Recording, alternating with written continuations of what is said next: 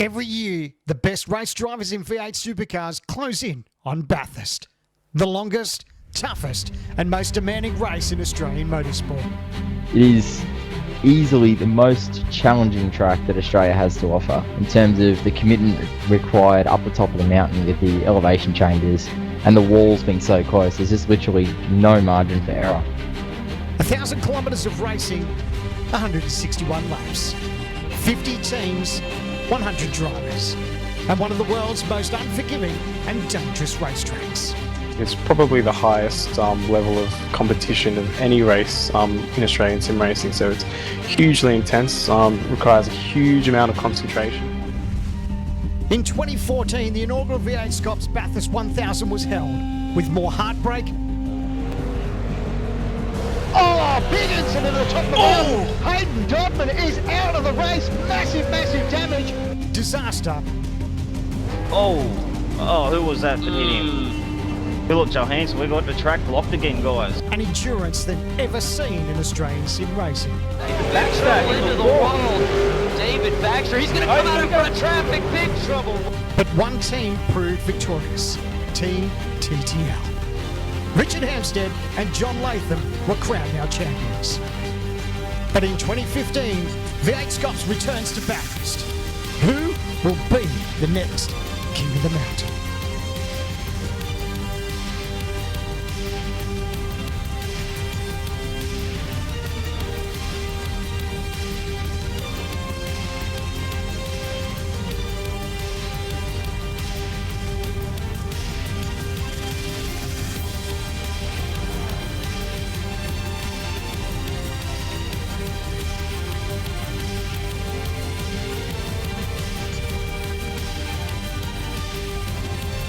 Oceanic Sim Racing presents an event supported by GT Amiga Racing and supporting the Kids with Cancer Foundation.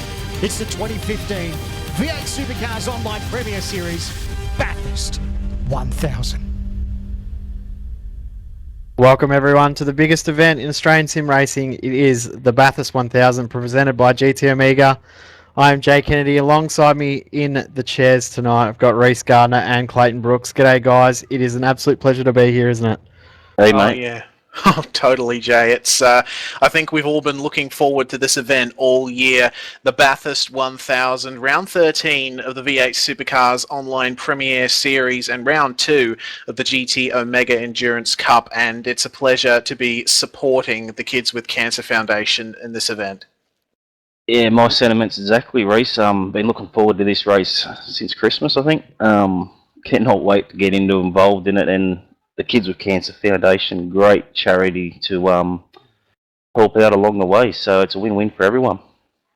Last time around when we did this race, we had 51 cars. We've increased the grid to 52 cars.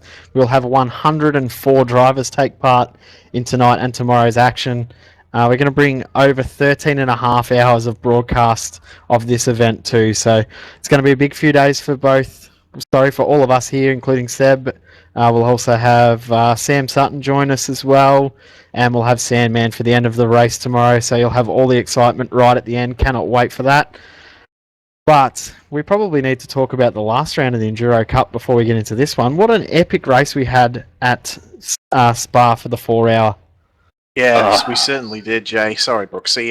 It was absolutely fantastic event to be a part of, and yeah, just Spa, one of the greatest race tracks in the world, racing for 4 hours around that track, and now we're coming to Bathurst, which, in my opinion, is an even better track than Spa, and we're going to be racing for 2 hours at least longer, so it's going to be fantastic.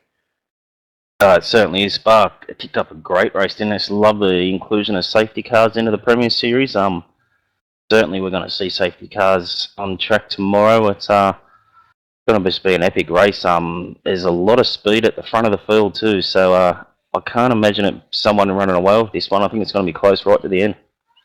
Yeah, I'm thinking the same. Brooksy, I reckon there'd be 4 or 5 cars that are real, genuine outright winners or chances of getting the outright win, and there's probably 20 cars you could put as a potential podium. So I think it's going to be a fantastic race. I cannot wait for tomorrow. And with safety cars absolutely mixing up the field completely, we could see a first-time winner. Of course, last time we were here, John Latham, Richard Hampstead picked up the win almost a full lap ahead. I'm pretty sure it was Scott McLaughlin and Jared Filsell second last year. You'll probably confirm that, Brooksy. I'm pretty sure I'm right there.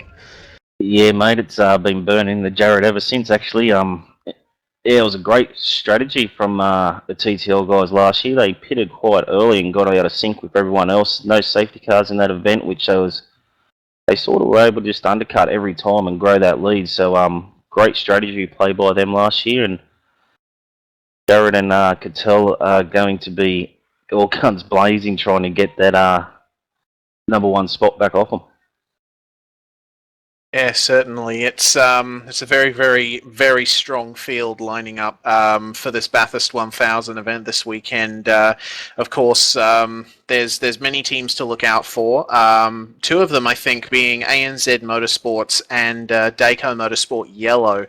Jared Filsell and Sam Sutton doing the main pace-setting duties in both of those cars and pounding out some really good times in pre-qualifying so far. Yeah, most definitely, Reece. There is quite a few very strong teams. I reckon there's a good 5 or 6 cars that can take this out.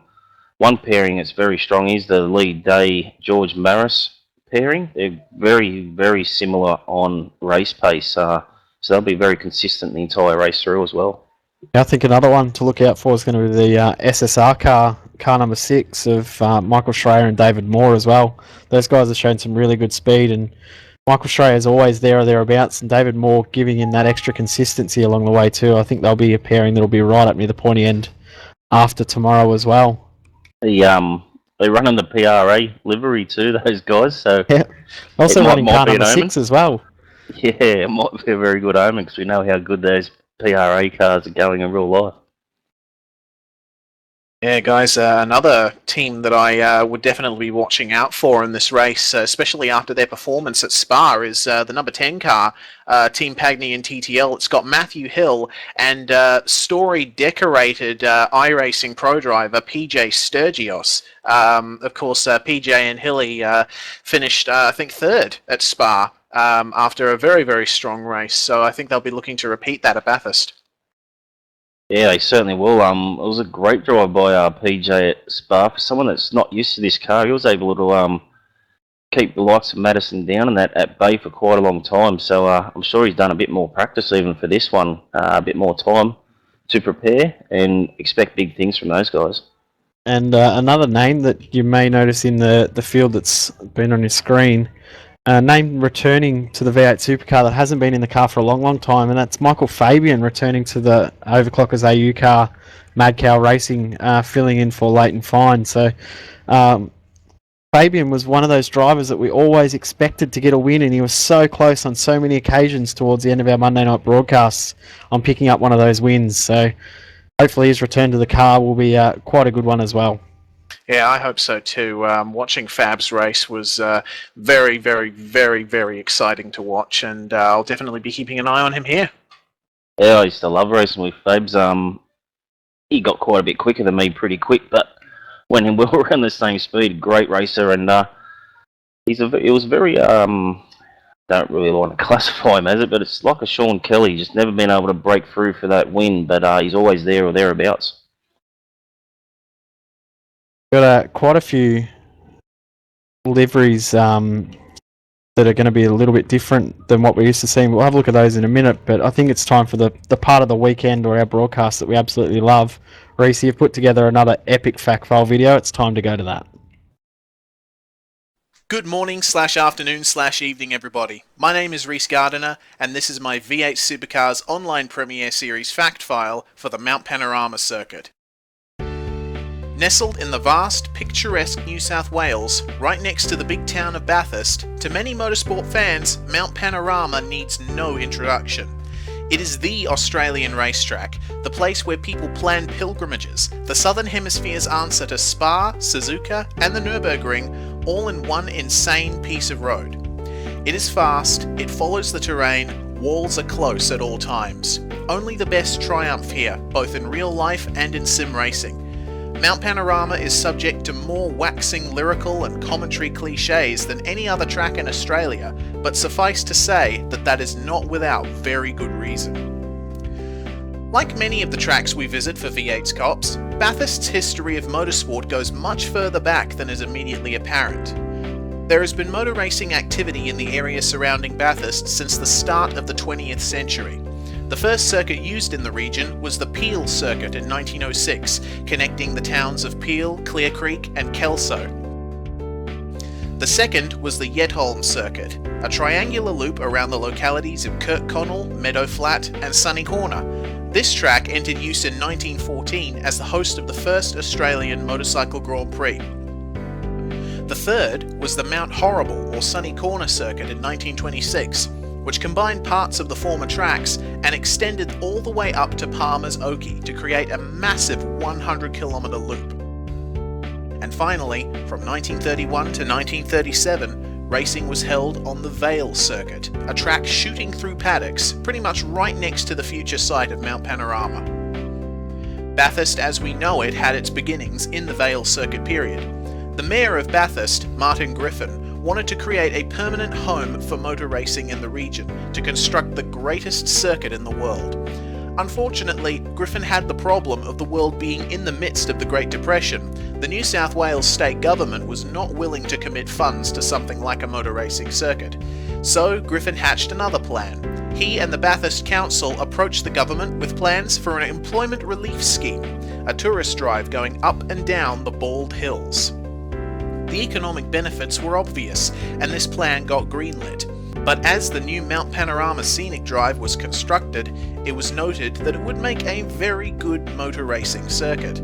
How very convenient, Mr. Griffin, you sly dog. Well played. Mount Panorama Circuit hosted its first race in 1938 for motorcycles, and from then on, the track's fame only grew. After World War II, the circuit became the most popular motor racing venue in Australia. In 1963, it poached the Armstrong 500-mile race from Phillip Island, which, come 1973, was extended to 1,000 kilometres. As the Bathurst 1000 was born, the legend continued to build, and many of the most famous moments in Australian motorsport history took place here. It was also at Bathurst that Australia's Ford versus Holden rivalry was truly established, as regulations and series evolved with the track. Apart from safety upgrades and the addition of the chase in 1987, Mount Panorama follows exactly the same route as it did when it opened. The history of this venue up to the present is so rich and storied that we would need the 6 hours it takes to run a Bathurst 1000 just to cover everything. Moffat, Brock, Bow, Richards, Johnson, Scaife, Lowndes, Whincup, Winterbottom, Mostert, the list goes on. Suffice to say that Australian motorsport, world motorsport, would not be the way it is without the presence of this venue. This track, this race, is one of the greatest spectacles and tests of skill and endurance that the motorsport world has to offer, real or virtual. And now, you get to watch 100 of Australian sim racing's best tackle it.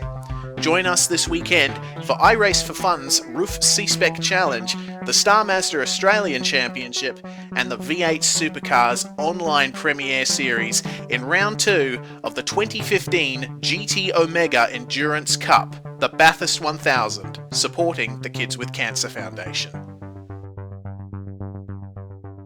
Reese, that was awesome. What an amazing track this place is, and I think we all absolutely love it. I think we've all been there out of all the guys in the box here, and going there, it's just an amazing place. You just feel the enigma of the place as soon as you walk through the gate.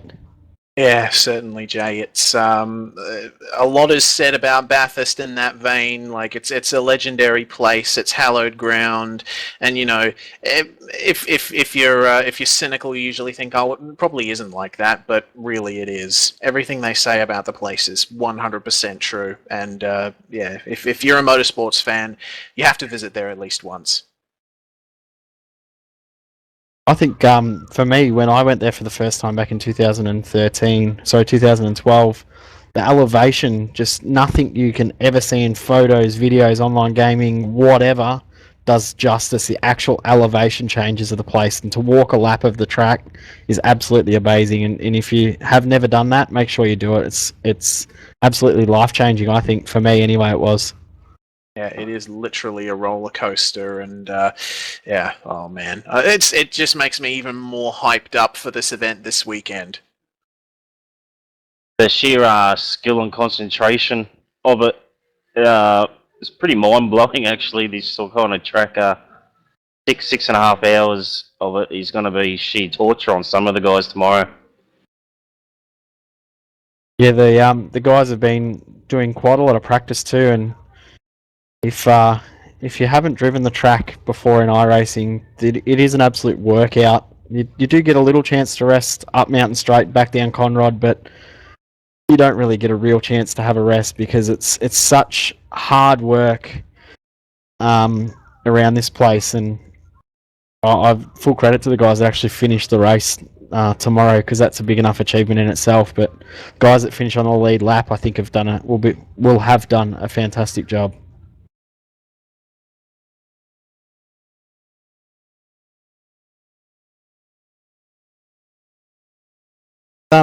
Pretty amazing though, Bathurst. I mean, we think back to some of the amazing races. Probably the saddest thing that's gone from Bathurst, in my opinion, is the motorbikes have now no longer allowed to race at Bathurst. And I think that's pretty sad. Yeah, I think so too. As mentioned in the fact file, the first ever race at Bathurst was in fact a motorcycle race, but obviously safety standards change over time, and it was decided that that the bikes were no longer suited to Bathurst, which is a real shame. 96 from memory, I think was the last bike race at Bathurst. I'm probably going to be corrected on that, but that late. From memory, I think I remember watching sidecar racing back in the 90s during the Easter Festival weekend, which used to have some highlights on tally back in the day on Speed Week, I think that was. Sidecars, my goodness. Obviously, as you were saying, the track unchanged except for the chase in 87, which obviously come in for the round of the World Touring Car Championship, which was the Bathurst 1000 back then, which was controversially won by Peter Brock. Yeah, definitely. It was a very interesting round of the WTCC, that one, and I always laughed at the fact that we were able to, arguably improve the circuit by putting in an FIA mandated chicane. Of course, the reason the chicane was put in was because prior to 1987, there was no chicane on Conrod Straight. And the FIA had recently brought in new track rules that meant if a circuit wanted to host a World Championship race, it had to have a straight that was no longer than, I think, 1.5 kilometers or something like that. So that 1.8 or 1.8. Yeah, I'm not too sure, but it's quite funny just thinking of the people at Bathurst saying, oh well, they want a chicane, they're going to get one, and putting in just a fantastic piece of racetrack in the chase. We're about 10 minutes away from qualifying getting underway. We'll bring you some pictures very soon. We'll show you some new look cars out there for this round. We'll get you those pictures very soon, but there are quite a few throwback liveries. There's a few current liveries that have been remade. There's quite a bit out there on track. There's some really cool looking cars out there. Yeah, the livery game is very, very strong here at Bathurst, and we're seeing quite a few very nice tribute liveries. Of course, we were talking about the tribute PeerTech skin for car number 6, and also we're noticing that Torque Inc. is running a tribute livery to one of the 70s Tiranas, the black and yellow car. So that's a very striking livery that I very much enjoy looking at. Yeah, can't miss that at all. Yeah, definitely. It's an incredibly nice livery, and of course we've got quite a few other very nice liveries from the regular teams that are still quote-unquote regular sort of liveries, but with a bit of a twist. Of course, we've got the TTR Super Black car that is piloted by Sean Kelly and Tony Autridge. That black and silver car, it looks beautiful. Yeah, it's still the best looking car out there. After we said that last round in the Enduros, that it was the best looking car.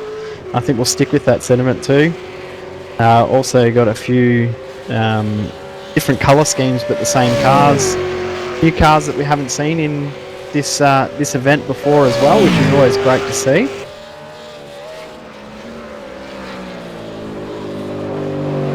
There it is, right on cue. Here we go. The Super Black car. We have live pictures, guys. The Super Black car, we'll call it Super Black car, but it's the TTR Black car, obviously. TTR Black. Two Kiwi drivers driving together, Tony Autridge and Sean Kelly. One of them lives in New Zealand and the other lives in Perth, so how's that work? They're definitely a team to look out for come tomorrow afternoon too, guys. Yeah, they showed tremendous pace at Bathurst, and they'll be looking to repeat that here. Gorgeous looking car and two incredibly good drivers.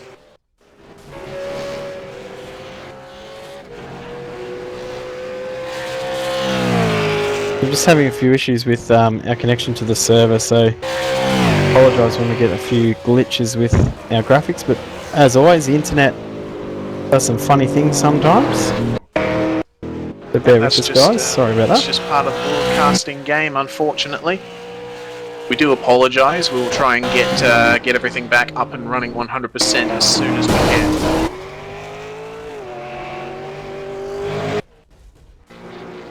Talking about other cars at the front of the field, guys. Trans-Tasman Racing Red, the team up of Michael Healy and Brock Salmon. Of course, Brock took his first win in the V8 Supercars Online Premier Series last round at Mosport, and Michael Healy has always been there or thereabouts as well. How do you think they're going to do in this race? I think they'll do a pretty solid job. I mean, we think back to how good a job Michael was doing at the round at VIR. He was doing a fantastic job, and then he had some internet issues himself. Yeah, well, hopefully they'll be hoping to get it right here at Mount Panorama, but of course Bathurst, both as a race and as a circuit, tends to be very choosy over who succeeds at it. Yeah, it's. I think I'm not going to make any real predictions for this race because you never know what might happen here. Just having a little bit of a look through the times at the moment. The Daco Motorsport yellow car fastest in this practice session, or warm-up session I guess you'd call it, with a 2:04 flat. Second is the Team Padney and TTL car number 1, and then third is the ANZ SSR Champions of Spa, driven by Jared Filsell and Bo Cattell. Yeah, followed closely. Trans-Tasman Black and Trans-Tasman Racing Red. So DTR cars are looking strong once again, both doing 2:04.5s. And talking Synergy Sim Racing, ERA Demidov, ANZ Motorsports in the 901, which is George Maris and also Lee Day. And then 10th at the moment is the SDC Motorsports 009, I believe is driven by James McKnight. Yes, indeedy, James McKnight there in the 009 car. SDC has shown some very, very promising pace in the midfield over the course of the GT Omega Endurance Cup, and they'll be definitely looking to break into the top 10, maybe even the top 5 if things go their way.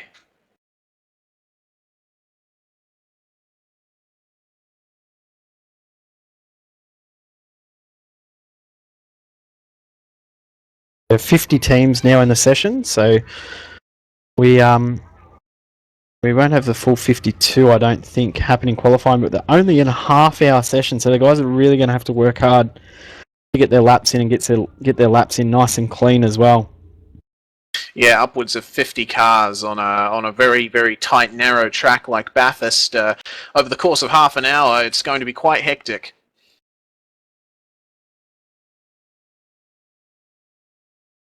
And then, of course, after that, we've got a top 15 shootout for you guys tonight, which is going to be pretty special, I think, having the whole track to themselves. Pretty nerve-wracking for them, that's for sure. Yeah, I'm looking forward to the shootout. It's always my favourite part of one of my favourite parts of any Bathurst weekend in real life, and I'm upwards of really hankering to see what the guys can do with the track all to themselves, one at a time, have their moment of glory on the broadcast. Yeah. Sorry, you go, Brooksy. I was just gonna. You might be able to confirm this for me, Jay. I think we may have changed the rules slightly, so a rubber the wall won't delete the lap. Is that right in the shootout? Yep. So we're going to run it as a practice session. So rules in regards to clipping a wall and things like that won't affect the lap time. We will still null and void purpose cutting of the track, things like that, but slight rubber the wall will let that lap continue, whereas in the past that would null and void the lap. And as you know, Brooksy, it's very, very easy to clip a wall when you're fully committed coming across the top of the mountain. It sure is, Jay. I mean, I think I hit about 5 walls every lap I do here, so I hit more than 5, do one without hitting the wall. It's going to be pretty hard. We're just going to take a quick break, guys, before qualifying gets underway. We'll be back in just a few seconds. We're back, guys. Sorry about that. We are just having a few technical issues. Well, hopefully I've fixed them. But we're now about 2 minutes away from qualifying getting underway. Currently the top 5 in practice still the same as it was just before. So 888 Daco Motorsport car currently first. Car number 1, the TTL car, then ANZ SSR 94 car, then TTR Black and TTR Red, the top 5 as it stands right now. We are just about to get underway for qualifying. I cannot wait, boys. I know you two are both excited. This is going to be great. Yeah, certainly, Jay. Like I said before, qualifying at Bathurst, just one of the places in the automotive world where you can really see driver and car being pushed to their absolute limit, and it looks like a fairly consistent spread all throughout the field in terms of lap time. But of course, once the guys go all out, maybe find a bit of extra time, turn in a little bit earlier here, a bit later there, we might see the times tighten up just a little bit. Yeah, currently we've got about 2 seconds separating most of the field, the guys that have done a fast lap, but some of these could be race runs. We're not sure who's doing qualifying at the moment, like qualifying practice or race practice. So top 39 cars separated by 3 seconds, which is pretty amazing. Yeah, that is an incredible amount of closeness, but that's what you expect with V8 Supercars and with a field of drivers as strong as the one that we have here.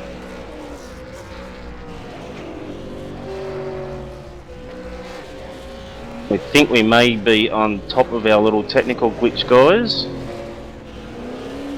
Just in time for qualifying as well. That's it, yeah. The all-important qualifying.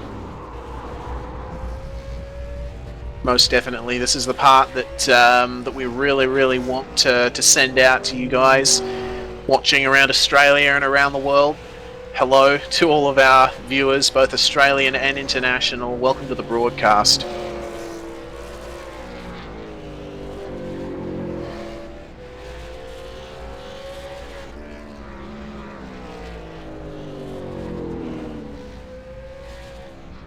Well, that's it, guys. It's ticked down now. Qualifying starting. Bring it on, boys. Bring it on. This is it. They're all barreling out of pit lane. All chasing that first spot on the track to get the first clean lap in. As we mentioned, it's going to be very hard for these guys to find space. They're coming 3 wide out of the pit exit. Oh, all of these cars. It's insane. And Sam Sutton in the Daco Motorsport AAA car is raring to go. Just try and get ahead of everyone else behind him, get some clear space.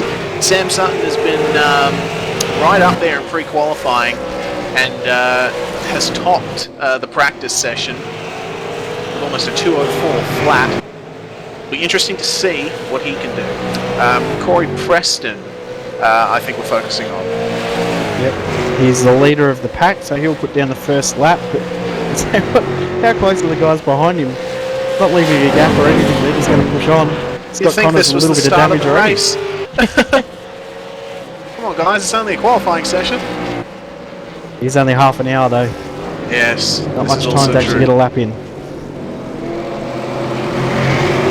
Of course, don't forget the most important rule we have in the Online Premier Series, the no escape rule.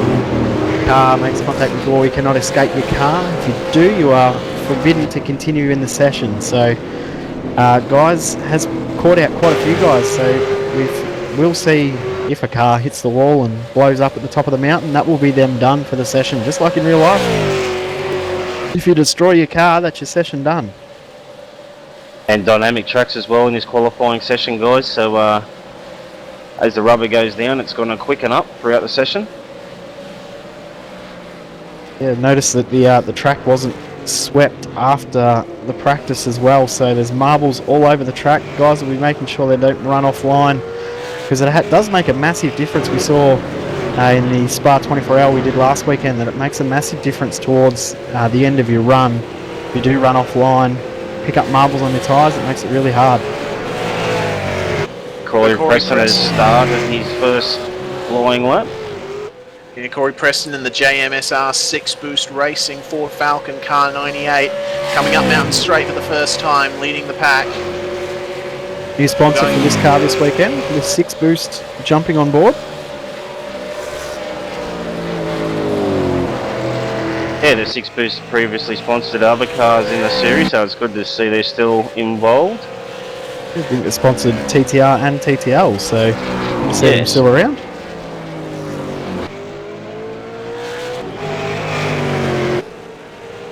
Pretty solid team here too, sorry Brooksy, it's solid. You know that you're always going to get pretty consistent laps out of both Corey and Dale. I think if they can keep it off the fence, they're really on for the top 10. Yeah, both guys have been driving the V8 for quite a long time and they're very consistent in what they do these days.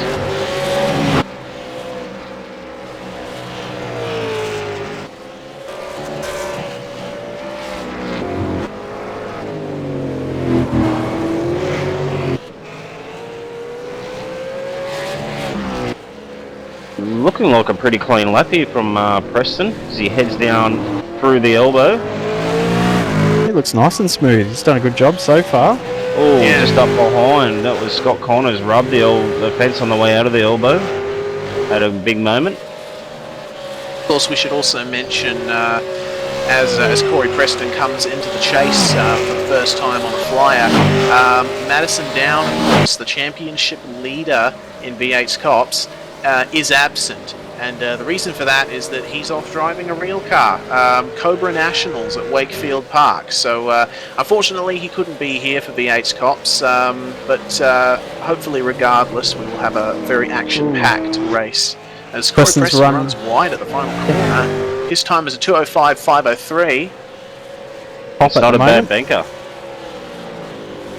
And it looks like the times are just filing in at the moment. Ian Ford now to the top. We're seeing a lot of mid 205s, high 206s. James McKnight at 205 flat. Yeah, Ian Ford with a 204.7 and 204.3 from Richard Hampstead. Car number 1 is now provisional pole position. As the times continue to file in. Nice That's looks like the ANZ car. ANZ to the top on a 203.726. We're going to look out for number 97. Yeah, I was going to say Scott Connors is in all sorts of trouble in between turn 2 and 3, heading up the hill towards the cutting. He's got to make his way out. Oh, his car's not looking too good. That's going to be an absolute slug of a thing to try to get back around the pit lane for him. And he's had to stop by the side of the track. Let the field by. Of course, if he escapes, he is done for the session, and his time will be the last one he can do.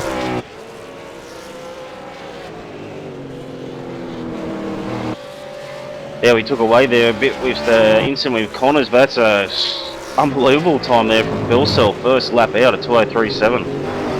Six tenths quicker than the next car. Yeah. Oh, and Scott Connors is still in a very awkward position up near the entrance to the cutting. He did try to get going, but unfortunately it's just this constant stream of cars. He can't get a gap. People are going to have to be very, very careful on the entry to the cutting there. Make sure that they don't hit that wayward ERA corridor. So after the first flying laps, so to speak, of everyone, you got ANZ SSR car in first position, Team Pagny and TTL second, Talking, CupofCement.com in third position, which is a good time there from Mitchell McLeod.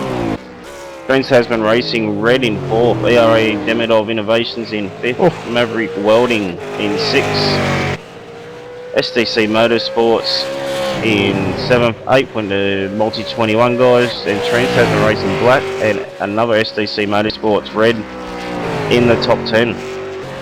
And Sam Sutton, car 888, is coming around onto the start finish line now. He does a 2:04.437. That puts him in third place. He was down in the field, didn't quite get together the fast lap that he needed, but he's been able to set a good time down now.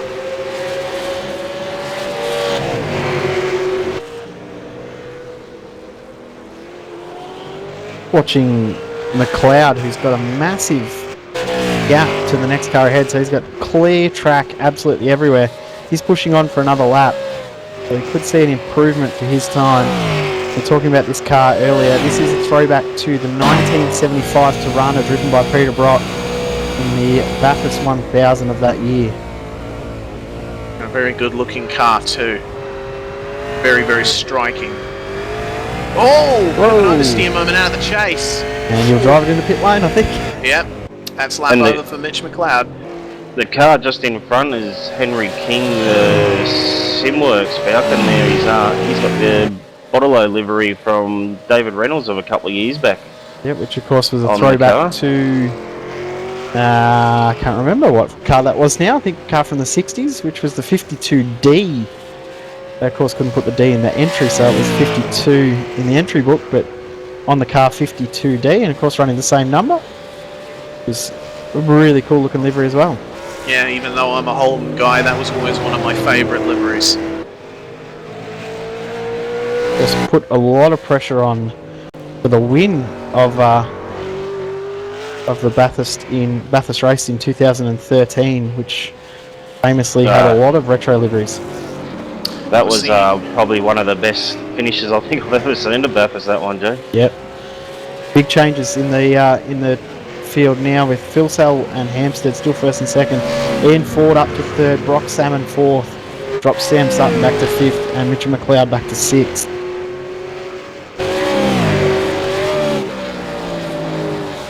James McKnight is in seventh position, David Moore in eighth, Aaron Hamilton in ninth, and Kane Kugamiya in 10th. As it stands right now, we've got 20 minutes to go. How quick is this session going? Goodness me. Phil Sell's actually improved his time. He's got now 7.5 tenths over Hampstead. He did that on his second flying lap.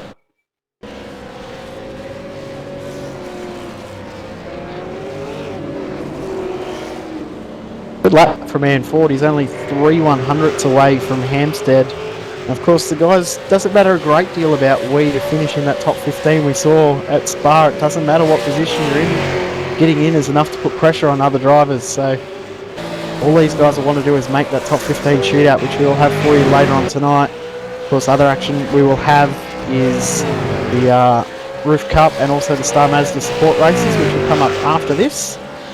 We've got our bubble man at the moment on screen, Josh Rogers. Did a fantastic job at Spa. It surprised absolutely everyone. The last round we have of the Enduro Cup at Spa. Coming up with Joe Burkett again. Yeah, Josh Rogers definitely made a name for himself recently in the Australian sim racing scene, but he's getting blocked slightly by the 886. Oh, he's look at the body language in his car, looking very, very impatient. Please let me by, he says. Might even see a bit of bump drafting here down the straight, will we? Another fantastic throwback livery as well. don't think we can call them retro. We have to call them throwback, I think.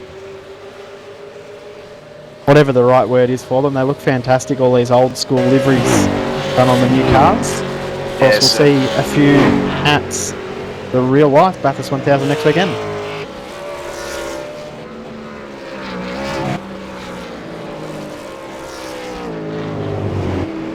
Car number 808, Henry James Racing. That's Chris Coxhead in that car. He's currently in 15th, so he is just in the window that he needs to get into the top 15 shootout. Tell you what, I just had a look at the times. Kent back to 15th, separated by 6/100ths of a second. Whoa. That's crazy. That's very tight. Hank Very Pigmere tight. with a 205.10. Matthew Hill in 11th with a 205.12. Then a 1-3 for Kelly, a 1-3 for Dixon, a 1-3 for Day, and a 1-6 for Coxhead. How close is that? It's incredible, guys. Wow. Now here we go, a guy that we're fairly sure will be pushing to make the top 10 shootout, top 15 shootout. PTR blue car for Josh Muggleton, teaming up with our man Stephen Sandman Clark. Now Sandman, as I said, he will be in the box with us tomorrow. Actually, if you're wanting to join us nice and early tomorrow, we do start our broadcast at 7 AM. And it will be myself and Sandman in for a bit of a chat and a race preview before we start our support. So make sure you tune in nice and early, grab some brekkie, have breakfast with Sandman and me. Some people think that'd be a dream. I think it's more of a nightmare, but anyway. I think I'll be racing then, Jay, while you're having breakfast. I'd have a big breakfast. Always have a big breakfast Bathurst weekend, don't we? Yeah, you got to have to soak up that whiskey from tonight, mate.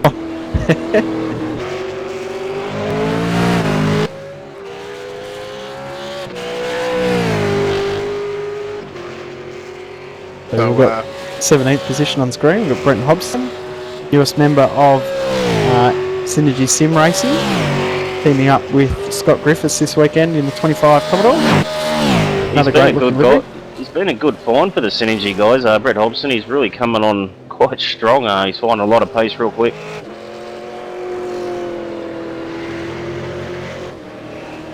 He only needs to get another 0.3 of a second. That'll put him into the shootout. So, a fantastic effort if he can do that. About to start his flying lap by the looks. Of course, 3/10 in a V8 Supercar at a track like Bathurst, never easy to find. So he'll have to put all of his effort in to try and get into the top 15 here. Amazing though, it's very easy to lose. Yeah, oh definitely. An improvement for Richard Hampstead as he just crosses the line. Not enough to go to P1, but a 2:03.8.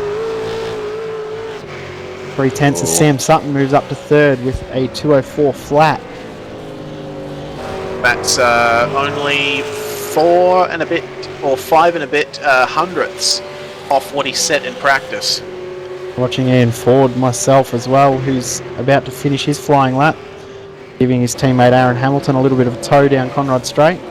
Those guys P4 and P10 at the moment in the ERA team cars. They're just about to start a flying lap.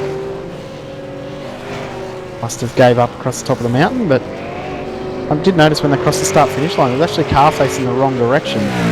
Yeah, that was a multi-21 car. I'm not sure which one it was. Yeah, number 21, Kane Cougar. Having all sorts of troubles, locked it up coming into turn 1 then as well. He's sporting a bit of damage to the rear wing, and it looks like he's having some internet issues as well.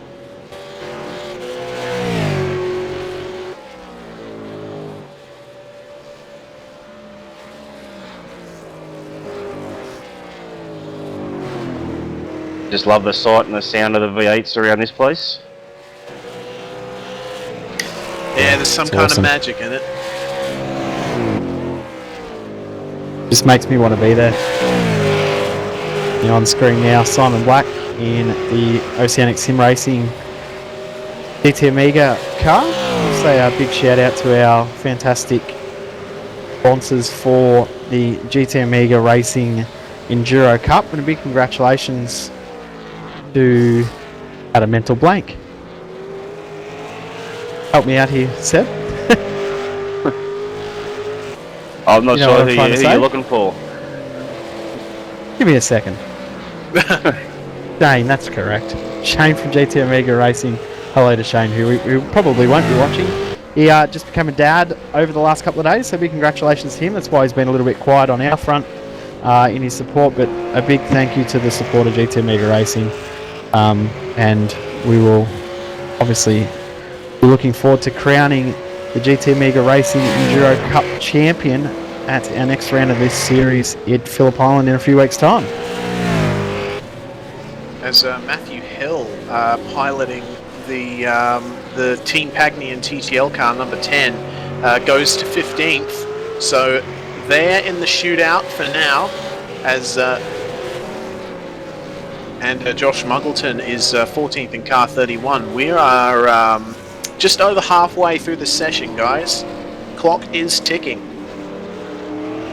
Yeah, other guys that have now shot themselves into the shootout. Kane Kugamiya in there now. David A. Moore and Sean Kelly also into the shootout as it stands right now. Guys that might need to be a bit concerned are probably Aaron Hamilton, Corey Preston, Kane Kugamiya, Josh Muggleton, Matthew Hill. Right on the bubble. Not much between those guys, and anything can happen here at Bathurst.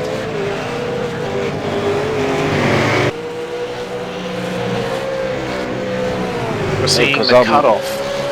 Go on, Brooksy. I was just keeping a close eye on the ANZ guys, of course, and Lee Day looks like he shot himself up to 7th. He was right near the bubble as well, so it's a good time at 2:04.6.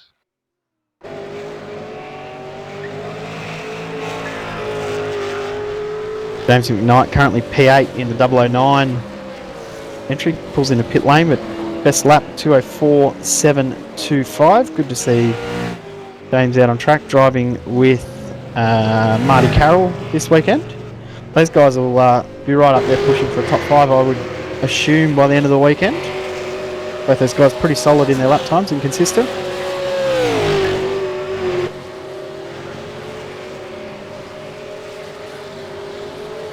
And Joshua got, Rogers there coming into the chase. Josh Rogers is another guy that's finding his feet real quick in the V8. Really had a real strong showing at Spa a couple of weeks ago. Currently he's done a 2:05.359. Sitting in 19th at the moment, so he's not too far away from making that 15. That's a 2:05.269. That's an improvement from him, but he remains 19th. It still has to find another 1.5 tenths to gain a position, which easier said than done.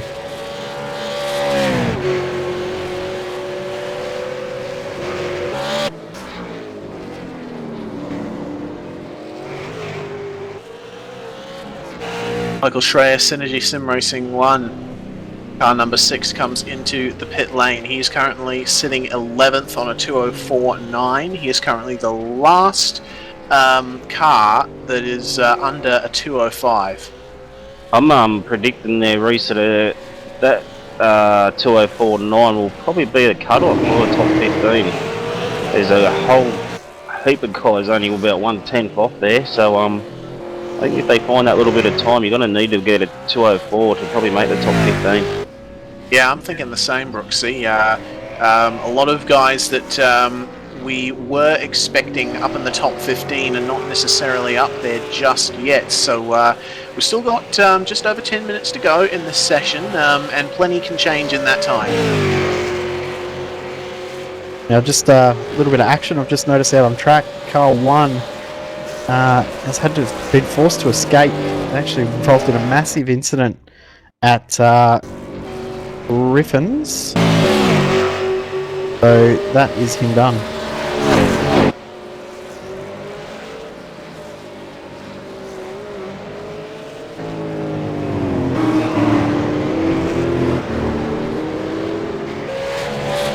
I think he should be allowed still go into the top 15 shootout. Oh, he's still in the shootout. Yeah, he's with the times that he's done.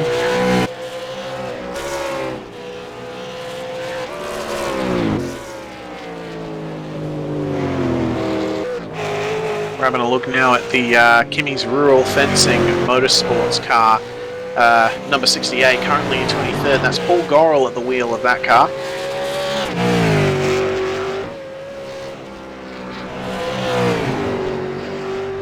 They've been doing a solid job, has KRF Motorsports and V8SCOPS so far. Some very consistent results. As we look now at the 808 car, just started a lap, Chris Coxhead. He is currently in 17th. If he wants to get into the top 15, he will have to gain about 400ths of a second. Yeah, he's done a couple of 205.1, so he's pretty much on the bubble of his limit at the moment, but he's so hard just to find that extra tenth or two around here. He comes up through Reed Park. Oh, so close to the wall. Very, very close. Down through Metal Grate and up the rise to McPhillamy Park. Gyro cam on board as he comes down the hill. Look at the amount of bumps and cambers in this part of the track. It is the most insane piece of racetrack in Australia. Fantastic stuff. Got a real flow through it there, hasn't it, Reese? You got to if you muck up that flow at the top, it will affect you the whole way down the mountain. Yeah, most definitely. We're in chopper cam as he comes down Conrod Straight. It's looking like a very clean lap so far from Chris Coxhead. I love how much road these guys use as they come into the chase, almost on the grass as they go over to that little bit of extension on the left. Yeah, or they cut back to the right.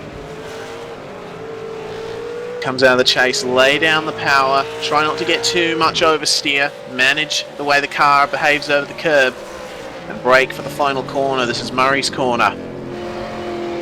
And then it's just a drag race to the start-finish line. Oh, there we go. 2:04.9 from Chris Coxhead. That puts him 12th. He is in the top 15. Matthew Hill now drops out and Josh Muggleton on the bubble. Nothing between those guys in regards to time, so the bubble now. We've got car 10 coming to the line now.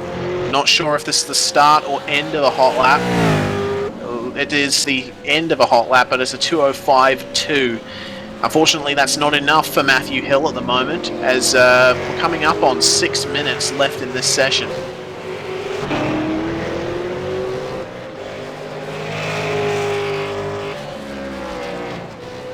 So, good. Jason Dixon on screen. Not sure if he's on a lap or on an out lap. He did have some internet issues and dropped out from the session, so hopefully he's fixed those up. Another car that we expect to see up towards the pointy end with Michael Cracknell driving along with him. Pretty sure they'll be on for a top 10 this weekend.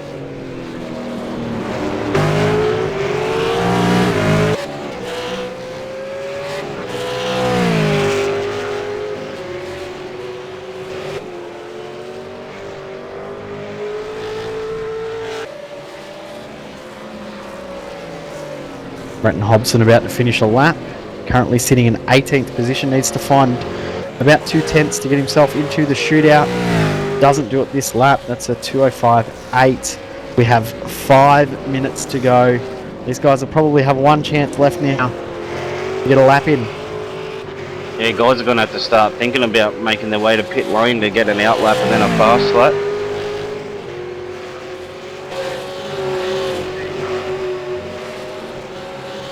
Those guys on an out lap at the moment. Sorry, Brooksy, go on. Josh Rogers, I think, races on an out lap, heading down through the chase. Says on my screen anyway, missing the panels at the front. He looks all good on my screen at the moment. Okay, must just Yeah, be me. me too, Jay. Alright, I'll shut up.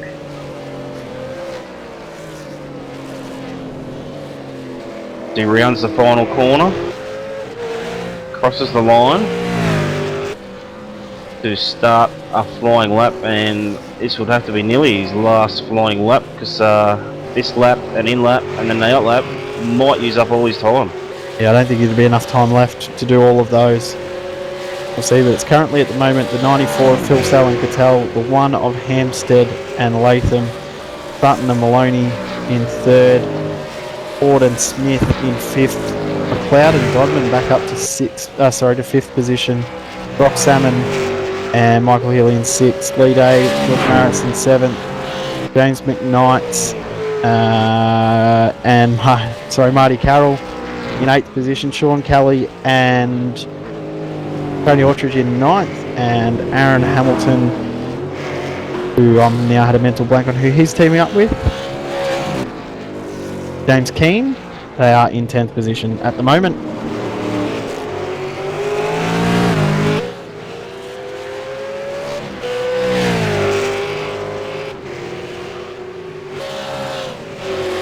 Matt Morris on screen at the moment, driving in the lit and Oz NZ Blue team. 3 entries from that team this weekend. Only 2 managed to qualify for the race though, so the 0-1 and the 0-2 we have in the race tonight. Well, sorry, tomorrow, I should say, for the race.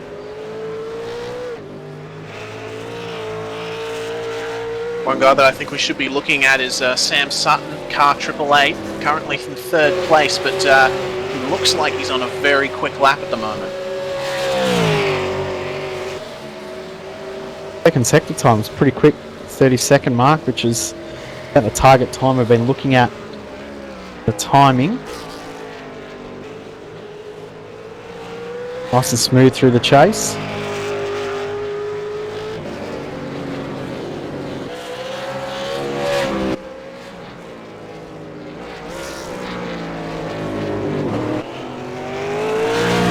Sutton crosses a line and it's a 2:04.154. Not improved, but Rogers moves up to 11th. Josh Rogers now, as it stands right now, is in the shootout. And he's got a chance to continue on for one more flyer. He won't get an in-lap and another out-lap before qualifying starts, or ends I should say. 2 minutes to go. Yeah, they have to be leaving pit lane right now if they want to try and get one more fast lap in.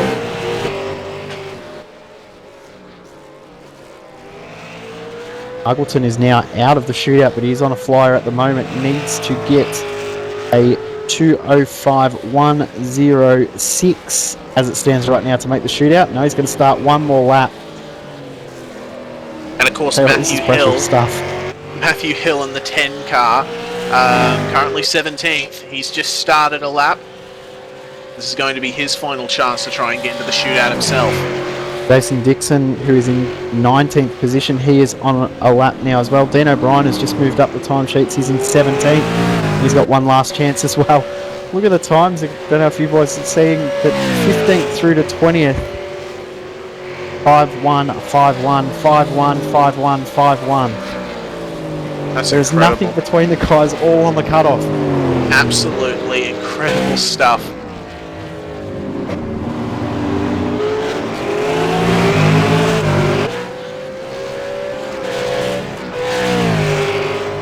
Mia, who's currently our bubble boy, he's in 15th. He has just had an incident coming through the dipper, so I don't know if he's going to have time to get another lap in or whether there's any damage to his car. Josh Muggleton has spun on his lap at Reed Park, so he's done as well. Then O'Brien involved in that. Balked Dan O'Brien, though, but he's moved over and aborted his lap. There's qualifying over for both of them as the ANZ car comes through. Incident with Muggleton was all on his own as well.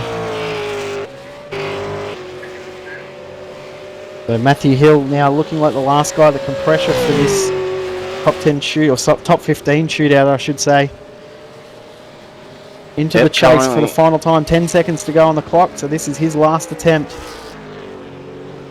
Currently sitting in P18, needs to make up just over an attempt to get him into the top 15. Checkered flag is now out, so session is done. This is it. What can Matthew Hill do as he comes out of Murray's corner? Oh, not improving in his time. 2:05.188. So another 2:05.1 outside. I think Aaron Hamilton was the last guy to cross the line before the checkered flag, so he'll be the last guy to be able to improve his time. Of course, Aaron's in the top 15 in position. He's already in the shootout as it stands now. I think Brenton Hobson's probably the last guy that we might see be able to put pressure on, and he's got draft coming down Conrad. Oh, Kane's in the wall. He's getting it going. He's just out of the cutting. He came. Kugamiya was in the wall. So Hobson now into the chase. This will be the last big mover. From what it looks like on the timesheets, this is the last driver that can change the outcome of the shootout. Heavily committed through the chase. 2 wheels in the grass. And that draft looks like it's benefited him as well. Into the final corner, Murray's corner. Oh, saw a little bit of understeer No, through there, but not what can he do? A 205.9. That looks like it may be session pretty much done. A couple of guys who are coming around to finish their laps, but I don't think we'll see too many improvements in the time. David Baxter and Jamie Owens both finishing their last laps. We've had 51 cars qualify in this session. Pretty amazing effort. Incredible stuff there. The one car that hasn't qualified is the 400 Torque Inc car. Find out what those boys are up to.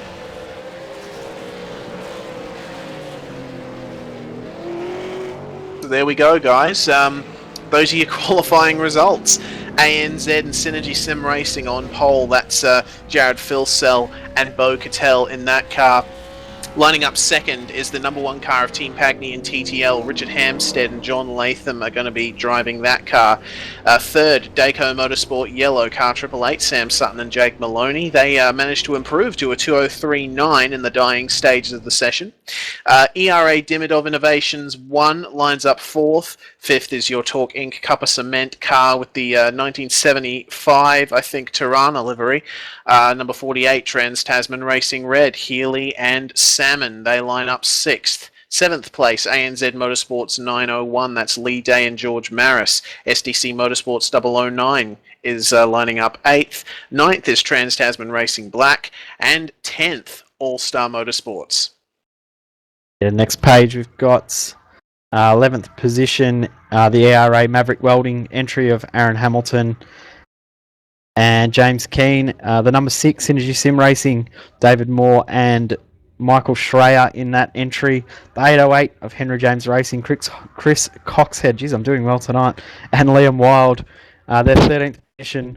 14th is the JMSR 6-boost Apexi Racing of Corey Preston and Dale Niche. First car out in the shootout will be the number 21 multi-21 entry of Kane Kugamiya and Tyson Williams, so good luck to those guys. Just missing out on the shootout by 5/1,000ths of a second, amazingly close, is Josh Muggleton and Stephen Sandman Clark in the 31 TTR Blue. 53 One Performance Racing in 17th position. 18th position is Team Pagney and TTL number 10. 19th position, the 005 SDC Motorsport entry. And 20th position, the 25 Synergy Sim Racing. Lining up 21st is Lit Oz NZ Blue. Dayco Motorsport Blue lines up 22nd. 23rd is the ERA Maverick Welding car. GTI Multi-21 car number 9 lines up 24th. 25th is the Kimmy's Rural Fencing Motorsports car. 26th is Laser Racing and JFF Racing. 27th is the number 20 Multi-21 Sim Racing car. 28th is the Sudden Death Racing Team car. 29th is lining up ERA Maverick Welding 2. And rounding out your top 30 is the ERA Dimidov Innovations 2 car, number 97. Yeah, 31st position will be the 031 Redback Racing Team. In 32nd position is the Lit Oz NZ 01 car. Next car out is... Sorry, my overlays have just decided to die me. Redefine Motorsport in 33rd position. Serenity Sim Racing, the number 333 in 34th position. 35th will be the 52 ANZ Motorsports entry. The number 11 JFF GT Amiga Racing car will be in 36th position. Team Oz Gamers or Team OGMRZ Plus Fitness entry. The 085 will be in 37th. Car 017 Simulated Angry Birds Racing Team number 1 will be in 38th. 39th will be the HTR number 1 car, 002 car, I should say, in 39th. And 40th position will be the 351 OSR entry. 41st position is ERA Way of Life 2. 42 is the second HTR car. 43rd position is Synergy Sim Racing 2. 44th position is the number 1 HTR car. 45th is ERA Way of Life 1. 46th is Angry Birds Racing Team Simulator 2. Mad Cow Racing with Michael Fabian and who's racing with him, Jay? Richard Aylward is lining up 47th. 48th is 4-2 Motorsports. Tryhards Racing 4 lines up 49th.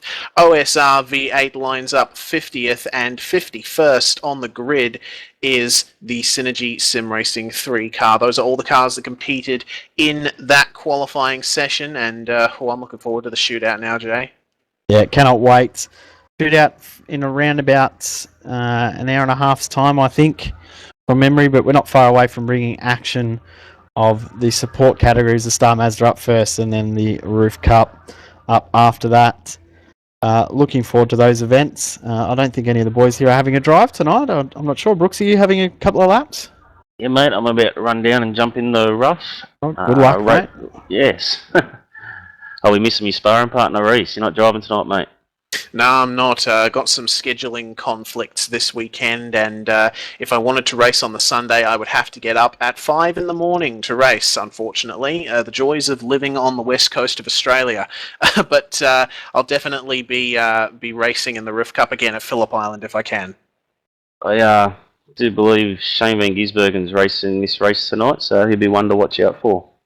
Yeah, I wouldn't be surprised if Justin Ruggier jumps in there with him too, because I see he's now jumped online as well, so we'll see what happens there, but I'm sure those two will have a bit of a muck around with each other.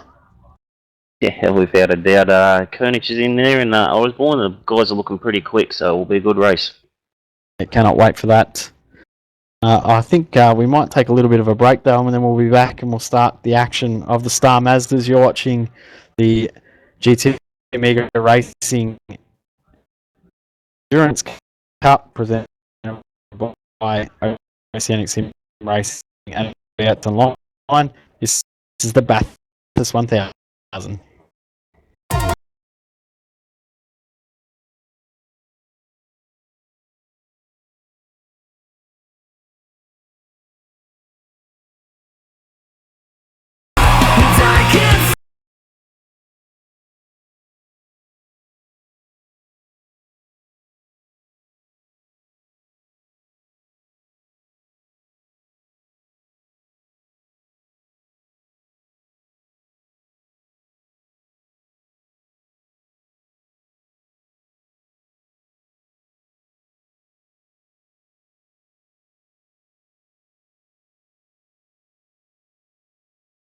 Every year, the best race drivers in V8 Supercars close in on Bathurst. The longest, toughest and most demanding race in Australian motorsport. It is easily the most challenging track that Australia has to offer in terms of the commitment required up the top of the mountain with the elevation changes and the walls being so close. There's just literally no margin for error. 1,000 kilometres of racing, 161 laps, 50 teams, 100 drivers, and one of the world's most unforgiving and dangerous racetracks.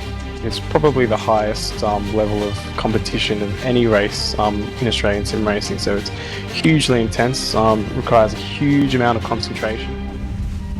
In 2014, the inaugural V8SCOPS Bathurst 1000 was held, with more heartbreak. Oh, big incident at the top of the mountain. Hayden Dodman is out of the race. Massive, massive damage. Disaster. Who was that that hit him? Philip Johansson, we got the track blocked again, guys. And endurance than ever seen in Australian sim racing. Baxter into the wall. David Baxter, he's going to come out in front of traffic. Big trouble. But one team proved victorious. Team TTL. Richard Hampstead and John Latham were crowned our champions. But in 2015, V8SCOPS returns to Bathurst. Who will be the next King of the Mountain?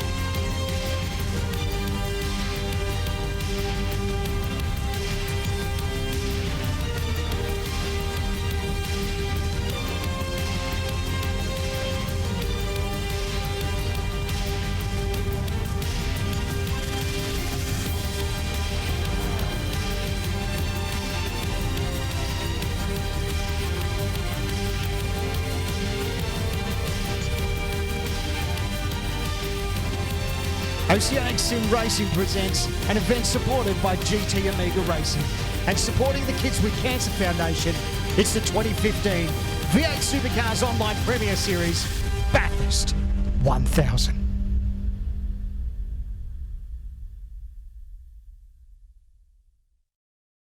Good morning / afternoon / evening, everybody. My name is Reese Gardiner, and this is my V8 Supercars Online Premier Series fact file for the Mount Panorama circuit. Nestled in the vast, picturesque New South Wales, right next to the big town of Bathurst, to many motorsport fans, Mount Panorama needs no introduction. It is the Australian racetrack, the place where people plan pilgrimages, the Southern Hemisphere's answer to Spa, Suzuka, and the Nürburgring, all in one insane piece of road. It is fast, it follows the terrain, walls are close at all times. Only the best triumph here, both in real life and in sim racing. Mount Panorama is subject to more waxing lyrical and commentary cliches than any other track in Australia, but suffice to say that that is not without very good reason. Like many of the tracks we visit for V8SCOPS, Bathurst's history of motorsport goes much further back than is immediately apparent. There has been motor racing activity in the area surrounding Bathurst since the start of the 20th century. The first circuit used in the region was the Peel circuit in 1906, connecting the towns of Peel, Clear Creek and Kelso. The second was the Yetholm circuit, a triangular loop around the localities of Kirkconnell, Meadow Flat and Sunny Corner. This track entered use in 1914 as the host of the first Australian Motorcycle Grand Prix. The third was the Mount Horrible or Sunny Corner circuit in 1926, which combined parts of the former tracks and extended all the way up to Palmer's Oakey to create a massive 100-kilometre loop. And finally, from 1931 to 1937, racing was held on the Vale circuit, a track shooting through paddocks, pretty much right next to the future site of Mount Panorama. Bathurst as we know it had its beginnings in the Vale circuit period. The mayor of Bathurst, Martin Griffin, wanted to create a permanent home for motor racing in the region, to construct the greatest circuit in the world. Unfortunately, Griffin had the problem of the world being in the midst of the Great Depression. The New South Wales state government was not willing to commit funds to something like a motor racing circuit. So Griffin hatched another plan. He and the Bathurst Council approached the government with plans for an employment relief scheme, a tourist drive going up and down the Bald Hills. The economic benefits were obvious, and this plan got greenlit.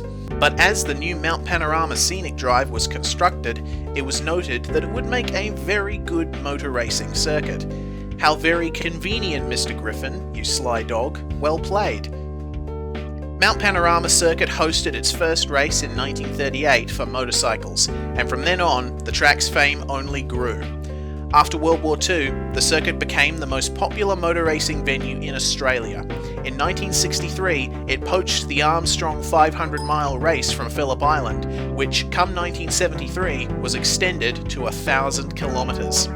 As the Bathurst 1000 was born, the legend continued to build, and many of the most famous moments in Australian motorsport history took place here.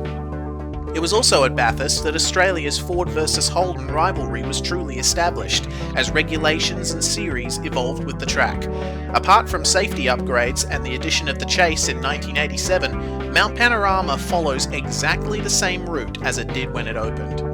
The history of this venue up to the present is so rich and storied that we would need the 6 hours it takes to run a Bathurst 1000 just to cover everything. Moffat, Brock, Bow, Richards, Johnson, Scaife, Lowndes, Whincup, Winterbottom, Mostert, the list goes on. Suffice to say that Australian motorsport, world motorsport, would not be the way it is without the presence of this venue. This track, this race, is one of the greatest spectacles and tests of skill and endurance that the motorsport world has to offer, real or virtual. And now, you get to watch 100 of Australian sim racing's best tackle it. Join us this weekend for iRace for Fun's Roof C-Spec Challenge, the Star Mazda Australian Championship, and the V8 Supercars Online Premier Series in Round 2 of the 2015 GT Omega Endurance Cup, the Bathurst 1000, supporting the Kids with Cancer Foundation.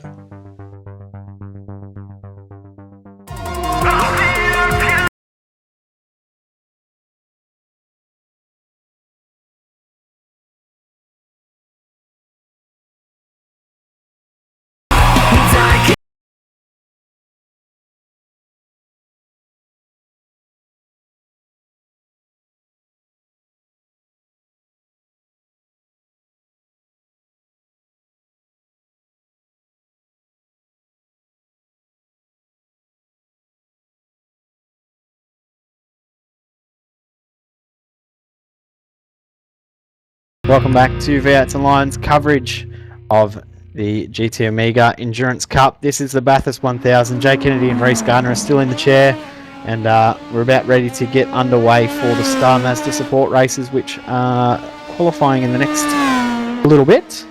Reece, qualifying is underway. There we go. Shows how much attention I'm paying to what's going on track at the moment. It's all been so exciting from the V8s. It's taken me a little bit to come down from that. That was awesome, wasn't it, Reece? Yeah, brain frying. It was a very, very good session to watch, and of course, in the commentary box with us for the Star Mazda support races, we've got the guy who just qualified third, Mr. Sam Sutton. Welcome to the comms box, Sam. Yeah, hey guys, good to be here. We'll also introduce Simon Black, who is here for a quick hello. Simon, that was a pretty intense session. You guys didn't do too bad, 40th position. I'm sure you would be happier with higher up, but not too bad considering you don't get a lot of practice yourself. Yeah, not too unpleased with that. It's going to be a long race tomorrow, so I didn't get exactly the best clean lap in there, but got one on the board anyway, so yep, as I say, a long day tomorrow, so should be a good day and interesting indeed. And from a race control point of view, is there anything that we need to know about under control? Everything is under control, I think. They were discussing one incident, but I'll wait until I hear a bit more about that before I elaborate on it. Yeah, I think I know the incident you're referring to. We'll talk about that later, I think. But well, good luck for you, Simon. We'll no doubt come back to you before we get to the shootout, and we'll have a bit of a chat about what's happening tomorrow, which we can't wait for. Yeah, big day tomorrow. I just wanted to say a quick thanks to Trent and Gav from G&T Racing and iRace for Fun for putting on the support races tonight. It's like they're going to have a good field, so it should be pretty exciting. We're about to get underway for the race, so it's going to be action-packed, I've got no doubt at all. About 25 cars in this race. I don't know if you're doing some laps, Simon, eh? No, I've just come in to watch. Some big names in this race as well. We've got Van Gisbergen, Osborne, Trent Thomas is very quick himself, Christian Elwood, Dave Oliver, some guys in here that are quite quick. Indeed, so it should be pretty interesting. Yeah, Star Mazda Australian Championship always turns it up and has some very, very good racing in these little cars. I absolutely love the Star Mazda to watch. It's a really, really good car. Alright, thanks guys. I'll leave you to it and I'll come back and talk to you later on. Thanks, mate. Sam, how did you find the track conditions out there for that qualifying session as well? It was fairly rubbered in track and seemed to get faster as the session went on. Yeah, definitely did get a bit faster as the session went on, but I mean, compared to pre-qual, it was still a dream to drive on. You could really attack the mountain, which is one thing you love to do around this joint, so if we could have those tomorrow for the race, it'd be excellent. We might hand it and leave it back to you. We've got your commentator now joining you in the box, Richard Hampstead. Hammer, congratulations on second, mate. Yeah, cheers. Wasn't too bad of a session. Got a decent time in, but Jared's looking pretty crazy strong at the moment. So, yeah, hopefully we're looking to go one better in the shootout, but it's going to be a pretty tall order. No, have a good call, boys. We'll check in with you after the race. Enjoy. Cheers. Enjoy watching. We will. So, quality's just coming to a close now with Josh Anderson's currently got it on pole with a 2:04.2, so that gives you an idea of the pace these cars have relative to the V8. Shane Gisbergen guest appearance tonight in second place in with 2:04.4. Gary Hamilton, Aaron Osborne and Jeff Harley, name we haven't seen at all so far in these support races, rounding out the top 5 for quality.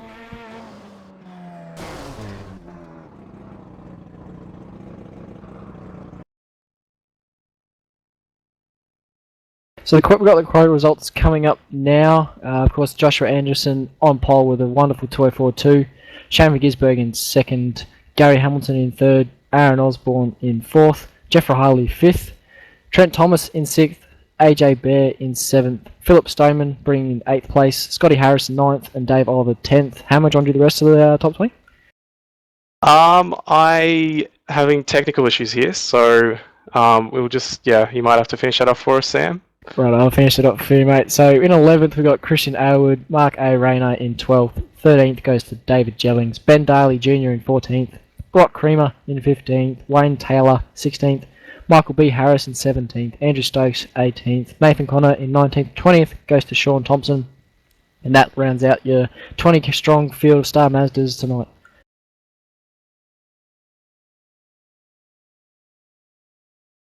So we are in the gridding phase.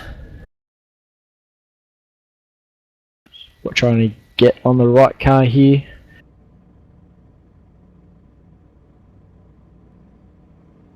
So you go on the right, you got 36 Josh Anderson, Shane Van Gisbergen in the number 1 blue and yellow cars, what I'm seeing. Should be a good race at turn 1. Shane was doing some sneaky practice starts at the exit of turn 1 just before.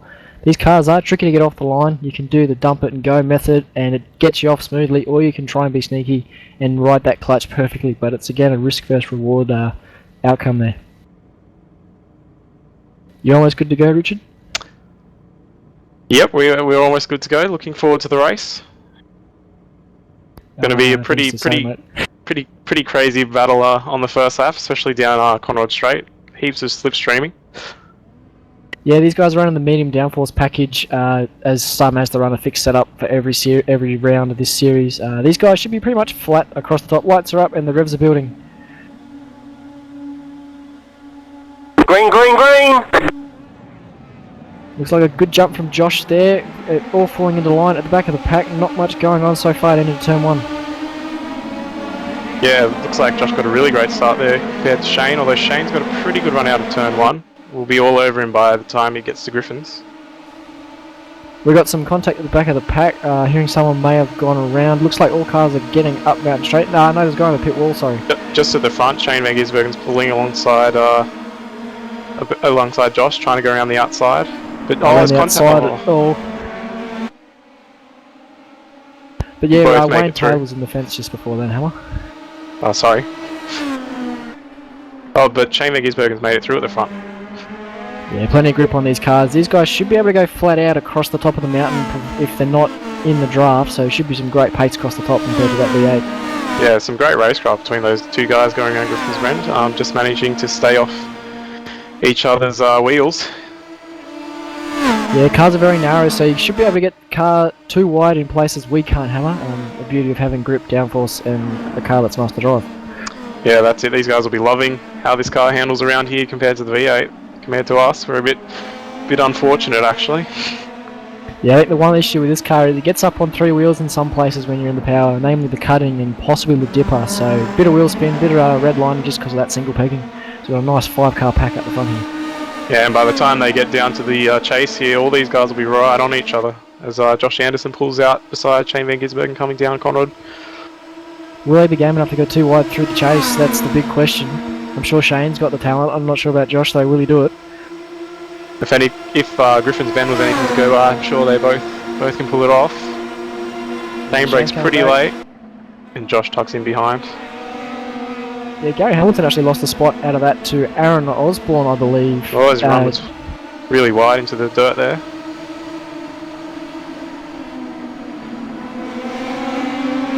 So you go lap 1 of 16 complete. Shane Van Gisbergen is your leader. These guys will have to make a fuel stop at some point in this race, and they have got one quick repair as well if they fence it.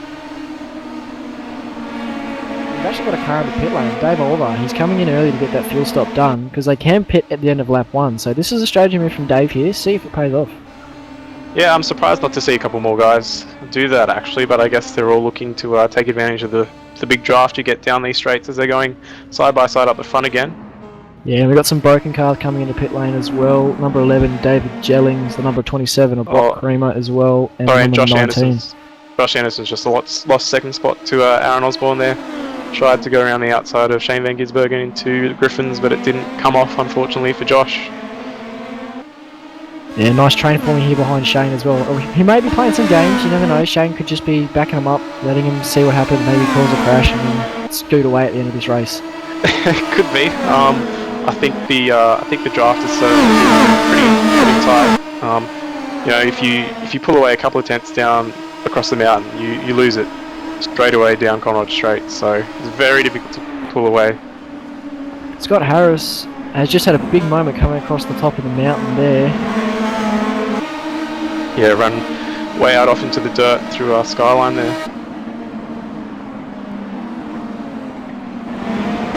Shane Van Gisbergen has put a little bit of an air gap between himself and Aaron, but that'll evaporate very quickly as they're weaving down the straight trying to break that draft.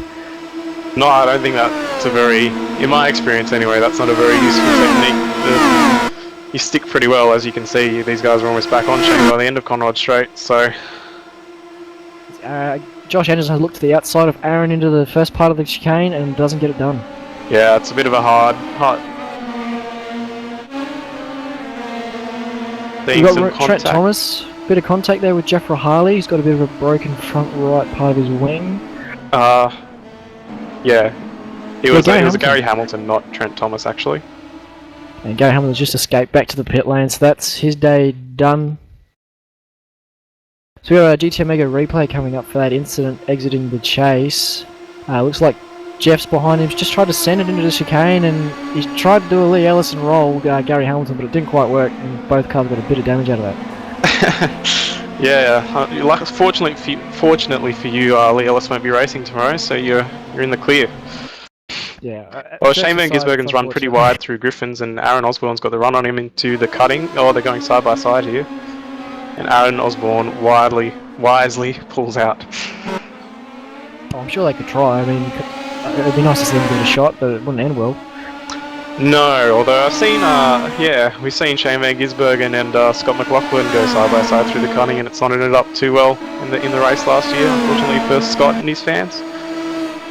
Yeah, these guys have fought a bit of a breakaway as well now with 3 cars, but Trent Thomas and Christian Elwood forming another 3-car train at the back of these leaders here, with a lap car in front. Jeff Rahali is leading the way in the One Performance racing car. Tell you what, it's good to see a McLaren livery so competitive tonight with Josh Anderson in third spot. It's been a long time for McLaren fans. It's probably the most competitive they'll be all year as well. Probably for a few years. But it's starting to break out. We had that nice big train, but that accident with Gary Hamilton and Jeff last time by certainly split them up. Jeff's probably struggling from a bit of front downforce loss. Yeah, sorry, it's just Aaron Osborne's just pulled he's just got in front of Shane Van Gisbergen. His whole car's in front. Interesting to see what Shane does into the chase, and he's made the move work. Job done. It wouldn't be Shane Van Gisbergen if he didn't try to bring it back, and he got it done quite cleanly. Well, where is Josh Anderson? Josh Anderson's dropping. His quality is dropping like crazy. He's probably gone from this race. Yeah, that's very unfortunate. Very unfortunate for Josh Anderson. Oh no, he's back. Sorry, yeah, he's just popped back up on the main straight. He's a magician. In third. He's got a ping of 1800 though, so that's a bit of a concern. Christian Elwood, Trent Thomas got a massive train piling up here behind Jeff Rahali. He's going too wide up Mountain Straight. The 66 car AJ Bear's looking to join the party too. Really sitting pretty wide up here in the turn 2. And I think wiser of it as Trent maintaining, gets actually the move done on Christian there, up into P6. Yeah, and it looks like those internet issues for Josh Anderson have calmed down now. He's got a normal ping, so that's good for this race, having a 3-way battle up the front. Yeah, the guy who's kind of on Lonely Island at the moment is Philip Stoneman in 4th place. He's got 2.1 seconds to the lead and then about 1.2 to the car behind him, so he's just hanging in low man's end at the moment, no draft or anything, just run some clean laps. Yeah, I've just issued my first commentator's curse. Josh Anderson's disappeared off the track again. Oh, he's back again. So he's got some TTR level internet to this guy. Yeah, I heard Madison's not racing this weekend, so maybe he's just popped in for some fun laps on the Mazda. It wouldn't surprise me. Now Trent Thomas in the pits with massive damage, missing the whole front of his car.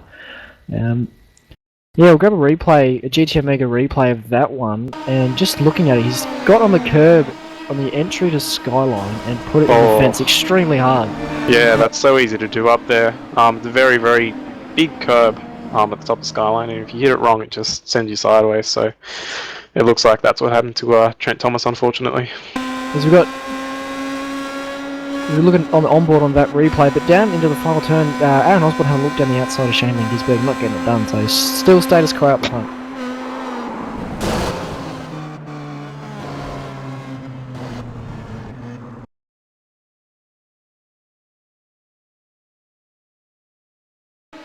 And just looking back at the front, not too much has changed. We've still got Aaron Osborne tailing Shane Van Gisbergen. He might be keeping some cards close to his chest actually, and as Shane's taking the alternate line into Griffins, and Aaron's looking around the outside, but Shane breaks very late, and ensures that he keeps that spot. That's one thing I'm seeing with Shane at the moment. He's a bit more confident under brakes. When he made that pass before back on Aaron, he braked much later than Aaron, even though he was on the unfavourable line. So it's going to be hard. If you're going to pass Shane, you're going to have to do it under brakes. Yeah, I'm just looking back a little bit in the pack. Philip Stoneman was the quickest car on the track last lap. He caught the leaders by about 3 or 4 tenths. So could well be seeing a 4-car battle in a few laps. Yeah, it'd be good to see as many cars up the front there as possible. Back behind them, you've got Jeff O'Haley and Christian Aylward still going out at nose to tail across the top of the mountain with AJ Bear close in tow. Or as Aaron Osborne comes very close to clipping the wall through the dipper. Obviously pushing very hard to try to either keep with or make a move on Shane. Yeah, maybe he could just send a quick message to Josh saying, give me a push down the straight, a bit of bump draft, be a first for V8 someone, wouldn't it? A bit of bump drafting in a road series? Yeah, well, we could well see that actually. This is probably a perfect track for it in these cars, so yeah, it'll be interesting to see what happens later in the race. Josh Anderson's got a massive run on these two up front as they go side by side down Conrod. I can hear him lifting actually. Shane's coming back.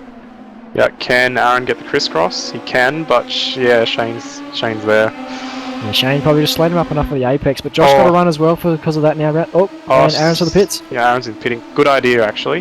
Get out of this battle.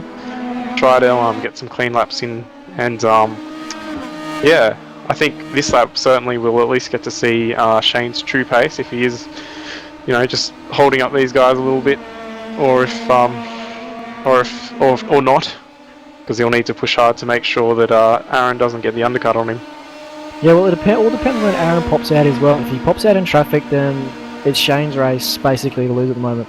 But I mean, Shane wasn't the quickest over 1 lap. He was 2 tenths slower than Josh over the 1 lap pace. So we may see Josh try and make a move now. He's got no car to worry about really in front of him besides the 1 car. Yeah, just look. Oh, sorry. There's just been an incident with Christian Aylward and Jeff Rahali. A little bit of contact into Griffins, and Jeff's gone rolling over the barriers. Yeah, we'll grab a GT Amiga replay of that. They're coming up Mountain Straight side by side, and Christian Aylward's on the inside, and Jeff just clips his wheel and over he goes, over the fence, and back to pit lane.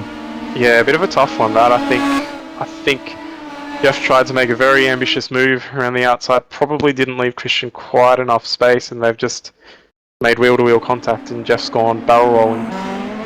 Yeah, let's check that Christian. That was really good contact. Probably knocked the suspension out of whack a bit, maybe some steering damage as well.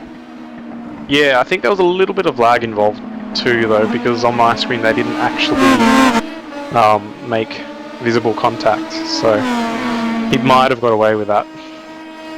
Yeah, maybe. Just an update on the pit stop situation. Aaron Osborne is in clean air, not a car inside around him. Look to see if he gets the jump on Shane and Josh here. Yeah, it'll be interesting to see if Josh and Shane come in this lap. I would be thinking that especially Shane definitely will, but I guess we're about to find out. I mean, well, my thinking behind it is you want to have the lightest car possible, so if you run the car dry and then put in the minimum amount of fuel you need, you'll be technically the quickest down the straightaway, so that's probably what these guys are going to do. Run it at Josh Anderson Josh just spun out of the last turn. I think he just touched... Oh, jeez. Boy, bit of a dangerous re-entry there, nearly taking out, what's Michael Harris? Yes, no. Yeah. Mark Rayner, sorry. Yeah, he just put his... Yeah, as we go to another GT Amiga replay, yeah, Josh he clipped the curb on the inside there, it got the car bouncing, got it unsettled, and he's just nosed into the barriers, so there will be a little bit of damage for that, so I would be expecting Josh Anderson to pit this lap and repair that. Yeah, just have a look, it was very close between Josh and Mark Rayner there to not get any contact as he tried to regain some momentum, but yeah, that's just, I mean, an unfortunate circumstance with the car being so stiff in that single pegging, it just looped. He did a good job there to save it and not get as much damage as he could have. Yeah, unfortunate, that one. But it's left Shane with a nice 2.5 second lead back to Phil Stoneman, who in turn has about 2.5 seconds back to Christian Aylward. So the main battle at the moment will be Christian Aylward and AJ Bear that I can see on track at the moment.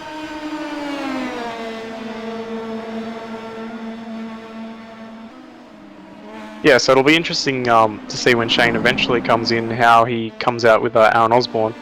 Shane did a pretty quick lap time last lap at 2:04.5, which I think is the quickest lap he's done in the race. So yeah, it'll be interesting to see how Aaron responds to those times. Yeah, we're just as a guide. Aaron's outlap was a 2:32.8, so we have a look whenever Shane pits just to see how different their outlaps were and whether just being Shane decided to put the foot down has made a difference in creating a gap.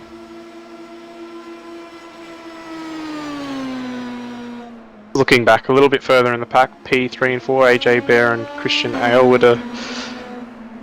Well, I thought they were about to battle, but AJ pulled out of it actually. So yeah, it looked promising. A bit of two-wide action down in the chase. Oh, and Christian's Christian's pitting. Fainting to the pit lane. Oh, That's some cheeky over racing stuff there. sneaky business. AJ didn't bite though. He was having none of it, and Christian decided, no, I'll stick out with you.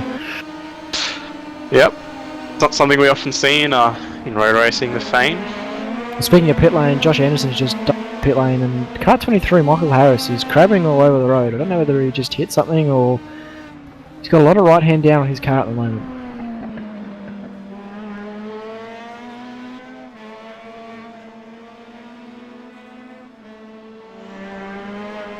Yeah, so just going back, Michael Harris has hit the wall at the exit of the final turn, so he's got a fair bit of damage on that car, and he'll definitely have to pit this time.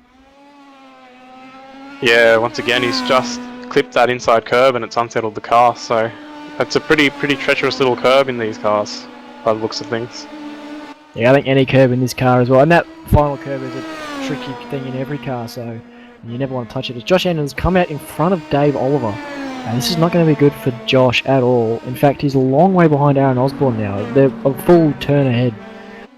Yeah, it'll be interesting to see how far up the field Josh Anderson can finish this race, because he was very quick earlier on, and obviously the pole sitter. So yeah, it'll be interesting to see how far up the field he can get. Obviously, it'll help if people battle further up front and hold each other up.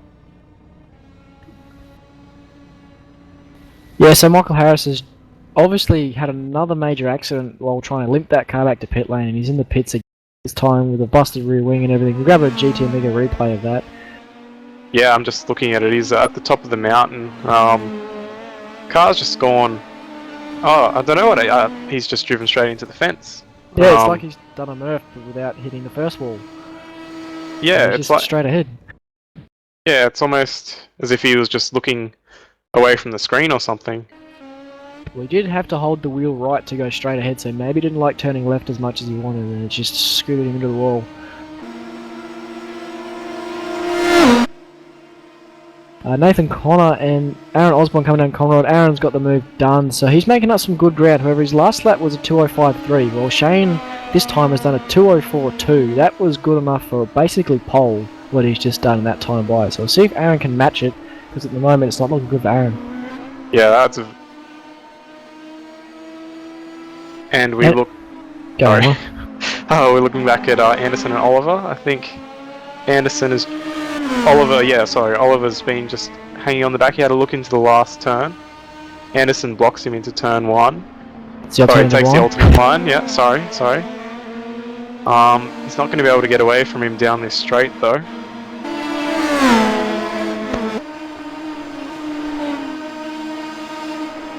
So Stoneman, just been passed by Aaron Osborne, he has just been into the pit lane, so that shows how much Aaron Osborne has lost. When he pit, Stoneman was about 3 seconds back from Shane, and now to be basically on the gearbox of Aaron, so Aaron's losing a lot of time here.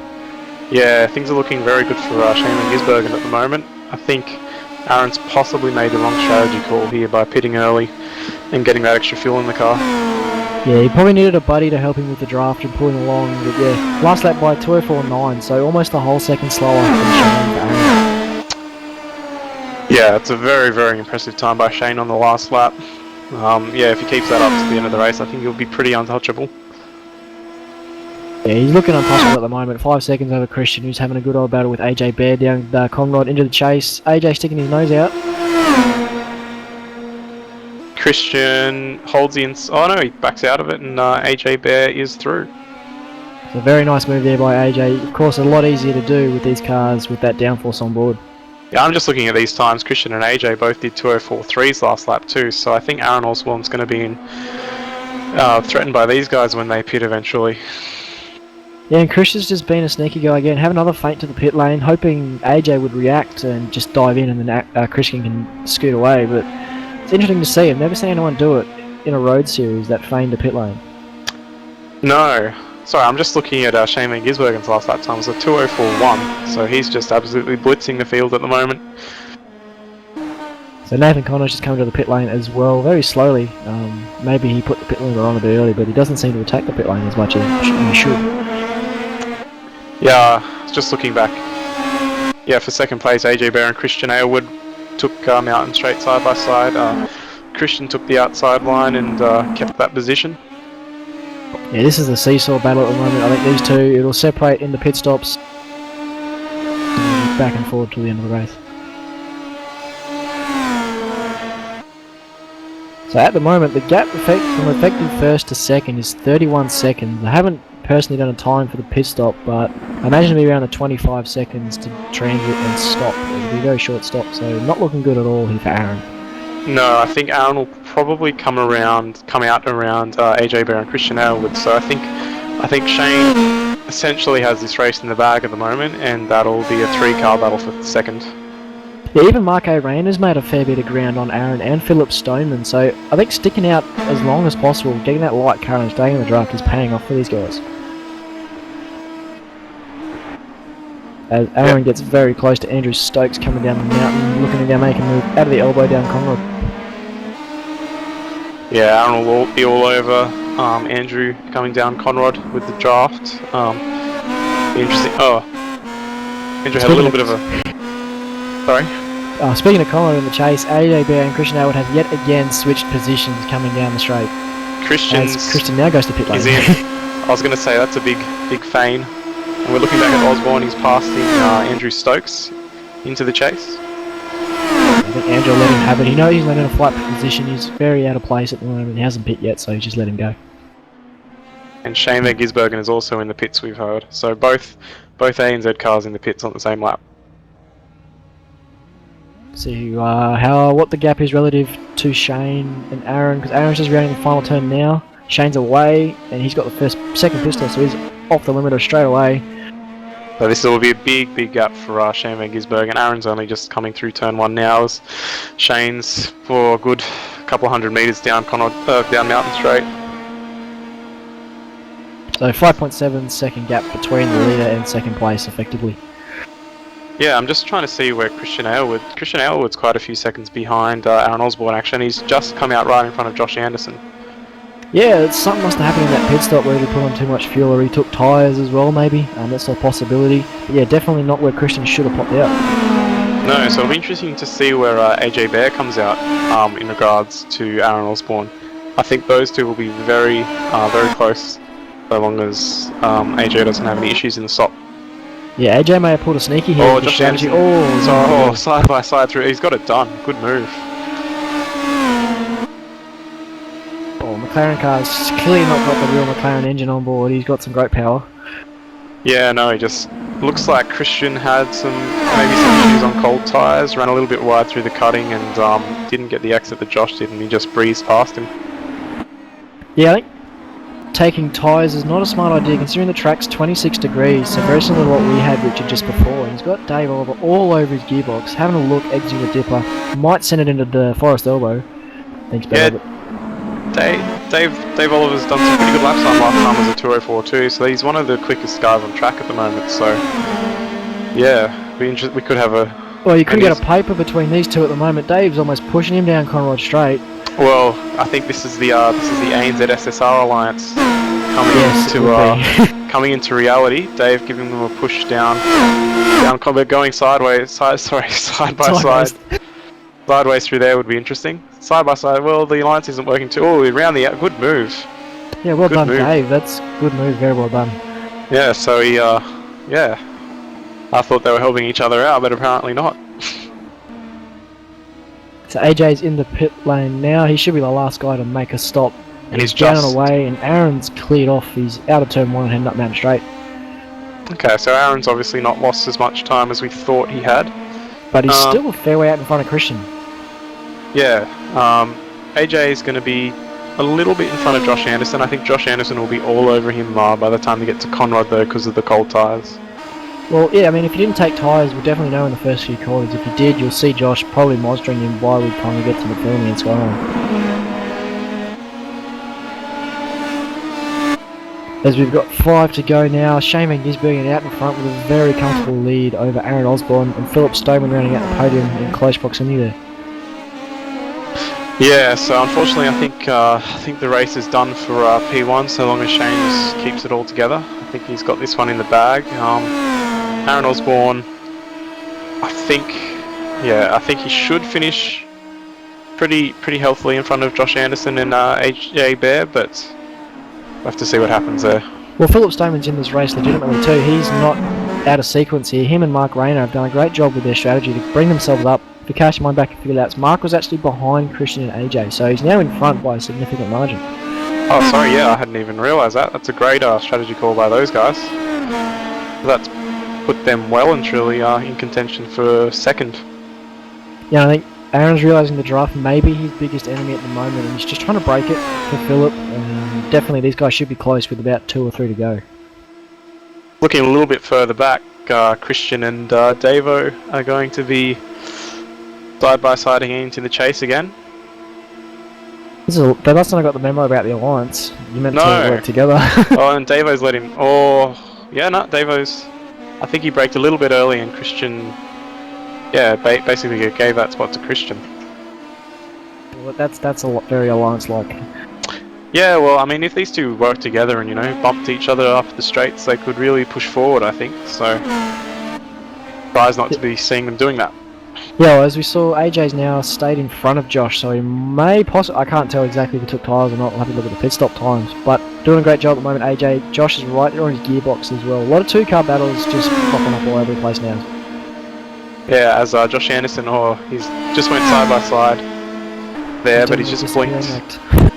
Yeah, he's just disappeared again, so hopefully he doesn't pop out anywhere too... Oh, as he pops out right inside AJ Bear's car.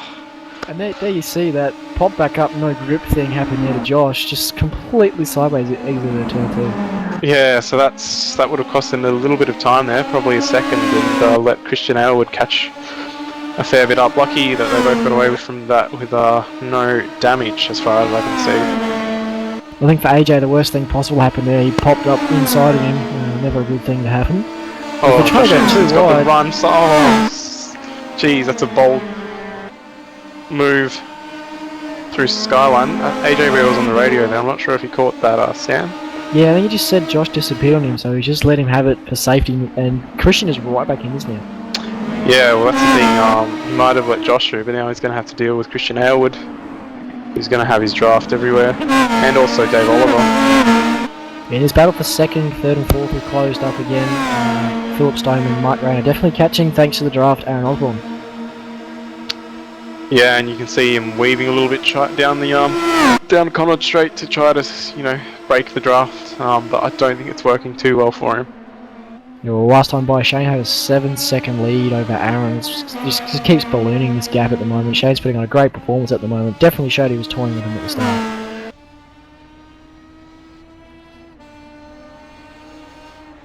So 3 laps to go, 7.8 second gap from first to second.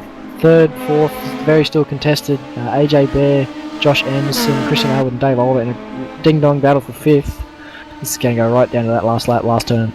Yeah, so we've got 2 pretty good battles in this race. The battle for second between Aaron Osborne, Philip Stoneman and Mark Rayner, as well as the battle for third with Dave Oliver, Christian Aylward, AJ Bears. Christian and AJ are going to be side by side into Griffins. Oh no, Christian's lifting, letting him keep the spot. Yeah, it's probably a smart move.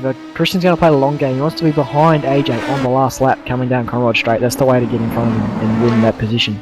Yeah, but it will be difficult though if AJ has Josh Anderson's draft then. So we'll have to see if Josh Anderson manages to pull away from these guys or if they reel him back in. The one thing we've got to keep in mind is the direction the wind's coming from. I'm not sure if it's a tailwind or a headwind up or down Conrad. Generally if it's if it's a tailwind down Conrod, it's going to be a headwind up Mountain Straight. So hopefully it's a headwind for Christian's sake and he can get a nice 2-car tow down the straight.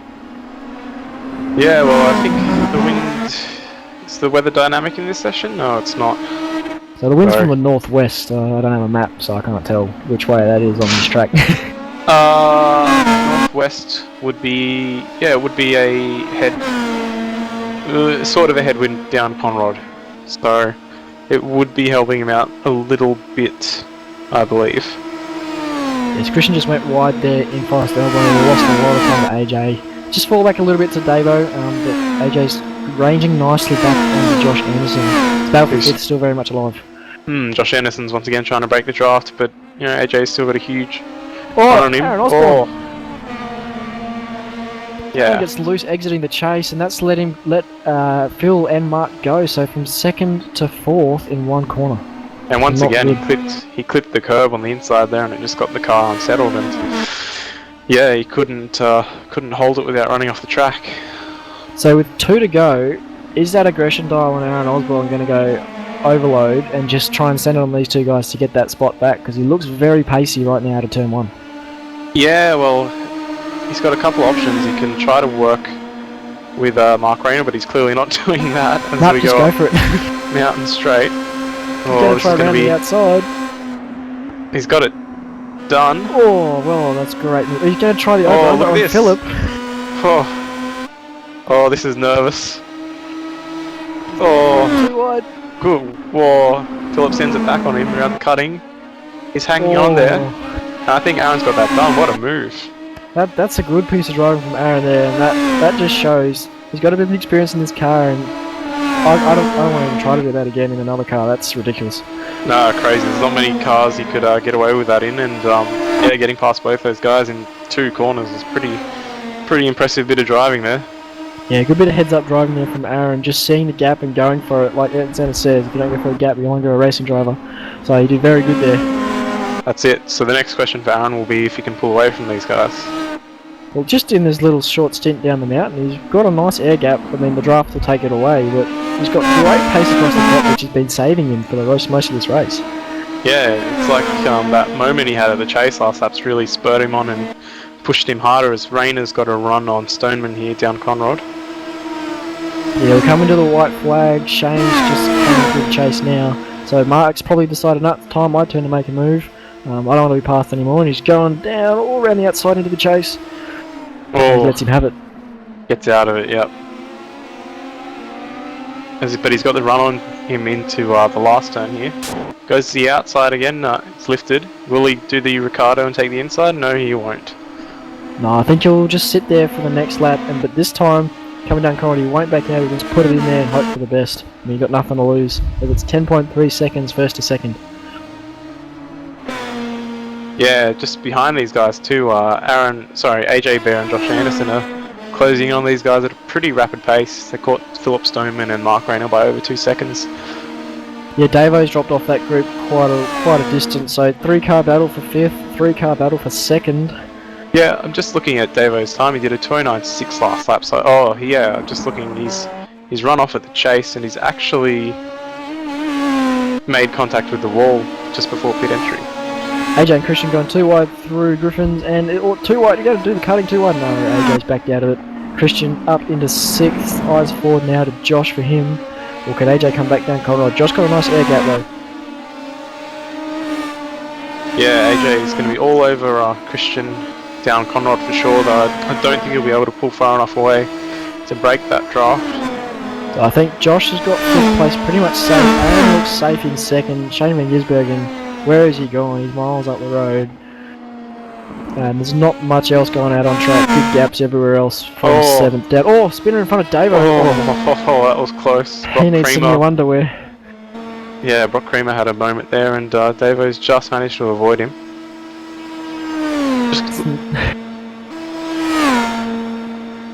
So have a look at Shane Van Gisbergen coming down through the chase for the final time, but claim what has been a very dominant victory, toying with the opposition for the first part, and then just pure speed and talent driving away in the latter stages of this race. Yeah, very good drive by Shane to wrap this up pretty early. Just looking a little bit further back, everyone's spread out except for AJ Bear and Christian Aylward. Yeah, it looks like all those positions are going to be pretty safe, barring a mistake from anybody. AJ doesn't look like to have much fight out of the chase down into the final corner. Yeah, I think. Oh, Rayner had a look into the last turn, but he hasn't managed to pull it off. So there we go, Shane McGisbergen with a dominant victory, Aaron Osborne winning at second, Philip Stone with an impressive podium in third after being alone most of the race. Sorry, I was just looking. Dave Oliver almost spun out of the last turn. Yeah, as we got Davo 8th, Dave Jellings just crossing the line now for 9th, and it's a long way back to 10th place, Andrew Stokes, who's just exited the King, entering the chicane now at the chase. So yeah, that was a... So we've got the top 10 up now with Shane McGisbergen winning dominantly by 11.1 seconds over Aaron Osborne. Back to third, it's Philip Stoneman, Mark Rayner 4th. 5th place goes to Josh Anderson, who's looking pacey at the start, just to have an unfortunate accident. 6th place, Christian Arwood. 7th, AJ Bear. 8th, Dave Oliver. 9th, David Jellings. And 10th is Andrew Stokes. Yeah, so the Mazda certainly put on a show again. Yeah, definitely picking up where they left off from Spa. There's a notable names missing. No John a lot, no Marn because he's driving in the V8, of course, this weekend. So I think the scheduling this weekend has put a lot of guys off driving, but of course we'll see these guys again tomorrow morning very early for a 12 lap race, and then we'll see them again at the Phillip Island 500. Yeah, and I'm certain that the race tomorrow will be just as entertaining as this one. Yeah, definitely. No pit stop tomorrow, and hopefully we get a bright sunny day at Bathurst and we can have some great racing. Yep, same can be said for the 1000. Not enjoying this cloudy weather. No, keep it gloomy. Goes faster. Yeah, no thanks. So we're going to jump to a quick break now. After the break, we'll be back with the Porsche Carrera Cup from iRace for Fun.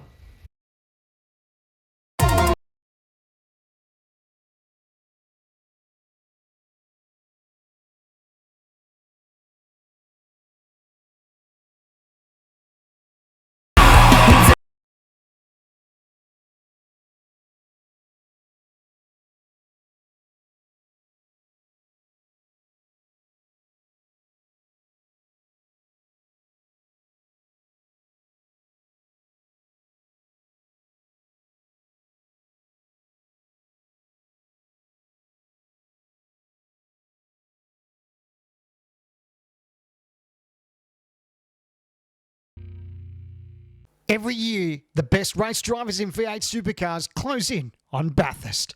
The longest, toughest and most demanding race in Australian motorsport.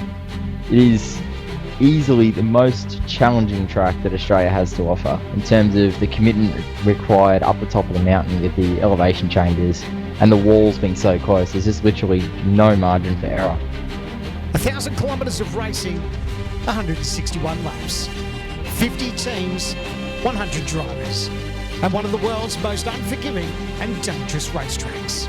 It's probably the highest level of competition of any race in Australian sim racing, so it's hugely intense, requires a huge amount of concentration. In 2014, the inaugural V8SCOPS Bathurst 1000 was held, with more heartbreak. Oh, big incident at the top of the mountain. Hayden Dodman is out of the race. Massive, massive damage. Disaster. Oh, who was that that hit him? Philip Johansson, we got the track locked again, guys. And endurance than ever seen in Australian sim racing. Baxter into the wall. David Baxter, he's going to come out in front of traffic. Big trouble. But one team proved victorious. Team TTL. Richard Hampstead and John Latham were crowned our champions. But in 2015, V8SCOPS returns to Bathurst. Who will be the next King of the Mountain?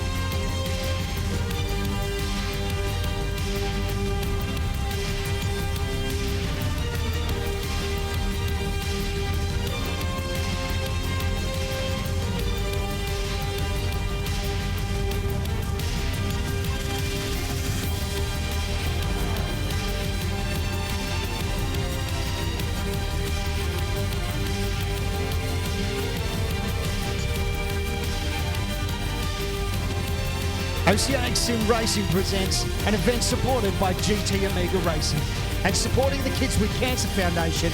It's the 2015 V8 Supercars Online Premier Series Bathurst 1000.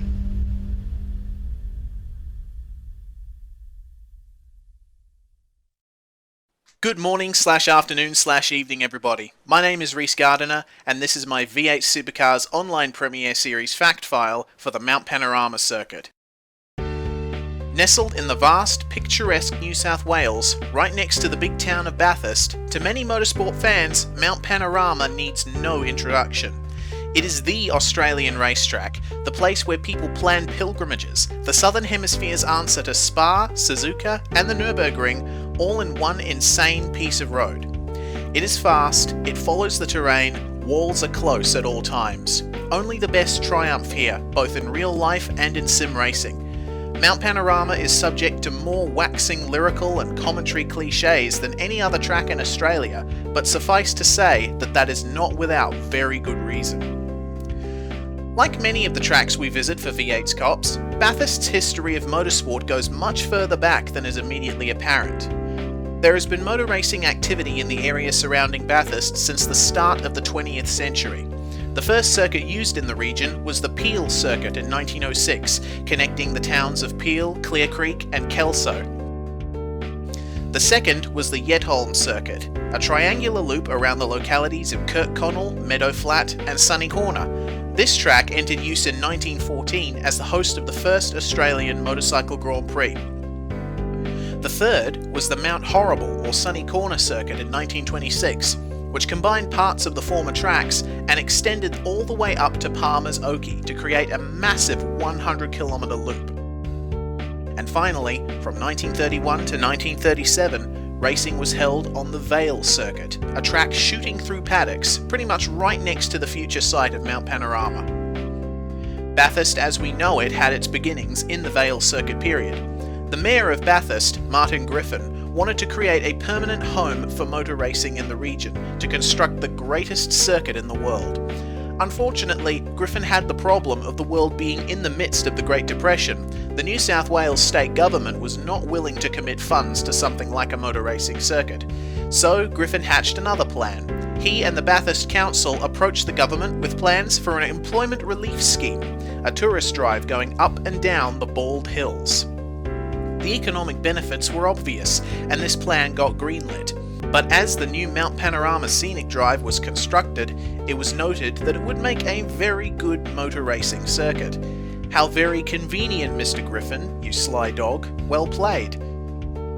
Mount Panorama Circuit hosted its first race in 1938 for motorcycles, and from then on, the track's fame only grew. After World War II, the circuit became the most popular motor racing venue in Australia. In 1963, it poached the Armstrong 500-mile race from Phillip Island, which, come 1973, was extended to 1,000 kilometres. As the Bathurst 1000 was born, the legend continued to build, and many of the most famous moments in Australian motorsport history took place here. It was also at Bathurst that Australia's Ford versus Holden rivalry was truly established, as regulations and series evolved with the track. Apart from safety upgrades and the addition of the chase in 1987, Mount Panorama follows exactly the same route as it did when it opened.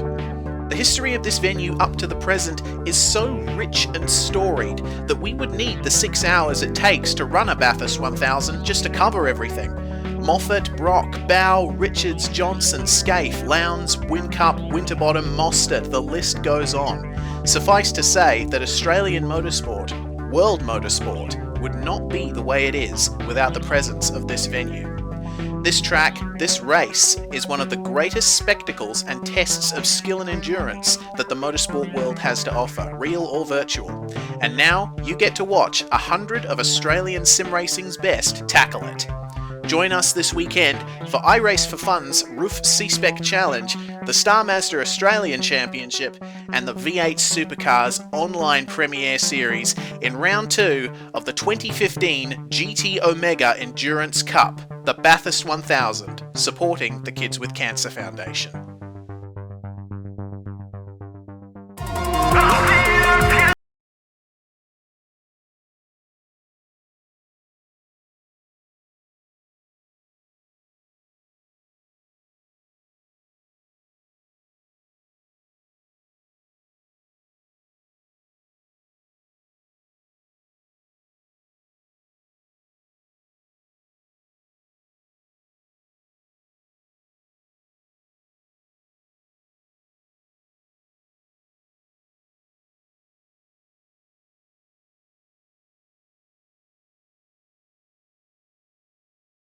Well, everyone, welcome back to V8's Online's live broadcast of the 2015 GT Omega Endurance Cup, presented by Oceanic Sim Racing and GT Omega, supporting the Kids with Cancer Foundation. Sam Sutton, we just saw an incredibly good race in the Star Masters, didn't we? Yeah, very entertaining. Shane Van Gisbergen with a massive win, and yeah, definitely very entertaining with these cars around this track. Yeah, Star Mazda, quite the grippy machines out there on Bathurst at the moment. But we got the second support category, gearing up for the qualifying session, I believe, and that is the Roof C-Spec Challenge run by iRace for Fun, which is totally not the Porsche Carrera Cup in any way, shape, or form. No, don't say that. Don't look at me like that. No, it's a great little car. I mean, my impression of them is they're a bigger, heavier, clumsier V8 supercar. So take that how you want. Yeah, certainly. They're a lot of fun to race at Spa with. I was going to be doing the races here at Bathurst in this car, but due to scheduling conflicts, I am not able to. I'm not able to rep the Happy Tree Friends car like I was at Spa. But regardless, we have an incredibly good field lined up for this race. We've got a bunch of big names. We got Justin Rougier, Shane Van Gisbergen, Anthony Kernich. All of these guys are massively good drivers, and they've all decided to have a bit of a run in a fake Porsche. Yeah, we've got our own V8's Online very own Clayton Brooks out there as well, turning some laps in his ANZ car. So hopefully we can get a bit of ANZ friendliness from Shane and Justin there. Yeah, of course. Clayton Brooks, of course, I was battling with for second place at Spa in race 1, but due to the influx of incredibly fast drivers, Brooksy has found himself down in 10th position in practice. But of course, we'll be looking to make up some of those positions in the race. Of course, Porsche Carrera Cup can be very unpredictable, so we don't know quite what can happen. Yeah, we're in qualifying at the moment. We're about 8 minutes done. They've got a 20-minute session, these guys. So P1 at the moment, Anthony Kernich by 3/10 back to Shane Van Gisbergen, the previous race winner. And then third place, Gavin Sadler, 2 seconds back from Kernich, is in third. Yeah, fourth place is Martin Davis at the moment. Dylan O'Keefe lining up 5th, 6th, Todd Willing, James Bell 7th, 8th position, Tim Ballinger, 9th, Jaden Mollenhauer, and rounding out your top 10 so far out of the 12 that have set a lap time is Andrew Stokes. Yeah, I think he was in the last Star Mazda race as well, as he just loops it coming out of the chicane at the chase. So at the moment, there's a very full server. I remember I think one of Jay Kennedy just saying the server's full, you can't register as a driver anymore, but I'm not sure how many of these guys are still actually in the session. Yeah, we've seen quite a few drivers from non-Australian New Zealand clubs turn up and run some laps in practice, but I'm not sure that they're going to be doing the race. Yeah, just a quick count then, Reese. We've got 20 cars currently in the session, so it's about the same size field as we had just for the Star Master race. Well, 20 Porsches around Bathurst, definitely looking to be a very good event as we come up on 10 minutes left in the qualifying session. Yeah, of course, the big move in the shake is you've got Kernich and Van Gisbergen, they're miles out in front. They could probably park the car and be safe. Of course, Van Gisbergen won't park it, and Kernich is very competitive. Gavin Sadler, Martin Davis very close. Martin's out there on a lap at the moment. In fact, most of the cars are actually out on track setting laps as we speak. Yeah, and I think Anthony Kernich has just come around and started another hot lap. Anthony Kernich in the 007 car. Very comfortably won. Oh, okay, he's just... He's not on the lap anymore. Yep, had a bit of an off out of turn 1. Anthony Kernich, incredibly good driver. Shane Van Gisbergen goes pole. And Justin Rougier just went to third as well with a 2:10.8. So nice bit of gap between himself and fourth. Hopefully he can bridge that one to Kernich though. Yes, definitely. Anthony Kernich, I was going to say, at Spa, won both races very comfortably in this car, and he'll be looking to do the same, but of course he's got two guys in the way of that by the name of Shane Van Gisbergen and Justin Rougier, both with extensive real-life racing experience. Yeah, Kernich is a very great sim steerer, but nothing really beats that real-life experience that those two have. It'll be interesting to see what kind of battle will arise between the top three. Of course, Anthony Kernich having that majority sim experience, Shane Van Gisbergen majority real life experience, and Justin Rougier a combination of both, because he is a Kumo Tyres V8 Series champion. Yeah, right. Rougier used to be a very big fixture in the V8s Online series back in the day, and of course real life racing took him away from that and was very successful in it. Unfortunately without a drive this year, so he's back in the sim. Yes, of course, Justin has our support, and we do hope that he finds another real life drive soon, because he is an incredibly good steerer and deserves much success. Oh, speaking of Rougier, he's just put it in the wall at Forest Elbow. He was on a quick lap. Dylan O'Keefe just kind of balked him there, and a bit of anger expressed over the radio. Yeah. And Martin Davis has just moved up into fourth ahead of Gavin Sadler, very marginally though, with a 2:11.607. Gav's on a 2:11.661. Now, just watching at the moment, Reese, this car looks like to be a bit of a handful across Skyline. I've seen about 3 cars spin it in the short period of time we've been in this server. I mean, you're the expert on this car. Is that what you felt with it? Yes, definitely. When I was recording the Ultimate Speed comparison with my Dayco teammates Jake Burton and Jake Maloney, this car was a massive handful, like even worse than it was at Spa. It was an incredibly hard car to drive, especially since the gearing doesn't seem to be suited very well to many of the corners on this track, particularly in the cutting. I found that second gear was just a little too short, and it was so unstable under brakes, and the rear end just wanted to kick out all the time, as we see Martin Davis going through Skyline very cleanly, which I was never really able to do. I was just tiptoeing the whole way around, and I think if I was able to race this weekend, I'd probably be almost at the back of the field. Yeah, I mean, it's, you know, I've never driven this car competitively. It looks like a good thing. It looks good. I don't think it's fun to drive though. We've only got 16 cars set a lap at the moment. There should be about 4 guys who haven't set a lap, possibly not even racing. As we ride on board with Shane Van Gisbergen as he goes up mountain straight towards turn 2 as we go across the mountain now with him. Should be great.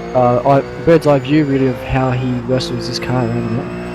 Yes, of course, Shane Van Gisbergen, for those who don't know, is a real-life V8 supercar driver. He's been competing in V8 supercars since, I think, 2007, and has quite a few race wins under his belt, so he's going to be a force to be reckoned with in this race. He comes up over Reed Park. This is the part where the car gets really, really unstable. You're just trying to balance it through here. Does have a bit more grip than a V8, but it still snaps. He just hit the wall coming through the grate as well as we come across Skyline. It's very hard to get the car slowed down through here. You've got to be blipping the throttle the whole time. And second gear through here is... I don't know how these guys managed to take some of the turns here in second gear, because when I was trying, I couldn't do it. Either the car would oversteer on entry or exit. So, like a V8, yeah? Yeah, pretty much. But yeah, this car definitely has a handful, and that should make for some incredibly good racing, just like in the V8. Yeah, well, I mean, a sign of a good handling car across the mountain, especially coming down across Skyline through the Essex to the Dipper, is if you don't have to touch the throttle to make the car drive how you want it to from the top of Skyline to the edge of the Dipper, you've got a nice car. If you haven't balanced the throttle to get it to turn, then yeah, your car's not quite on. Yeah, certainly, and of course this series is running a fixed setup, which is basically the baseline set that iRacing gives you. So the drivers will not have any opportunity to try and tune the car to their liking, which just adds another element to the competition. And as we cross to 5 minutes to go in quali, Anthony Kernich has just gone to the pole with a 2:09.244. Shane Van Gisbergen second with a 2:09.299. He's just starting a flying lap now. See if he can spur himself on and get that pole back. Yeah, certainly, and Justin Rougier, sitting in third on a 2:10.8, is currently coming down the mountain. I'm not too sure if he is on a hot lap, as Tim Ballinger, we see, goes to fourth place on a 2:11.232. Yeah, it all seems pretty quiet up and down the order. We've now got 18 cars who have set a time, so this field's getting bigger as we speak. Definitely that battle for first is looking very hot in these timesheets. Third place looks pretty safe unless Sim can pull something out. Certainly, as Justin Rougier goes into the chase. It's quite a skittery car under brakes. In fact, yeah, you're 100% right. It is a lot like the V8, just a bit slower. This car, of course, this is not the GT3 version of the car. This is a Cup version that has a less powerful brakes, less powerful engine, less grippy tyres, etc. As Justin Rougier. Oh wow, very good time there from Justin Rougier, only 0.02 faster than Anthony Kernich. This is very competitive amongst the top three, Sam. Yeah, it's going to be a cracker race if this keeps going. I mean, you don't have to be on pole by much. I mean, 1/10, 1,000th, doesn't matter, you're still quicker. So, great lap by Rougier. Yeah, very good lap. As Shane Van Gisbergen comes down Conrod straight. Right-hand side of his car is still a little bit battered. He doesn't seem to think that that little hit on the wall on the previous lap had affected him in any meaningful way. He's just shaving some of the bodywork off, less drag. True, true. As we see him make the run down to Murray's now. Bit of Hopefully it's going to be a oversteer. good lap. Yeah, quite a bit of oversteer coming out of the chase. Shane wrestling that car quite a bit. Coming out of the final turn. Let's see what kind of time he can lay down here. 2:09.329. That is not quicker than his current time, so he's going to have to come around and try again. And he'll only have one opportunity left. A very muffled Justin Rougier over the radio is asking these two guys in front of him to get out of the way, and his wish has been granted. He got a clean lap, clean run down Skyline. Very nice, and he's just communicated his thanks to the drivers in question. So Justin Rougier looking to consolidate that P1 that he holds at the moment. Yeah, well, if he's saying it's not a good lap, and he just did a 2:09 and 2:42, I don't want to know what he's going to pull out this time. Oh, I want to know. Let's have a look. I do, but we jump on board with him now as he comes down Conrod through the chase. How committed can you be through here, Reese, with this car? Well, it's pretty much it's a little bit better than the V8. You pretty much are straight before you have to put on the brakes. You can go through the kink flat out and not have to worry too much. But of course, the brakes being as inconsistent as they are, you'll not always know if you can get out. Oh no, that's an off track, and that's invalidated that lap for Justin. Oh, but he's got a minute left in the session. Is he going to keep going? I don't know if we'll get a good lap in though, because you have a compromised run here to Hell Corner. So as we saw Clayton Brooks as well just behind starting his final lap of the session. We've got 1 minute to go. So anyone crosses the line now, that's it. You've got one lap to pull out the goods. And Anthony Kernich has just started a hot lap as well. Car number 007. He'll be looking to snatch the pole away from Justin Rougier. Shane Van Gisbergen also on a hot lap, I believe. He is coming into the chase now. Looks like his car is fresh again, apart from a little bit of a scruff on the front. Yeah, so Shane will be coming around to start his final lap now as we get down to 15 seconds left before the checkered flag flies. So I think Shane will be the last guy to start a flyer. Terry Marwood won't make it. Yes, the Gears will just make it through. Oh, he's pipped pole position, 208. Whoa, hold on a minute. Hold up just a second. Wow. That's quite the margin there from Shane. Right at the last minute. And Justin has parked it too. Well, so that's him out. So now, for the top three at least, all eyes are going to be out on Anthony Kernich as he comes through the dipper. I think Rugby has just gone to cry after seeing that lap time. Drown his sorrows in a little bit of alcoholic beverage, probably. Steel his nerves for the upcoming race. Don't drink and drive. Oh, it's sim racing, dude. That doesn't count. As Kernich is coming down Conrod now. These guys are hitting about 270 down the straight. V8s in our last quali were just hitting about 290 with the tailwind, so these guys are a bit down on top speed compared to the V8. That's 271 kilometers an hour through the kinks. Still a very rapid rate of speed from these Roof C-Spec cars. Yeah, considering they're not the most aerodynamic looking car, it's good top speed as he comes into Murray's now for hopefully a good time. Yeah, certainly. Anthony Kernich Drag races to the finish line. What time will he do? A 2:09.475. He hasn't improved, so that pretty much confirms Shane Van Gisbergen as your pole sitter with that blistering 2:08.8. And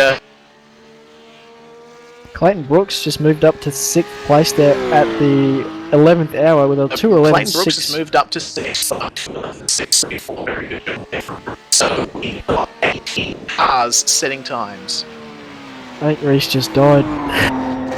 Goodness. So there we go. Qualifying results up on screen now. We got Shane Van Gisbergen in car 97, P1 with a 2:08.882. Justin Rugier lines up second on a 2:09.2. Anthony Kernich just 0.02 of a second behind him in third. Fourth, Tim Ballinger. Lining up fifth is Martin Davis. Sixth is Clayton Brooks. Seventh is Gavin Sadler. Dylan O'Keefe lines up 8th. Terry Marwood lines up 9th. Your top 10 is rounded out by Jaden Mollenhauer. Yeah, so in 11th place we've got James Bell. 12th goes to Todd Willing. 13th, Lance Hawes. David Martin is 14th. Andrew Stokes round out the top 15. Ian Maltby in 16th. Sean Slater in 17th. And the last person to set a time was Paul Mansell in 18th. So we've got a qualifying spread of about 10 seconds amongst the cars. Of course, that time from Paul Mansell is not representative of his true pace, as he set a 2:11.5 in practice.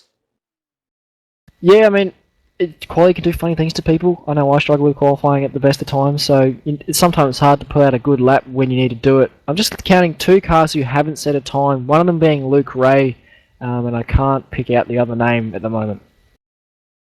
Well, once they start gridding up, we will see who has decided to take to the grid for this race. And we've got a 40-minute race to look forward to around here. The rate that they go around the track, I'd say that'd be somewhere in the vicinity of 19-20 laps. Yeah, I'd say that's about spot on, Reece. Do you guys have to make a pit stop in these ones? Not that I know of. When we were racing at Spa, we did not have to pit, and this car has enough fuel in it to go, I think, about 90 minutes on a full tank. Okay, cool. So yeah, I mean, no strategy involved, just flat out lights to flag, good sprint race action, which is what we enjoy. Yeah, pretty much. Of course, tyres may come into play in the late stages of the race. Tyres didn't come into too much play at Spa because the weather was cooler and there wasn't as much high-load cornering. But here at Bathurst, you're soaring away at the wheel and going up and down and left and right. So it'll be interesting to see what kind of tyre wear we can look forward to later on in this race. Yeah, 36 degrees out on track versus track temp, so it should be just grippy enough for the drivers to have a bit of feeling in there. But yeah, tyres would definitely play a part in it, especially if you're behind someone. That dirty air is just going to make you wear those tyres a bit harder. So we are waiting for the lights to come up, and the revs are rising. Shane Van Gisbergen soaring away. Green, green, green! We have the green flag, and away we go. Very good start from Shane Van Gisbergen. He goes straight to the right, and Kernich got a very bad start. The 727 car of Tim Ballinger right on his tail. Yeah, it's Kernich hitting the brakes out of Hell Corner. That's going to kill his speed down the straight. And we've got a couple of cars off in the gravel trap in the background. Yeah, Andrew Stokes just decided to do a bit of rallycross in his C-Spec there. Other than that, everyone's through turn 1 nice and clean. Oh, looks like Ballinger and Kernich are going side by side into Griffin's Bend. Yeah, Kernich just won the battle of the brakes then. Kernich won the battle of the brakes indeed. Yeah, that bad start from Kernich ties into another thing that I noticed about this car when I was driving it. Brooksy's around the cutting. Brooksy! Oh, that's a very bad place to turn around. Very bad spot. Oh, people are going to have to avoid him. Yeah, he did that all by himself as well. We might even get a GT Omega replay of that. Oh, he nearly hits the wall trying to flick it around. But yeah, just looped it all on his own. Reached that instability you're talking about under brakes. Yeah, definitely. That's GT Omega replay coming up of that. That is exactly what was happening to me when I was testing at this circuit. Yeah, that's going to catch you out of the absolute worst of times. The engine is in the back of the car, remember. It's not in the middle, it's not in the front. It's actually hanging out back past the rear wheels. So if you get loose, you're going to have a very hard time recovering it. Well, fortunately for Brooksy, he nosed into the wall, so he shouldn't have any engine damage thanks to the iRacing's damage model. So he's probably just a bit of aero damage, but yeah, he should be fine. Yeah, Brooksy's continuing on just fine. It seems a little bit at a reduced pace. We go straight on at the S's. I think there is something very wrong with that car, at least suspension-wise. He might have to jump into the pits and get some repairs from that. But, Ballinger and Davis. Oh, guy in the grass, 25 in the grass. Oh, no. Oh, we got 2 cars round at the chase. This is a very bad spot. We got another car off. Oh, no, what's happening? Oh, this Goodness is me. crazy. Yeah, the instability under brakes on cold tyres is catching people out, Sam. Oh, there's more excitement in this race than that last race. My heart can't handle this. Goodness me, we're going to get a GT Omega replay of that incident. We had Gavin Sadler along with car 25, and then coming into the picture, car number 22. So that was 3 cars off at the chase on the first lap. So yeah, Lance Hawes and Dylan O'Keefe were the other 2 involved in that little off at the chase. It was almost Benny Hill theme music was required for that amount of cars that just came into frame spinning each other. Yeah, goodness me. It's not if you're one of those drivers, not really the way you want to start your race at all.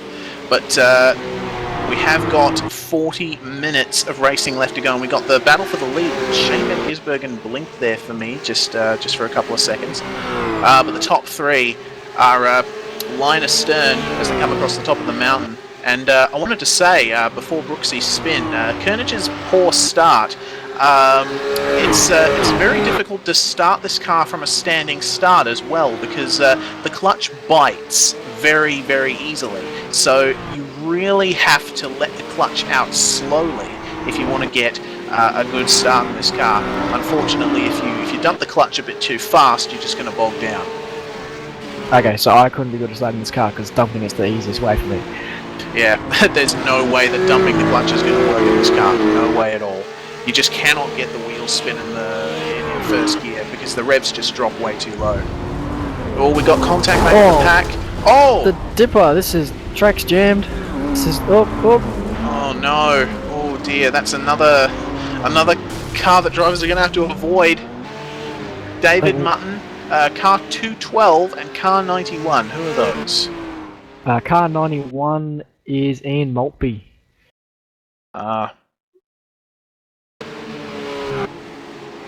So we're on board with Jaden Mollenhauer at the moment in the 212 car. You can get a look at this accident.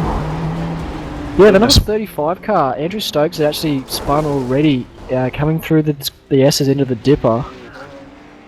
And it looks like everyone's just trying to take avoiding action, and someone else has just blocked the road. I think Lance Hawes got caught up in that, Gavin Sadler and Jaden Mollenhauer. And then, yeah, sequence of events. Yeah, very unfortunate sequence of events, and looks like David Mutton has parked it. So this race has gone off. We've only been going for 6 minutes, and we've already had multiple spins and multiple crashes. It's not what we want to see, but it's action. Yeah, we were only on the 3rd lap, remember? The guys out front are still battling as hard as they ever have. Koenig has just kind of dropped off the back of Rougier and Van Gisbergen at the moment. Of course, Van Gisbergen has such a dominant qualifying display. You'd expect him to, if he's not toying with these guys, drive away. He could just be helping out his teammate though, Rougier. Yeah, this is true as they come over the rise at McPhillamy Park and onto Skyline. It's very, very difficult getting this car slowed up for the dipper in this section of the track because it's constantly wanting to get away from you.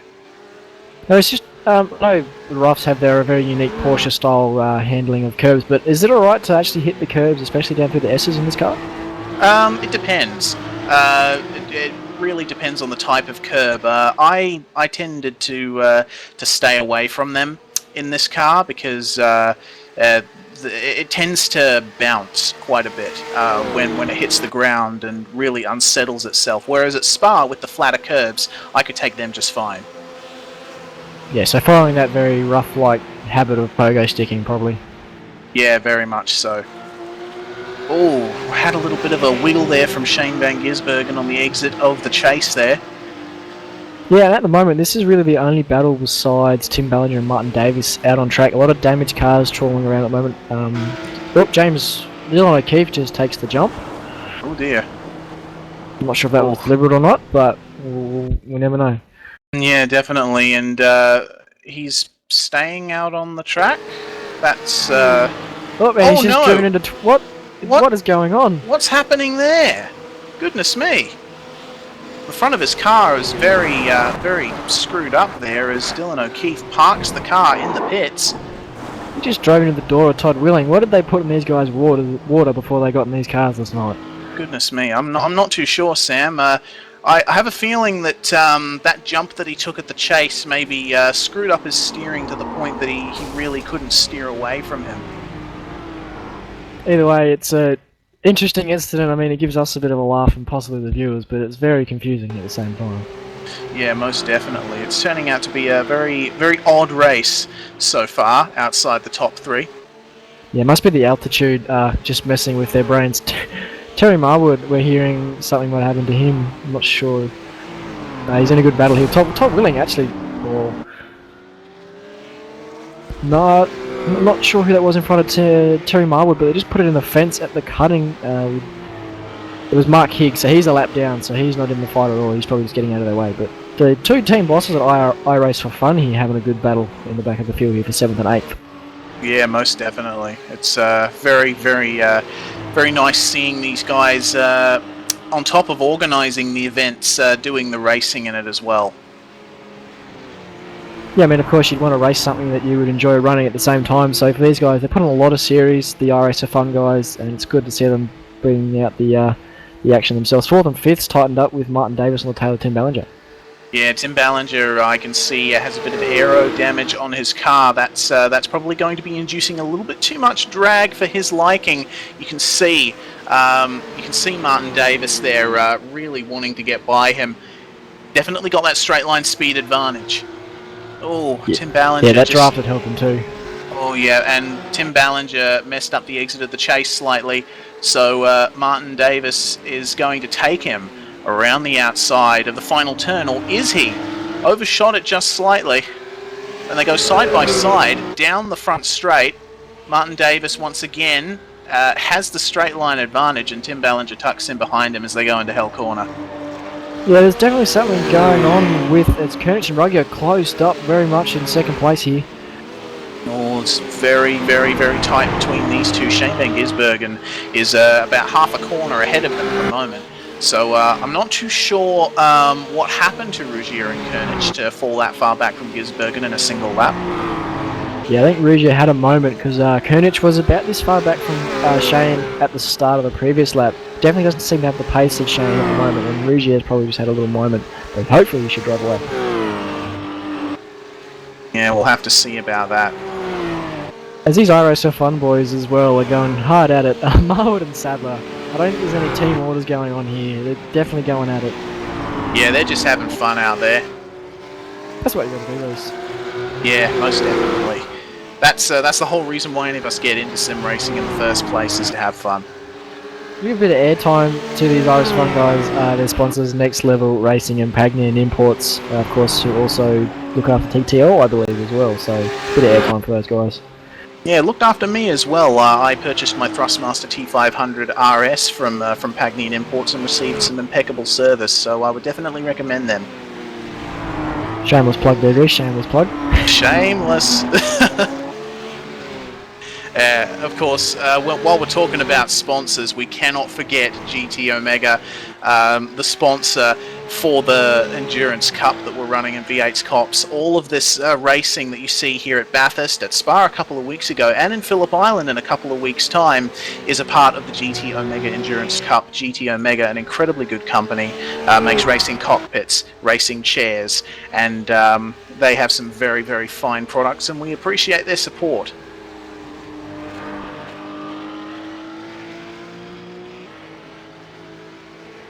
Of course, we can also send our congratulations to Shane from GT Omega.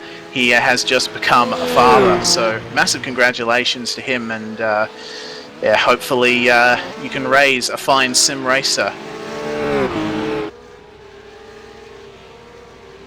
And there's not a lot at the moment. That gap, that battle between Koenig and Rugier that shaped up prior last lap has now gapped itself out again, about 2 seconds between Rugier and Koenig. course, the teammates still going at it. 2 wide up Mountain Straight. Terry Marwood and Gavin Sadler. Yeah, Marwood and Sadler. Goodness me. I think they're just chatting to each other on TeamSpeak, just saying, hey, how about I try this at this corner?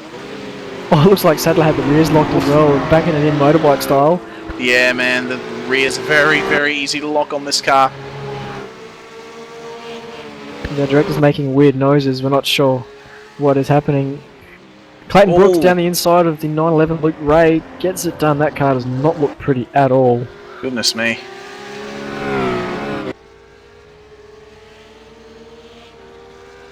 Of course, Luke Ray, it seems, running a very nice John Player special livery on his car. That looks quite nice there. Yeah, it's just a bit scratched up at the moment. Of course, not many cars in this field are still straight, except for those front 5. The Shane's passing through some lap traffic. Andrew Stokes gets out of the way quite nicely for him. Oh, Gavin Sadler, we're here. Oh no, he's in the pits. What happened to him? I'm just going back. We might have to get a GTM Mega replay of this. Skyline. He went off at Skyline and clipped a lap car who was also spinning, and he's rolled it. Oh, that's such a shame for Gavin Sadler. Oh, and that lap car he hit was car number 27. That was Todd Willing. James Bow did a very good job to avoid a stationary Sadler right at the top of Skyline. It was basically blocking the whole track. Wow, my heart goes out to Gavin Sadler. That was a very unfortunate incident. He was running very well and providing a very entertaining battle with his teammate there. Yeah, not the airtime his sponsors would have wanted with that one, but nevertheless, it's very unfortunate what happened to Gavin. Do they have quick repairs in this series, Reece? I'm not sure. I've never been involved in an incident where I've needed to use one. Hopefully they do. It'd be great to see him get back on track, otherwise his night is basically done. It only takes about half an hour to replace, so yeah, unfortunately. Yeah, very much so. But as we go back to the top 3, Justin Rougier has continued to gap Anthony Kernich, and it seems he is in hot pursuit of Shane Van Gisbergen for the lead of this race. Oh, I just thought Rougier hit the wall there for a second. Very close. I don't know if he did. I think I can see some body damage on his car. Or is that from another incident? Oh, I'm not sure. As he goes over the Rougier curb. off the skyline! Oh, goodness. That had a lot of potential to turn ugly there. Oh, he tried to fly over the wall. That's not what you want to do, Rougier. Yeah, So the wing doesn't lift you off the ground. Oh, man. He's definitely pushing hard, though, because Shane's clearing out at a very rapid rate of knots. He's done a 2:88.8 last time by. Basically matched his quali time, and Rougier did a 2:09.3, so Shane's got the pace tonight. Yeah, most definitely. Shane Van Gisbergen showing a pretty dominant pace here at Bathurst tonight in the C-Specs, as he did in the Star Mazdas. Yeah, was probably just playing with them for the first couple of minutes, and then he's like, yep, I've had my fun, time to go, and he's just checking out.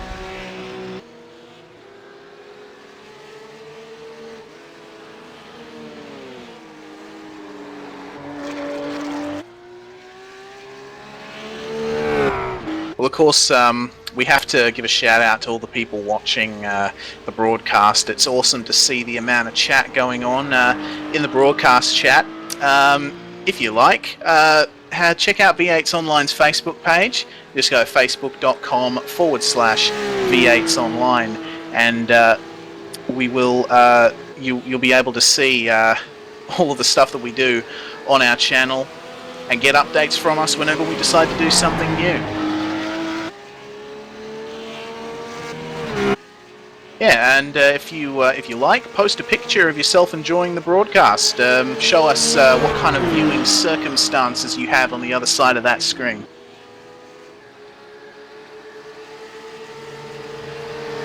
So, battle for 10th and 11th, we can see Paul Mansell and Ron Woolcock. It looks like Ron might be lacking pace slightly because Paul Mansell was able to get by him fairly quickly. Yeah, I did hear Ron say something over the radio. He may have just let Paul go. I'm not in the mood for a fight. These guys are a minute and 20 seconds back from the leader, so I mean, not many battles going on track. It was one of the rare cars that are close together at the moment as well. Yeah, and they were coming into the chase as well. So I think Ron was not willing to try his luck at a place where a damaged car would be especially dangerous. Now, we've got a bit of a theme going on at the moment tonight with teammates being together on track. We've got James Bell and Lance Hall from KRF Racing. I think that's Kimmy's Rural Fencing. Correct me if I'm wrong on that. But these guys are coming together, doing another iRace for Fun style battle. Hopefully no one spins out this time though. Yeah, I nearly got the commentator's curse on him. Yeah, James Bell came close. Goodness me. They're pushing very hard there. Coming up to Skyline. Lance Hawes behind him. Oh. Goodness. We're on bumper cam on James Bell looking back at Lance Hawes. Noticed quite a bit of body damage on Dawes' car. It's not a pretty car. Hawes runs wide just a little bit coming out of Forest Elbow. That's not going to do any favours for his exit. No, I mean he's definitely striking probably a bit of steering damage. I mean that front end doesn't look too happy about its current situation, so probably a bit of a little right hand down, I'd say. James Bell goes into the chase. There's quite a lot of high speed understeer in these cars. As you speak of the devil. Oh, goodness me. Yeah, under acceleration, these cars have quite the propensity to understeer due to there being pretty much no weight on the front wheels.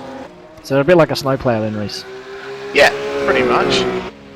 As the two mistakes from James Bell have let his teammate get really close, and he's having a bit of a sneaky peek, but I don't think he'll send it. Yeah. James Bell, a bit wide out of hell corner.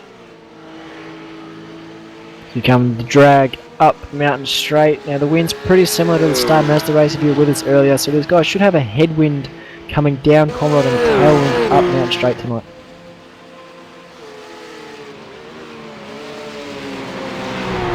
Ooh, James Bell takes a bit of a late apex through Griffins.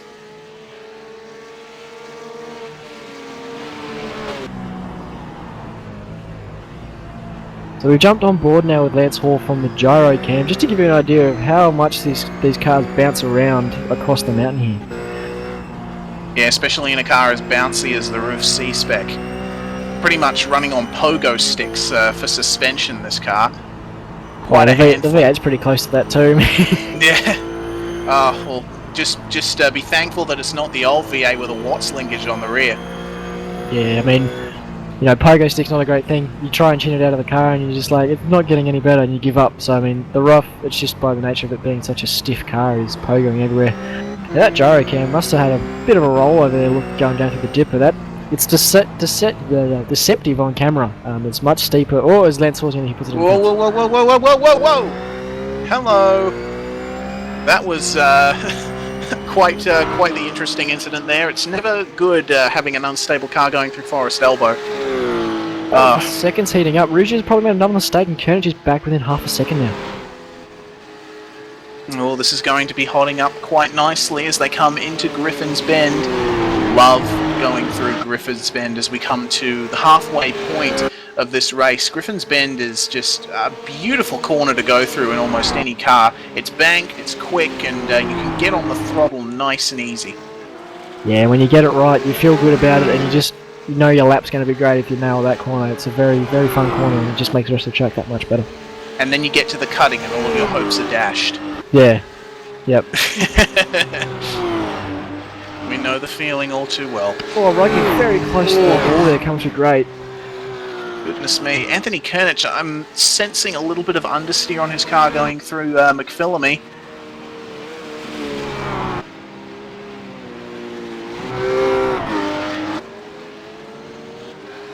Shout out to Nathan Connor and Brenton Hobson for posting up their pictures. Oh, Anthony Koenig, a little bit of an oversteer moment coming into Forest Elbow. But, thank you very much for posting up those pictures, guys. It's good to get some community involvement in these broadcasts. We'll definitely be seeing more of that during the Bathurst race.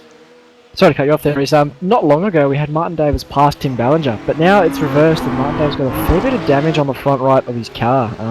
Don't know what happened to him there, but this battle's starting to heat up again between these two, fourth. Well, this is going to be very interesting. They're very close coming out of Forest Elbow at the moment. Yeah, Tim just seems to lack the race pace. He had great quality speed, put it in 4th, but his lap times aren't showing that same pace in race. It's very difficult to be consistent in this car. If you put it together over a single lap, that's fine. But yeah, it's not easy to put together a consistent run of laps in a row because the car's behaviour is just so inconsistent through the same corner lap to lap. Yes, we're looking back at the KRF teammates. Lance Hall yet again has another moment coming to the elbow and almost fences it. I mean, he must be pushing pretty hard coming down the mountain if he's doing that lap after lap.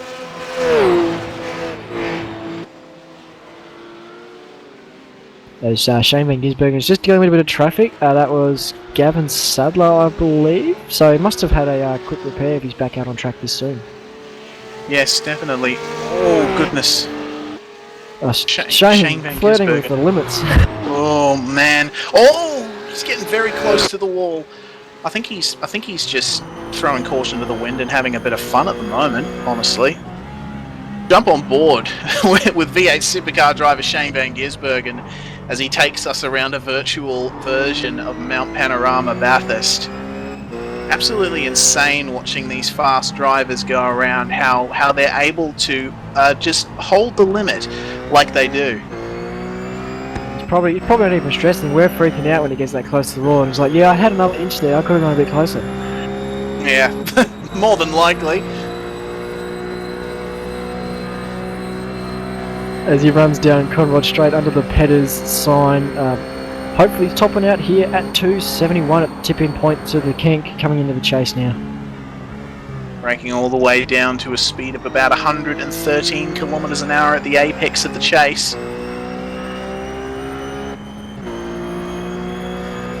Yeah, about 2:10 braking before Murray's corner, down to 100 k an hour at the apex and then on the throttle again. That's finishing his lap, which was a 2:08.722. Quicker than his He's just bettered his qualifying time. Wow. Shane wasn't even going 100%. He doesn't care. He's winning by 6.5 seconds, and he's still setting PBs. This guy is ridiculous. It's good to have him on the broadcast tonight. Yeah. Good to see him putting on a show for the viewers as Davis and Ballinger are continuing to battle. They've just come out of the chase now. Ballinger car 727. Last lap for Ballinger a 2:14.818 and a 2:13.3 for Davis. So these guys must have been going out at the last lap while we were on board with Shane. Yeah, most definitely. Oh, I can really see the damage on Martin Davis's car as he comes close. The right front quarter looks fairly smashed in. Yeah, I mean, if they modelled tyre damage, I think he would have had a punctured right tyre, just right front there from that guard rubbing, but I reckon don't. It's unfortunate, but we deal with it.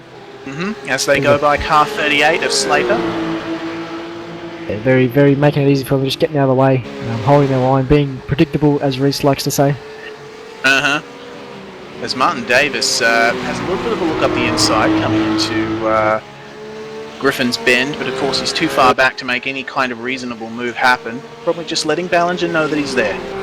Yeah, often just filling a guy's mirrors in the braking zone makes him have that little look in that mirror and miss his braking point. It's a good ploy to make them go deep and you just have the easy pass. It's all mind games as racing.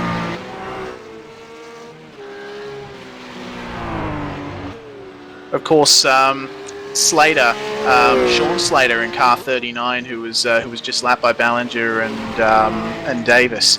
Oh, goodness me! A car on its side. Who's that? Out of nowhere. That's Ron. It's Ron Woolcock. What's he? I don't. What? Oh I dear. looked away and there's a car on his side. That's a very bad spot, Ron. You might wanna escape out. Oh goodness. Just going back, just have a look at the replay. He's just rode the fence from Great to his final resting place in the middle of the track. There we go. There we go. He's escaped back to pits. Oh goodness. Oh wow. Well, that's my interesting moment for the day, I think. As if we hadn't had enough already, Reese, in this race. Yeah. I don't know if we got a replay of that, but that was interesting. Yeah, very, very interesting. I'm just watching on the broadcast now. Oh, the cars having to avoid Mr. Woolcock there. Ballinger and Davis are at it again. Ballinger covered the inside and Davis thought about going on the outside at Murray's, but thought better of it. So starting lap 13 now, sorry, as we've got 28 minutes of run in this race, 12 to go. Davis is filling Ballinger's mirrors there. They are very, very close at the moment. Now, even though he's a lap down, Andrew Stokes is just sitting there at the same time. They lapped him. No, sorry, they didn't lap him the lap before. They lapped Slater, but he's just sitting there. Maybe they just lapped him, but he seems to be keeping pace with these guys.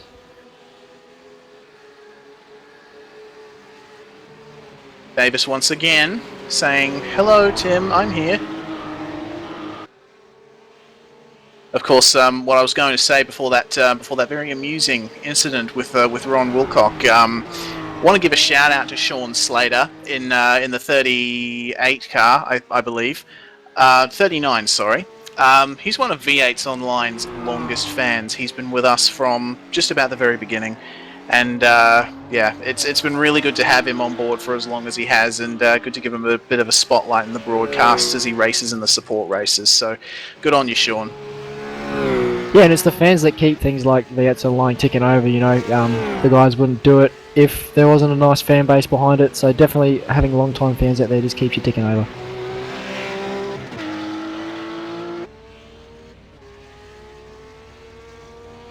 Oh goodness! Oh no! Anthony Kernich, guys, has had a bit of an incident. Yeah, he's off on Conrod.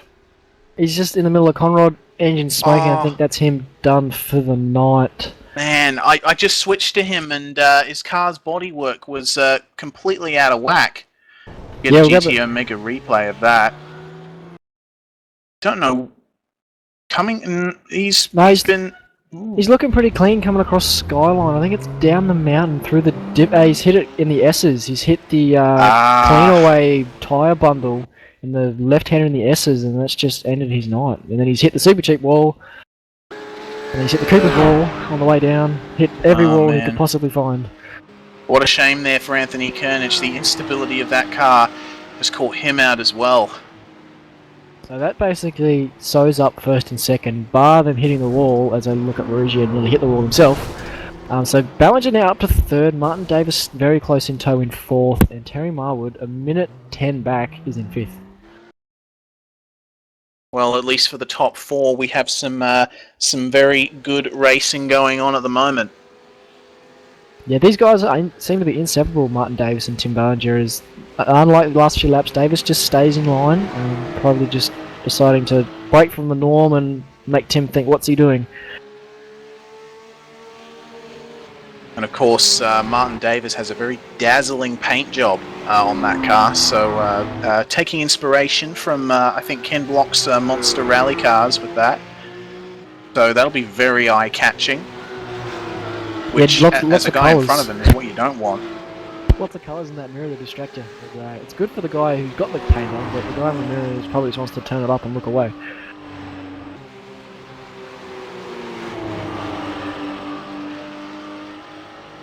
Well, we are talking about pictures of people enjoying the race.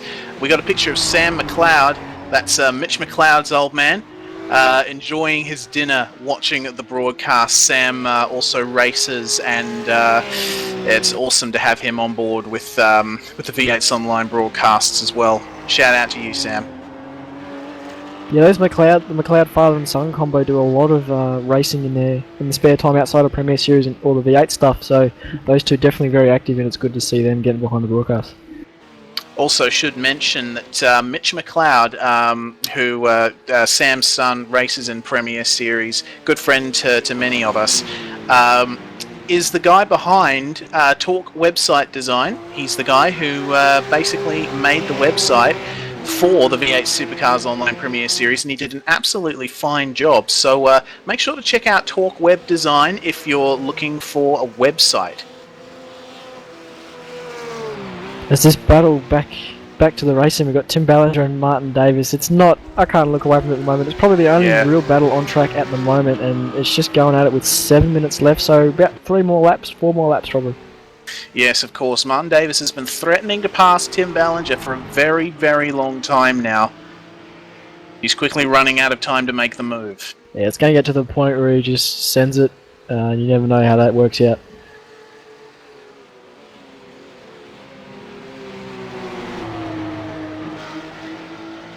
We just received word that Sam McLeod is getting a good chuckle out of us. We're happy to entertain you, Sam. I think Reece, you do most of the entertaining. I'm just here to laugh at your jokes as well. Oh, goodness me. We've got 8 minutes to go now, guys. Shane Van Gisbergen coming into the chase. This guy's just been absolutely dominant, yeah. He took the Star Mazda race out by a fair margin, considering how much of a draft fest that was at Spa, and then to be once again basically driving away from the field tonight in the Porsche Carrera Cup. Oops, sorry, Rough Cup. It's very good to see.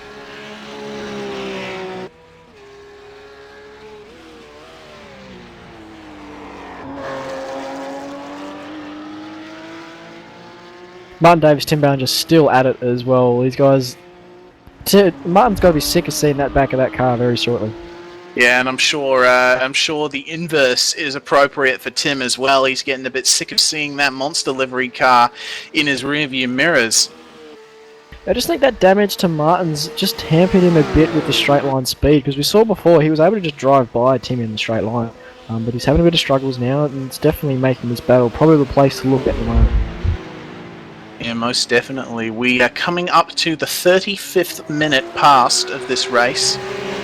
Only 5 minutes left after that. Oh, looks like Tim got a bit of a bad exit out of the chase. Martin's going to go round the outside. This is how he did it before. We'll do it again. Oh, no.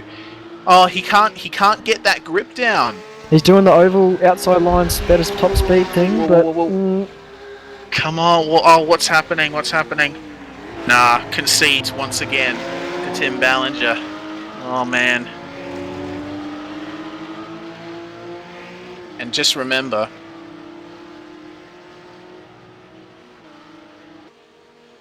Oh, goodness me. So we got about 6 minutes left in this race. Yeah, we made an error with the timing before. We forgot to add the fact that they gridded for about 2 minutes, so my apologies for saying we had 7 minutes before, we had about 9, so yeah, cracking down these laps now.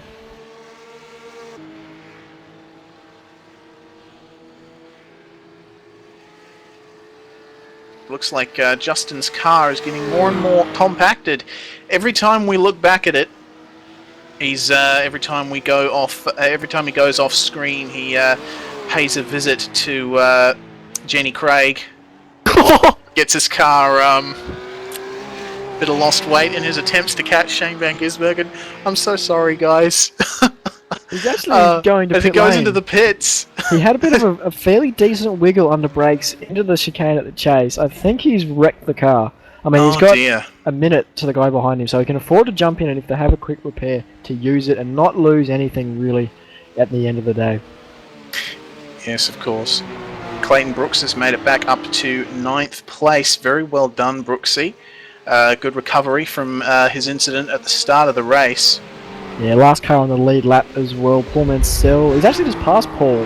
So second last car on the lead lap. It's Paul put on the fence. Paul's on his roof. In the cutting. He's just looped it and nose into the fence, and he's seeing the world from a whole new perspective. Goodness, we're going to get a GT Omega replay of that, of Paul Mansell proving the oft-repeated European and American joke that everything in Australia is upside down. Just hits the wall and goes up onto his roof. There's a lot of cars that have landed on their doors or their roofs tonight. Is there something wrong with this car, Reece? I honestly don't know. It lends itself very well to not landing on its wheels, what with the rounded top and all. It's very entertaining for the viewers, I have to say. Yeah, there can't be that many Lee Ellises out there that this many cars are rolling tonight. It's concerning. So Ruggy's gone in and got his car nice and clean, so he's off his diet, back into the junk food. And he's got a clean car again, 13 seconds back from Van Gisbergen at the last time crossing the line. And of course, he keeps second place, seeing as Ballinger and Davis are so far behind him. And they're still going at it, these two. They're not giving up. Oh yes, certainly. They're going hard as they come into I think the final 2 or 3 minutes of this race. Got 3.5 minutes left to go. Mr. Director has just told me. Thank you very much, Seb. So it should be 2 more laps for Shane. The guys who are behind him, 2 more laps, guys in front. It should be about 1 more to go. So that's Brooksy up ahead of Shane at the moment. He is the last car on the lead lap now. But really can't take your eyes off Martin Davis and Tim Ballinger. They're still, I think these guys have been going at it for a good old half hour now, and it's just unbreakable bond between these two. Yeah, most definitely. It's been quite an interesting battle all throughout the race, and of course the stakes are going to be just a bit higher.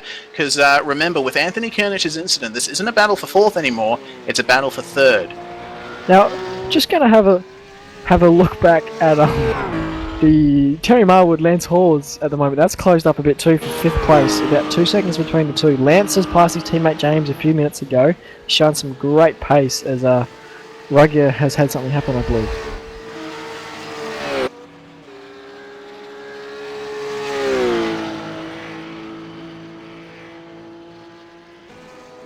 Alright, we're looking at Justin Ruggier at the moment.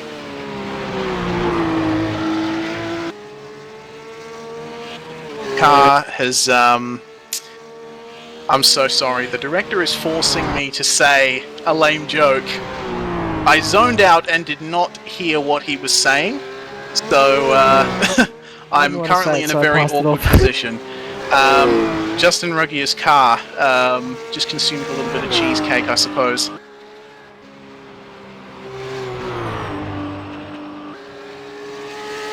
Goodness me. I just want to say, Sam, I have loved commentating this race with you. This has been quite an experience. It's less about the racing and it's more of the Online Comedy Club as Shane comes to the white flag now. Yep, definitely. Shane Van Gisbergen. We have to get back to the racing, guys. An awesome performance from Shane Van Gisbergen in car 97. Just been absolutely 100% dominant all race. Yeah, yet again another impressive showing as 47 seconds back to Ruggier. So now I get what the director was saying about he's had a very, very cheesecake. He's had to use another excursion through pit lane, I believe. Yeah, I believe so. His As car Brooksy moves out of the way for Shane. very clean.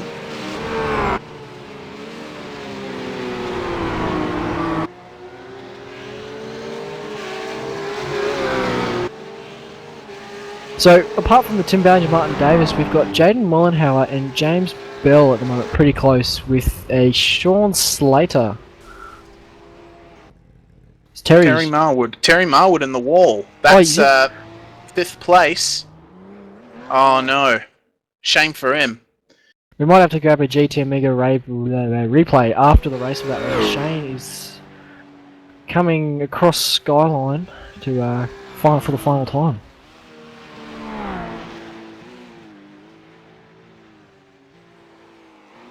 So we got a replay up of Terry's accident. He's just looped it himself coming down the hill thanks to that rear end instability that Reese has been talking about for the race.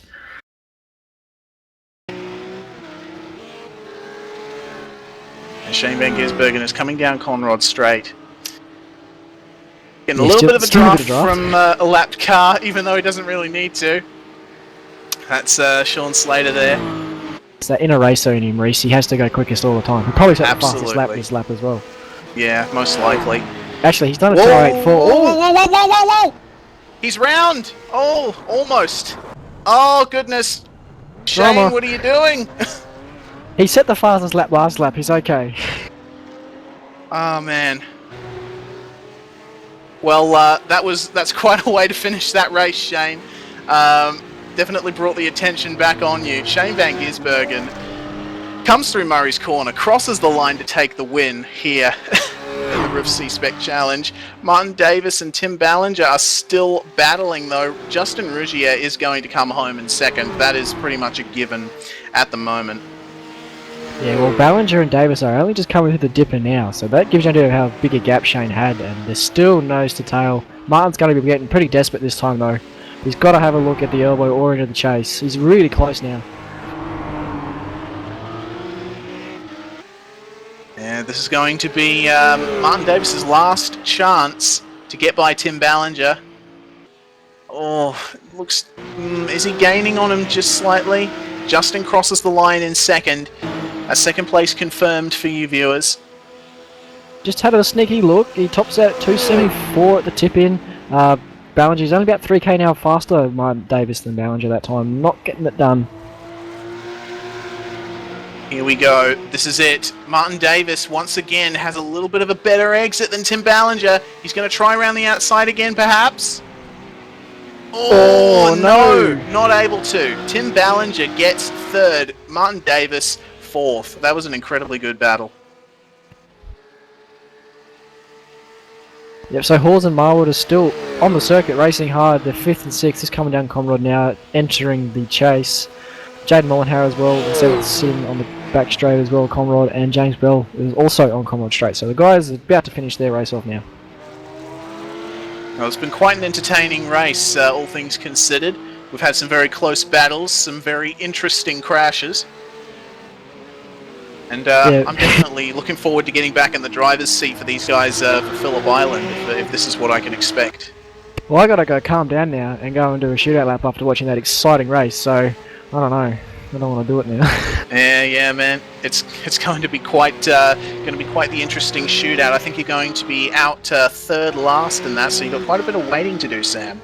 Yes, Jaden and James just crossed the line 7th and 8th. That rounds out all the cars. They were on the lead lap. Clayton Brooks has already finished. He's back in the pit lane, so that's in 9th place. 10th, Gavin Sadler a lap down. Alright, well, there you go. Your race results are up on screen. Shane Van Gisbergen is your race winner. Justin Rougier finishes second. Tim Ballinger rounds out the podium. Martin Davis 4th. Lance Hawes lines up 5th. 6th place was Terry Marwood. 7th place was taken up by Jaden Mollenhauer. James Bell finished 8th. 9th place was Clayton Brooks. And 10th was iRace for Fun's Gavin Sadler.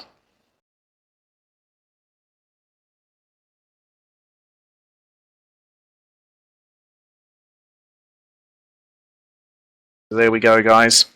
Incredibly good racing there. Thank you for jumping into the commentary box with me, Sam. Yeah, it was a great pleasure, Reese. Had a barrel of laughs with it, so hopefully we'll have a good race tomorrow night as well in this series. Yeah, definitely. And I'm definitely looking forward to you and the rest of the top 15 guys in the qualifying session battling it out in the shootout, which is coming up very, very soon. Don't go away. We'll be right back.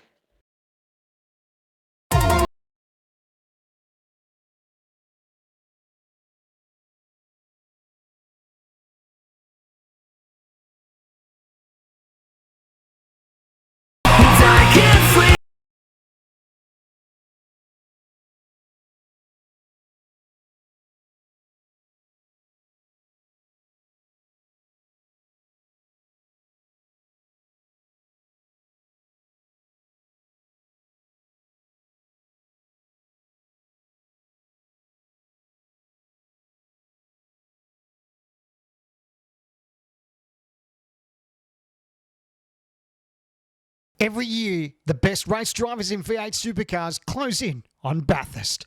The longest, toughest and most demanding race in Australian motorsport. It is easily the most challenging track that Australia has to offer in terms of the commitment required up the top of the mountain with the elevation changes and the walls being so close. There's just literally no margin for error. 1,000 kilometres of racing, 161 laps, 50 teams, 100 drivers, and one of the world's most unforgiving and dangerous racetracks. It's probably the highest level of competition of any race in Australian sim racing, so it's hugely intense, requires a huge amount of concentration. In 2014, the inaugural V8SCOPS Bathurst 1000 was held, with more heartbreak. Oh, big incident at the top of the mountain. Hayden Dodman is out of the race. Massive, massive damage. Disaster. Oh, who was that that hit him? Philip Johansson, we got the track blocked again, guys. An endurance than ever seen in Australian sim racing. David Baxter into the wall. David Baxter, he's going to come out in front of traffic. Big trouble. But one team proved victorious. Team TTL. Richard Hampstead and John Latham were crowned our champions. But in 2015, V8SCOPS returns to Bathurst. Who will be the next King of the Mountain?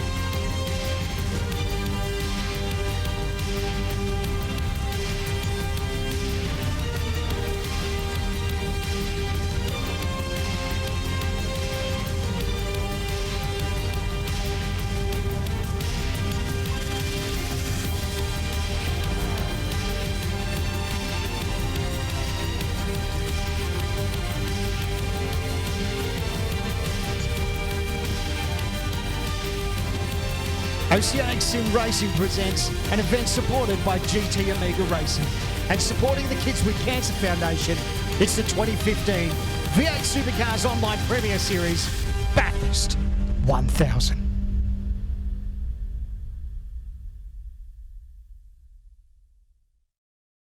Good morning / afternoon / evening, everybody. My name is Rhys Gardiner, and this is my V8 Supercars Online Premier Series fact file for the Mount Panorama circuit.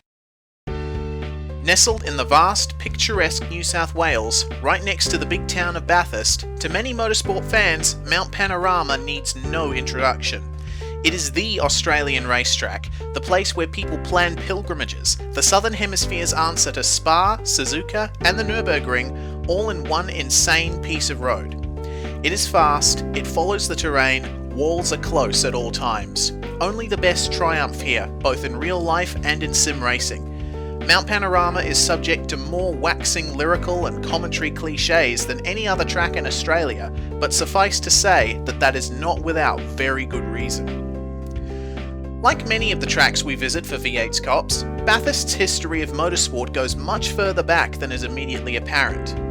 There has been motor racing activity in the area surrounding Bathurst since the start of the 20th century. The first circuit used in the region was the Peel circuit in 1906, connecting the towns of Peel, Clear Creek and Kelso. The second was the Yetholm circuit, a triangular loop around the localities of Kirkconnell, Meadow Flat and Sunny Corner. This track entered use in 1914 as the host of the first Australian Motorcycle Grand Prix. The third was the Mount Horrible or Sunny Corner circuit in 1926, which combined parts of the former tracks and extended all the way up to Palmer's Oakey to create a massive 100-kilometre loop. And finally, from 1931 to 1937, racing was held on the Vale circuit, a track shooting through paddocks, pretty much right next to the future site of Mount Panorama. Bathurst as we know it had its beginnings in the Vale circuit period.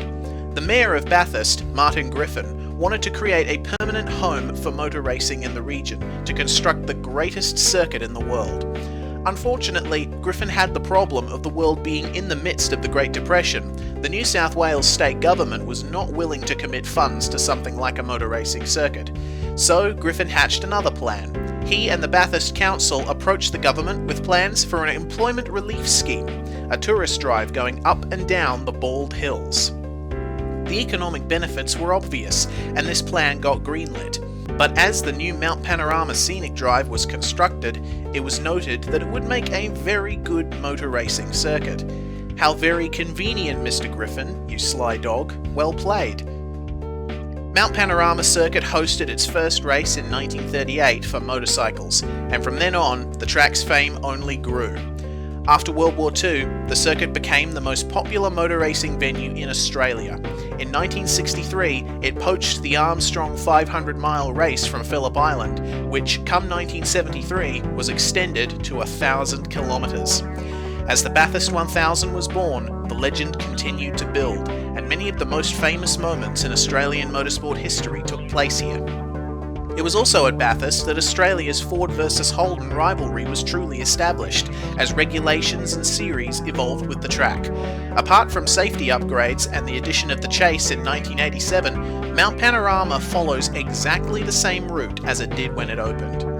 The history of this venue up to the present is so rich and storied that we would need the 6 hours it takes to run a Bathurst 1000 just to cover everything. Moffat, Brock, Bow, Richards, Johnson, Scaife, Lowndes, Whincup, Winterbottom, Mostert, the list goes on. Suffice to say that Australian motorsport, world motorsport, would not be the way it is without the presence of this venue.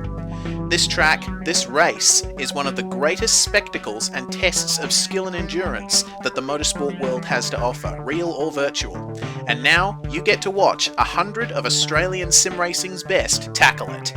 Join us this weekend for iRace for Fun's Roof C-Spec Challenge, the Star Mazda Australian Championship, and the V8 Supercars Online Premier Series in Round 2 of the 2015 GT Omega Endurance Cup, the Bathurst 1000, supporting the Kids with Cancer Foundation.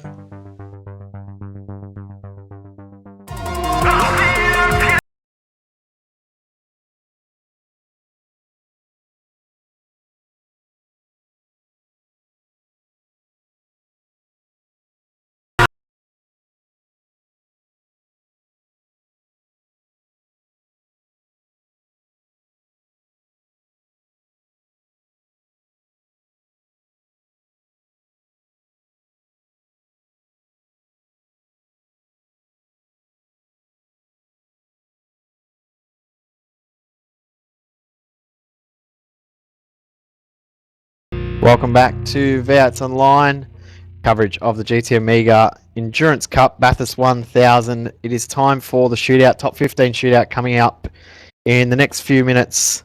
We'll hopefully have most of the drivers come in for a chat at some point as well. Reese, I know you're looking forward to this. It's going to be an awesome shootout. Oh yeah, it's going to be absolutely fantastic, man. I am a really big fan of the one lap shootout format. You get all of the top 15 to have their moment on the broadcast, and you get to see just how each of them tackles this amazing racetrack. Yeah, slightly different for this session from what we've seen in the past. The guys have previously been able to do a tiny little bit of practice before we've got into the actual shootout, but now no practice. The guys are locked in the pits. They're going to get out there and work out the track conditions as they go on the fly, which is fantastic. Yeah, most definitely. All in the endeavour to make it more like real life. That's one of the main driving forces behind V8SCOPS, and I can't wait to see how it works out here today. Been joined by the man behind the whole event, Simon Black. Simon, this has gone very well so far. Qualifying was fantastic. Cannot wait for this shootout. Yeah, thank you, Joe. This is going to be pretty exciting, I'd say. Been looking forward to this for quite some time, and then yes, it's finally Bathurst shootout time. So, yep, very excited. Yeah, we're not far away at all. We've got about a minute before the guys will start to head off. First driver out will be Kane Kugmea, and I'm pretty sure he's ultra excited. He's got nothing to lose being first car out in 15th. I know that I would probably prefer to be in 15th than be P1 because you've got no pressure at all. So the guys out down in the other TeamSpeak channel, they're all having a bit of a chat to each other, which will be really good. They're actually having a bit of a laugh amongst themselves, so it's nice and relaxed down there, but we'll see how they go in a little bit. But Simon, tomorrow going to be an action-packed day starting from 11 o'clock for the main event. Yes, it's going to be a big day and a long way as well for all 52 of the cars entered tomorrow, so it should be entertaining. Well, I just have a quick chance here, Jay. I was wondering if I could just say a quick shout out to GT Omega Oz NZ for supporting us and supporting SCOPS and the GT Omega Endurance Cup. Very much appreciated, and yep, I hope we're doing them proud. Also, I'd like to say a big shout out to you guys at V8's Online and all of the commentary guys. You're doing a fantastic job, and it's a joy to watch. Pleasure. A quick shout out to the guys from G&T Racing and iRace for Fun for running the support races for us as well. I think that really adds to the occasion, and yeah, I think it makes it all the more exciting event with and more people can get involved. So I think that's great, and thanks to those guys. I'm almost there. A quick shout out to the guys at OSR in the admin, Mike and Daz and the guys. Thank you very much for all your help. We couldn't do it without them, so thank you. A big shout out again to all of the drivers. We appreciate them all coming along and being involved. It wouldn't be as fun and as exciting without all of the drivers and the level of competition we have, so thank you very much to all of them. And finally, a big reminder that this is our ROC12 fundraiser for the Kids with Cancer Foundation. So we encourage everyone out there to get their family and friends to donate whatever they can. And the link is on the V8 online webpage, I believe, Jay? Yep. Yep, you can go there and donate to the Kids with Cancer Foundation. They do a great job supporting families with really sick kids who need some financial help, and yep, anything you could do to help would be greatly appreciated. Yep, we'll make sure the link's up on our Facebook page, and people can have a bit of a donate and dig into their pockets, and every little dollar helps them out to help out some kids. Yeah, definitely. It's a good cause, guys, and we urge you to support it while you're watching this magnificent event. Well, thank you very much for jumping into the commentary box, Simon. It's been a pleasure having you, and I wish you all the best of luck adminning the rest of the session. No worries, I'll head back to the server and we'll get the cars underway. Sounds good, Brilliant mate. stuff. Looking forward to it. Alright, thanks very much, guys. Thank you, Simon. Simon Black from OSR, admin for the series. We're about to get underway. Kane Kugmea in the number 21 multi-21 car will be the first car out. He'll be getting permission to leave pit lane in just a second. Fingers crossed we might even have his teammate come in for a quick chat as well. Yes, of course. And looks like Kane is just coming out of the pits now. So he's going to start up on his out lap at the moment.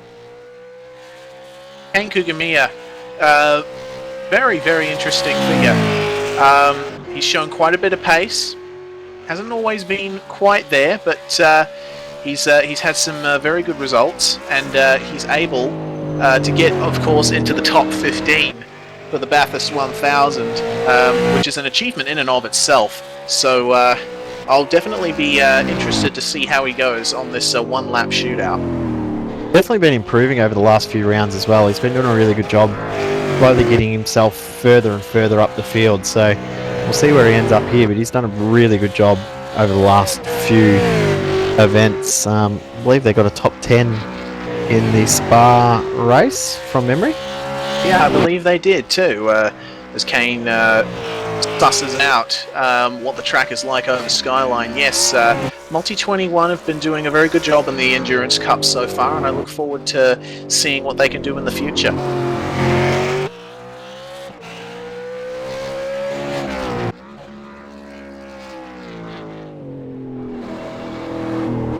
So looking at the weather for this session, seems that the track is at 30 degrees Celsius, but it's also overcast. So it'll be interesting to see how much grip they have out there. You can see Kane just weaving the car a little bit there down Conrod Straight.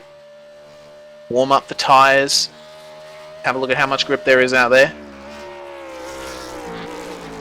Going to come into the chase.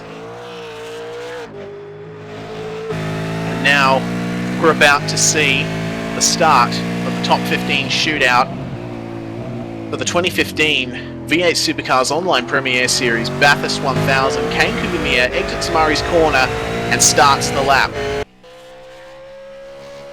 Be the most nerve-wracking 2.5 minutes that he will encounter this year. Good first part of the lap. Been very clean so far coming out of Hell Corner. Nothing too raggedy.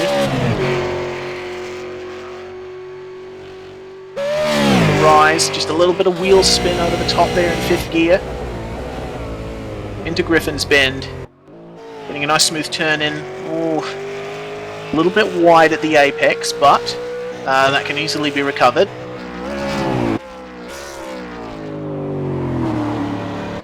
Got Kane's teammate Tyson Williams in the box with us now. Tyson, you got us, mate? Oh, hang on. 1 second. There we go, you might be able to talk now, mate. You got us, mate? Yeah, what's going on, guys? How nervous are you right now? Very nervous. This is our first top 15 shootout, and we just made it, so... At times we were very, very close too in qualifying. I think 5 1,000ths of a second you made it in by, so awesome to be out there, but Kane's doing a pretty good job there, keeping it nice and clean, keeping it off the wall. Yeah, well, basically, just before he went out, I just told him, you know, just don't worry about it, just try and take it easy. We're in 15th, so if we can't go backwards, so we're just going to try and take it easy, and then if anyone bins it, then... Kane's split time, sorry. Race sector split times from Kane look pretty good here, so this should be a half decent lap, I'm pretty sure. Yeah, well, a couple of people were saying before, the predictions around low 5s, high 4s-ish. Well, getting into the 4s I think is a pretty good lap, especially when he's been a bit of a pioneer here, and he's the only one that knows what the conditions are actually like. But around the final corner, and we're across the line with a 2:05 flat. That's so a very good lap time there from Kane. Very good time. Better than qualifying, I think. Very, very close to it. I think, have you got us there, Kane? Hey, mate. Good lap there, mate. Well done. Kept it off the wall, the most important thing. Yeah, it's good. Fairly nervous about that lap as well, mate? Yeah, definitely. First time in shootout, so yeah. Now, what's the plan for you guys for tomorrow? Keep it off the wall, I think. Keep it off the wall, get a flip in, I reckon. Oh, yeah, good luck for them. Yeah, sorry to go, Tyson. we're just trying to keep it straight, and then hopefully we can pick some positions out. Yeah, I think that's probably going to be the key. If you can still be there towards the end, you're definitely in with a chance. So good luck tomorrow, boys. Well, I'll no doubt check in with you tomorrow. Thanks, Joe. Best of luck, guys. Well done, guys. So, Jay, the next car out on track in this shootout, just exiting Forest Elbow now, is Mr. Corey Preston in car 98 for JMSR 6 Boost Racing. Coming down Conrod Straight, also feeling the grip. Very overcast, drab virtual day here in Bathurst. Sorry, Jay. Yep. I was just going to say, Corey probably be a little bit disappointed with 14th. He's been hanging around the inside the top 10 most events and all of pre-qualifying. So to finish 14th, I'm sure Corey will be not happy with himself, but he's working pretty aggressively to get some warmth into these tyres. Yeah, he's going right to the very end, trying to get some heat into them. Put the power down out of Murray's corner. Let's see what Corey Preston can do.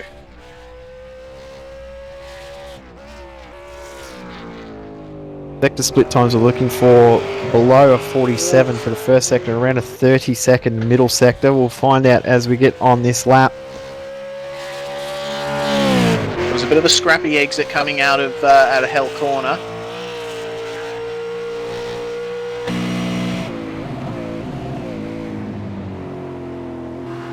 Ooh, missed the apex a little bit there. Just a little bit of an oversteer moment Wow. on the exit of Griffins. I don't know if Corey Preston is 100% happy with this car as he goes very wide at the cutting. He's going to be a little bit off the pace here, I think. Oh, more twitching in the car. Yeah. We've got 3.5 tenths off the pace by the looks. This first checkpoint. See if he gets a bit more settled across the top of the mountain. Oh, you can see the front end scraping around through McPhillamy. Oh, way off the track. Goodness me. That may have invalidated his lap. And now he's bouncing all over the curbs. Oh, well, this lap is certainly very entertaining to watch. 30.3 for the middle sector, so a little bit off the pace there as well. Oh, and I'm seeing him hesitating to get the power down out of Forest Elbow. I don't think the car is 100% to Corey Preston's liking, unfortunately.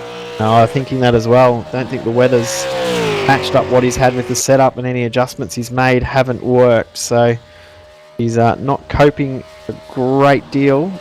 Oh, 290 coming into the chase. Oh, jeez. Oh, goodness me. How did he pull that up?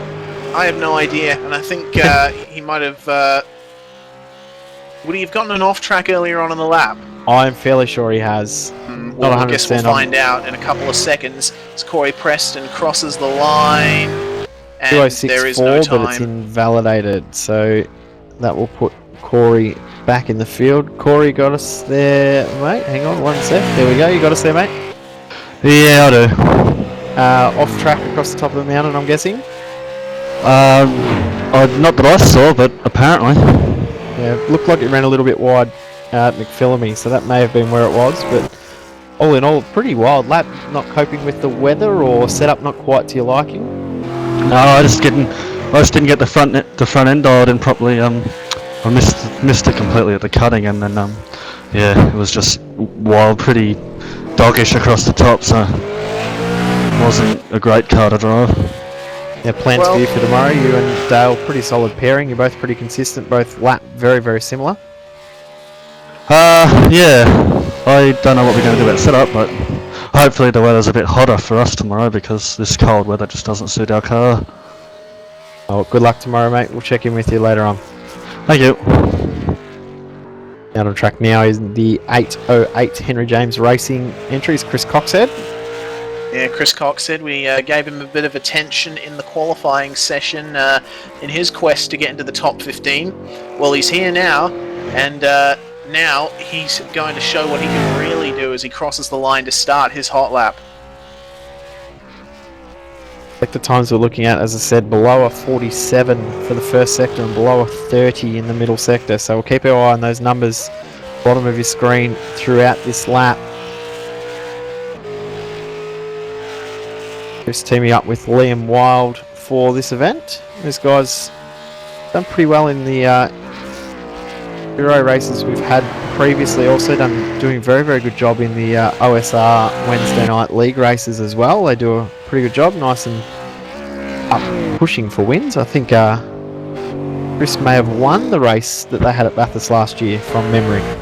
So you get the first sector split time now with a 46.8, so it's slightly faster than Kane's time we saw earlier. You got a very good line through the cutting there, nice and tight. We'll see how he goes across the top now. Ooh, just hesitating, nice. Put the power down just a little bit, balancing the car over the curb at Skyline. Now he's diving down into the S's. Oh, just kissing the walls. This is looking like a very clean and fast lap so far from Chris Coxhead. 30.2, so about the same time as Kane, slightly slower, so about the same time overall. This will be pretty close. Oh, beautiful exit out of Elbow. Yeah, wonderful. So now he's got a little moment to rest, gear himself up for the chase. First chance I actually get to take a breath on this lap because you're so nervous when you're doing this lap.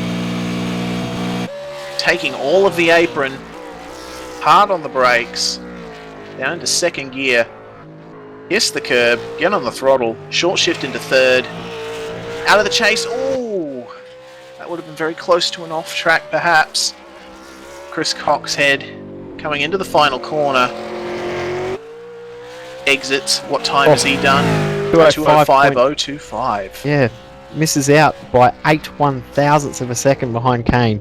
Goodness, that's very close. That's very, very close. So Kane and Tyson, the worst that they can start now is P13, so that's a good result for them.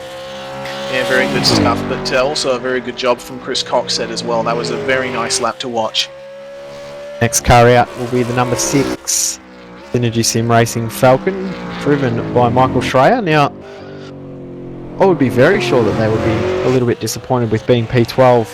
The car we probably expected to be closer towards 4th, 5th, 6th, 7th in that area, so Michael will be working very, very hard in this lap.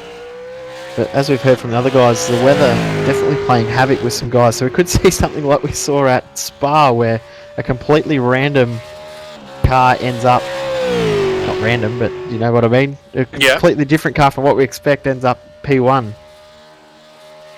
Yeah, most definitely. Schreier and a lot of the guys at Synergy Sim Racing have been threatening to break into the podium spots for most of this season, so it'll be interesting to see what they can do here at Bathurst. A very nice looking number 6 car. I don't know Schreier what you starts call his it. lap. So I guess you'd call this a tribute livery with their sponsors on the Pepsi Max livery, but awesome. Looks really, really good. I really like the look of this car, and obviously changing up from their usual number 30 back to number 6, hoping to replicate last year's real life Bathurst 1000 with a win for the number 6 Falcon. Yeah, most definitely, as he comes up to Griffin's Bend now, braking just before the 100 metre marker, edging towards the inside. Nice tight line through there from Michael Schreier.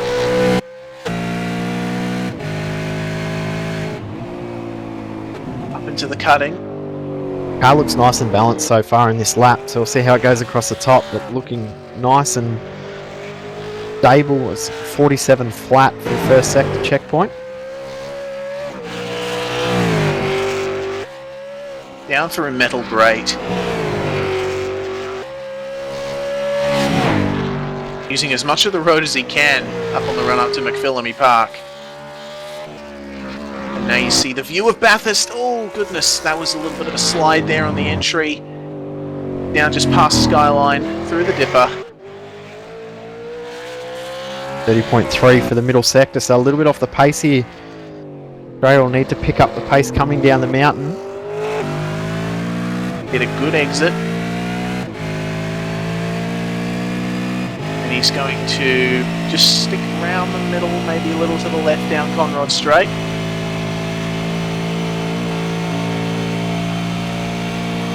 See what speed he gets up to here. Hits 290 for hard braking into the chase.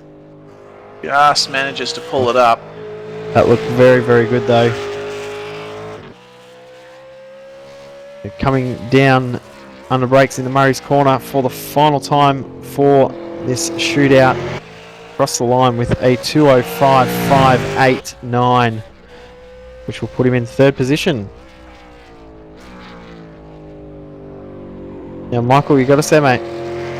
Yeah, mate, I do. Obviously not the result you wanted with the lap, but still nice and clean, and you've made it through. Yeah, I'm not sure what was going on there, but I just felt like I had no pace at all. Well, we've made it to the top 15 anyway, and we'll take it from there into the race for tomorrow. Long race tomorrow, mate. You're looking in pretty good shape, though. You've got a pretty good teammate alongside you. Yeah, mate. Maury will do a good job tomorrow. If we both stick in there and do the times and stay out of trouble, we should be in for a good result. Good luck, mate, for tomorrow, and we'll chat to you no doubt during the day tomorrow. No worries. Thanks, mate. Thanks, mate. So up next, we have Aaron Hamilton in the 314 ERA Maverick Welding Commodore. Yeah, very striking blue, red and yellow livery on these cars that we've seen pretty much since the start of this season. ERA's been another one of those teams that's been threatening to get into the top 5. You've seen Ian Ford, teammate to this car, doing a fantastic job all season. Yes. Getting positions and just finishing up in those podium spots or just outside, and been doing a great job. So these guys will be looking to capitalise with this car and also the 15 throughout tomorrow.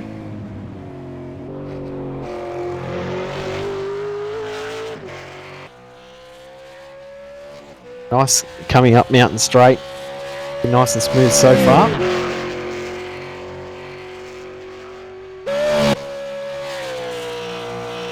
Braking now for Griffin's Bend once again. Nice and committed. That's what we want to see. Hit the apex too. Yeah, very nice line through there.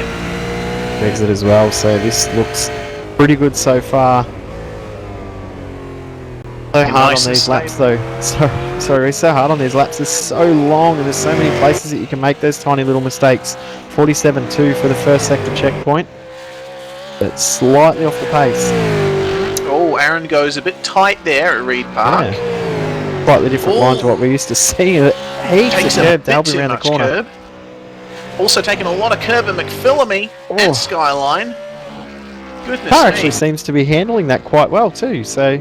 Yeah, oh, I thought I heard him just hitting the wall there a little bit. It looks like sliding through the dipper. Yeah, a little bit of suspension hitting the front grille through there, so that might be what you heard there, Reese. Oh, yeah, goodness, really pushing it out here. What's the second split like? Second split, a 30.7, so a little bit off the pace. And this is really going to be the key now, whether he can get it stopped at the chase. Those extra curbs haven't helped him in regards to speed through the second sector as he hits 292 coming down Conrad. I'm still in awe at how they managed to pull it up in time for the chase. It's just one of the heaviest load corners and braking zones in all of racing. Here we go around the final corner, Murray's. And across the line will be in the 205s, high 205s, a 205.855. So that puts him in P4. Hopefully have a chat. Aaron in a second. He's not quite with us at the moment, but we'll see if he jumps along.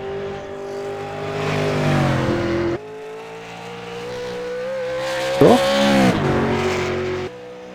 Oh, there we go. We got him now. You got us, Aaron? Yep, loud and clear. Probably not the lap you wanted.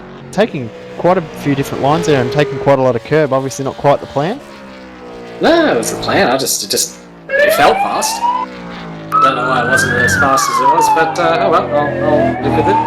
It's all good. Oh, long race tomorrow, mate. You can push on and no doubt get a good result. Yeah, it's the race where we're strong, so yeah, bring it on. Good luck, mate. We'll no doubt talk to you at the end. Yeah, thank you. Thanks, mate. So next up we have the number 23 All-Star Motorsports Falcon, Josh Rogers, Joe Beckett.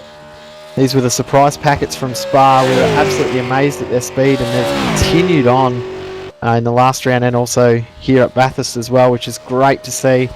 And these guys will be pushing for a top 5, no doubt, tomorrow. Yeah, Josh Rogers in particular has been one of the drivers that has really surprised me lately. He's just seemingly come out of nowhere and shown a bunch of pace and really, really good racecraft as well. And I'm interested to see what he can do here as he crosses the line to start his hot lap at Bathurst.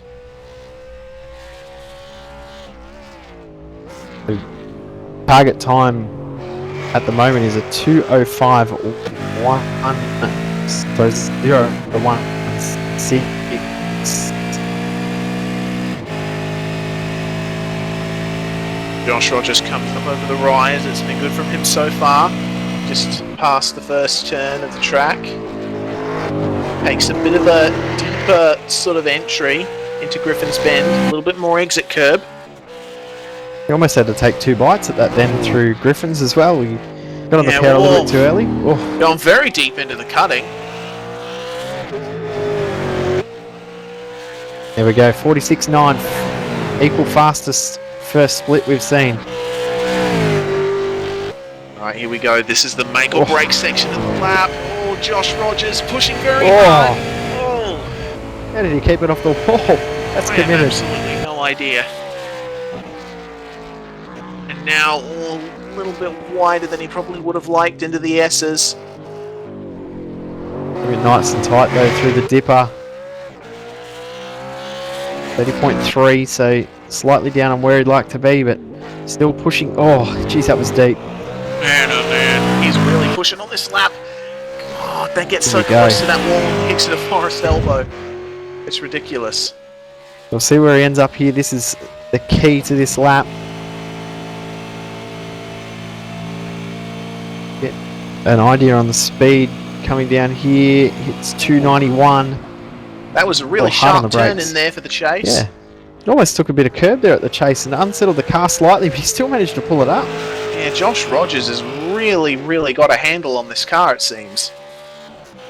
So, coming up to the finish line around Murray's Corner, and we'll post a 2:05.129, putting him in P3. Not the result they would like, but that lap from Kane really was a fantastic lap. Yeah, it was a very good lap from Kane there, and it shows that he's still P1. 6 cars in, they're now worst positions 9. That's fantastic from those guys.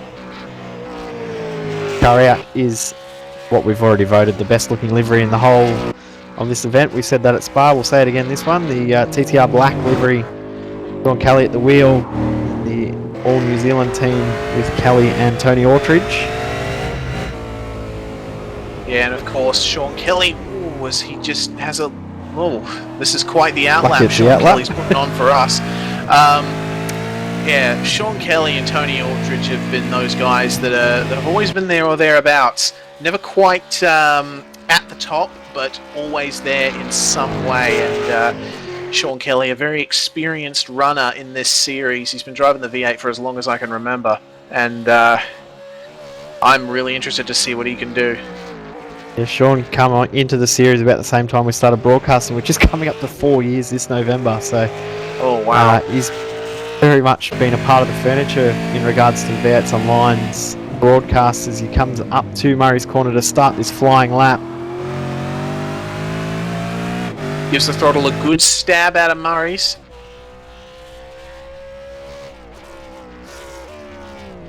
Hell corner. This corner is one of them. It's deceptively complicated hell corner. It looks like your typical right angle corner, but it's actually got a very hard to find line through it, and I could never go through there perfectly. Griffin's Bend is comparatively a bit easier. Nice and cambered. Yeah, that camber can suck you in though. Races if you go slightly over it, it cambers back the other way. Goes straight into the fence. Yeah, most definitely. Sean Kelly looking very smooth so far. Nice tight line out of the cutting. Avoiding that bump there that can really unsettle the car.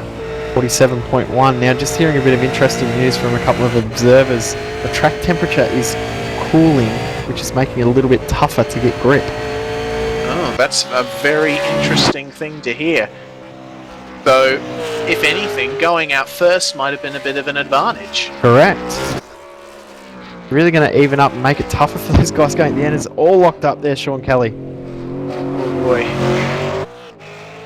Middle sector, a 30 flat. So here we go. 30.2, sorry. Through Forest Elbow, turns in a little early. Keeps it nice and clean.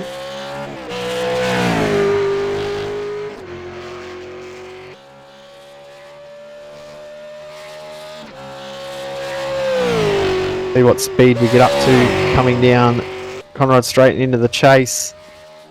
290 k's per hour for hard on the brakes. Jeez. Manages to pull it up. That looked very, very good through the chase. A little short shift. Very, very deceptive, the exit of the chase in regards to how quickly the car can get away with you. Or from you, I should say. Around Murray's corner for the final time. Oh, all sorts of sideways. That's 205.3. 205.3. Or 205.4. Yeah. Finish in 4th position. Grab Sean in for a chat. You got to say, Sean? Hey guys, sure do. Tough track out there, mate. Yeah, we think the track's getting a little slow. We're not sure. It wasn't such a bad lap, but I am a bit off the pace anyway. So good fun though. Always good fun, mate. Yeah, planned for the race. You got a pretty good teammate alongside you, so you should have a pretty good one. Yeah, pretty happy. He's starting the race too, so you can have a sleep in. Exactly. No, I'll watch the start and make sure I'm, fresh and ready to go when I'm in the car. So yeah. Oh, good luck, mate. It's a long race. I'm sure you'll do well. Cheers, guys. Have a good call. No worries, mate. Yeah, Sean. Up next is James McKnight. James McKnight. Nickname Nugsy. Yep. Member of SDC Motorsports. Teaming up with Marty Carroll. Both very familiar names to the old Monday night V8 Supercar broadcast we used to do back in the day. Slightly different colours for both of those guys. They've come together in the SDC Motorsport banner. James McKnight rounds Murray's corner and begins his crack at the top 15 shootout.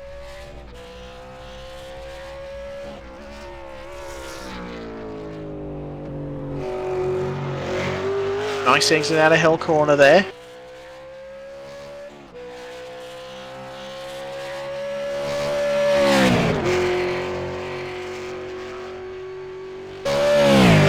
Up over the rise. I love the sound when you're in the car when you come over that rise and you feel a little bit of wheel spin while you're planted in 5th gear. Oh, yeah. Oh, a little Using bit all of a the road twitch in and the then mid-corner. some as McKnight. Oh, just feathering onto the brakes coming into the cutting. Oh.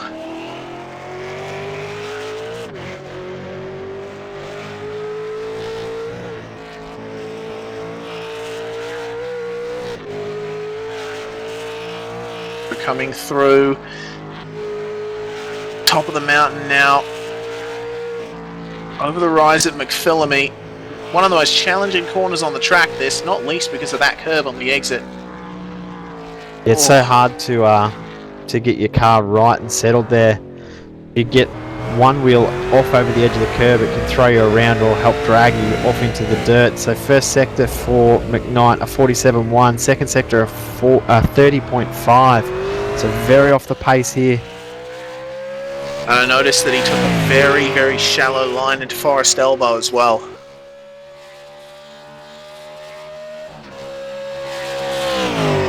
Down Conrad will get a speed check as he comes into the chase. 291, just ticked over. Turns in to the most amazing corner in Australian racing. In regards to speed, that is. Uh-huh.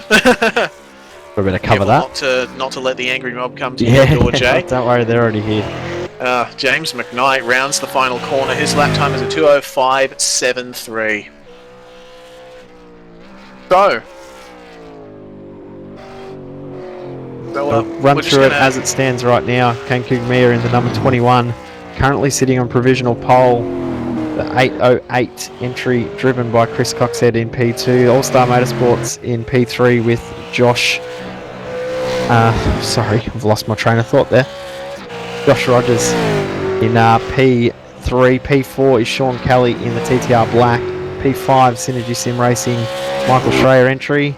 The SCC Motorsports 009 entry in 6th position. ERA Maverick Welding number 1 in 7th.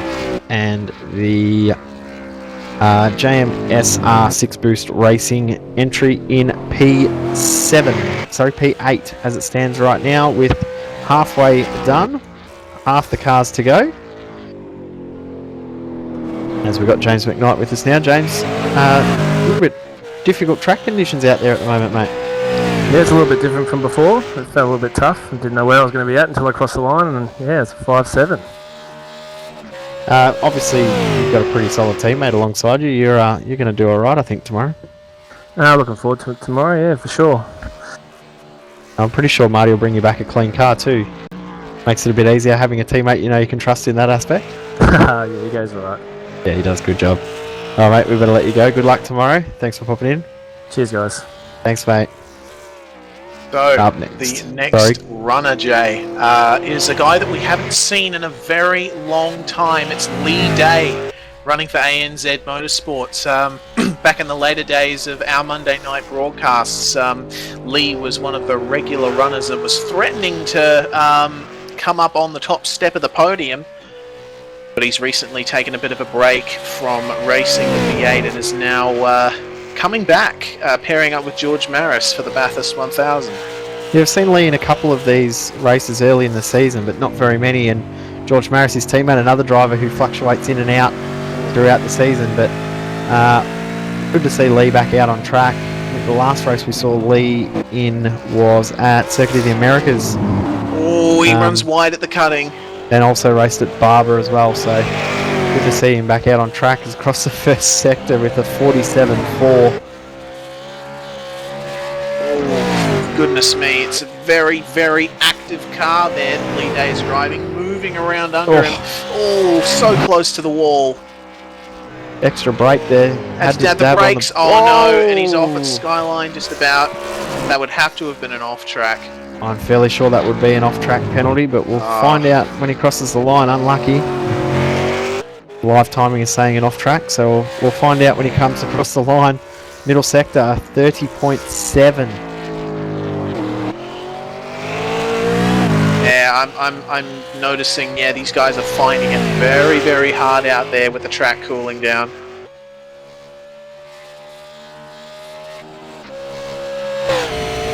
The Lee Day. Reece Lee Day coming down into the chase. 290 coming down the hill.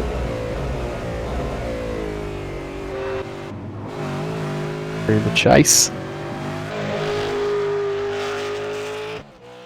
Under the bridge and into Murray's corner for his final lap tonight. Oh, locks it up a little. Across the line with 2:06.4. But it's invalid. That's very unfortunate for Lee Day. That'll drop him. He'll be situated just ahead of the JMSR 6 Boost Racing entry. They'll start from 14th position tomorrow.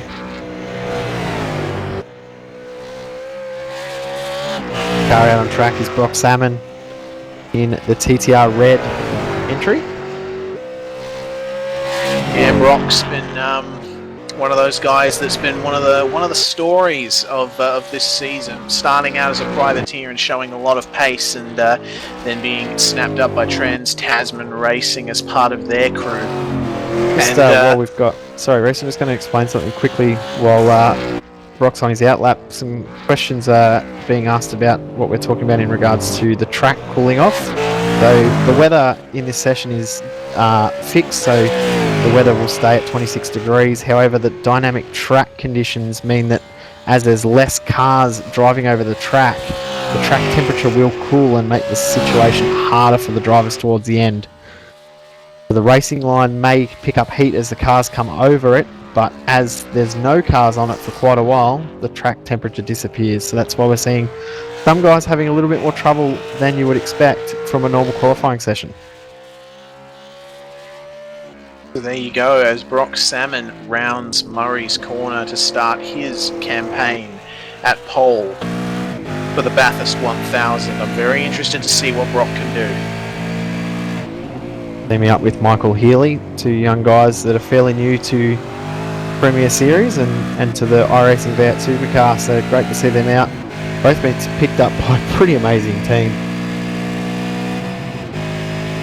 Pretty good group of guys around that team. And probably if you got a choice of a team you could just go and drive for, it'd probably be number 1 or 2 on your list. Yeah, most definitely, as Brock Salmon rounds Griffin's Bend, taking some very clean lines so far. Hearing something a little bit, I don't know if it's funny or not, but Lee Day did a pretty good lap. He actually had the wrong setup in the car and actually was racing on the baseline. Oh, what? Baseline. Oh, wow. That explains why the car behaviour was so abnormal. Oh, as Brock Salmon had to lift off out of there, washed out a little bit. It explains quite a lot why the car wasn't handling too well. 47.1 for the first sector for Brock Salmon. Second sector checkpoint coming up here through the S's. And it is a 30.1, so this lap doesn't look too bad so far. Yeah, looking like quite a nice lap from Mr. Brock Salmon as he comes out onto Conrod Straight. And this is one of the places where you can gain a lot of time and lose a lot of time, as that exit out of Forest Elbow basically affects your speed for the rest of this lap. Yep, see what he gets up to coming into the chase. Hits 292 briefly. Or hard on the brakes, so obviously a good exit to get that extra couple of Ks. The end of the straight. See where he ends up. Into Murray's to end this lap. Target time is a 2:05.017. He crosses the line with a 2:05.177, putting him in P4. There we go. Kane Kugimiya is still top of the timesheets. Got us there, Brock? Sure do. Difficult conditions out there, we're hearing, mate. Yeah, it's definitely getting... it seems like the track's going away from us at the moment. All in all, happy with the lap, or not as happy as you'd like? I think a 4 is still in the track, but I'm happy with that lap. Oh, I'm sure you're going to have a very good day tomorrow, mate. Good luck, and we'll chat to you during the day. Cheers, mate. Up next, we have the car of Mitchell McLeod in the number 40 Torque Inc. Cup of Cement Commodore, running the tribute livery to the 1975 Tirana, driven by Peter Brock. Yeah, very beautiful livery to look at. Definitely going to stand out from the field tomorrow. He's all crossed up coming through the elbow. We'll grab his teammate Hayden Dodman throughout this lap as well and see where Hayden's thinking.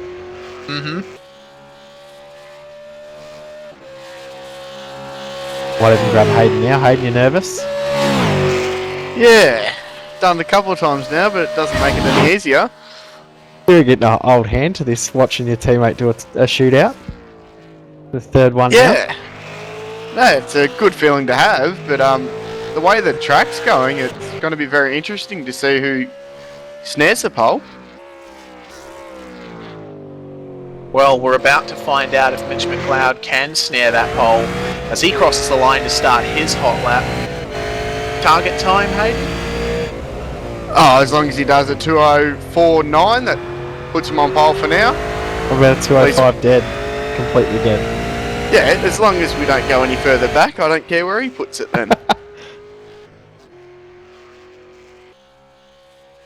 We were second last year, so I have to go one better this year. Yep. Didn't end too well for you though. No, we don't talk about last year.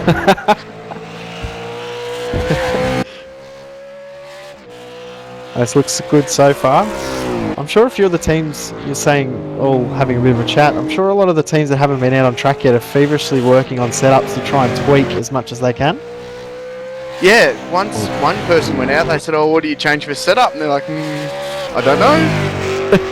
No one Good was first giving sector anything for away. Mitch too, by the way. Good first sector with a 46.9. Had to be a bit hesitant on the throttle there through Solomon Park, though. Oh, Still it's nice and controlled though. Right on the limit. Very, very nice job from Mitch McLeod so far as he comes into the dipper. Oh yeah, just hooks the car in. Second checkpoint, a 30.3, so still on pace for around about the 205 flat. It's going to be very close in regards to this time. Good exit though out of the elbow. How nervous are you now, Hayden? Oh, we're close. A couple of corners to go, but they're the easy ones to stuff up. Right, down.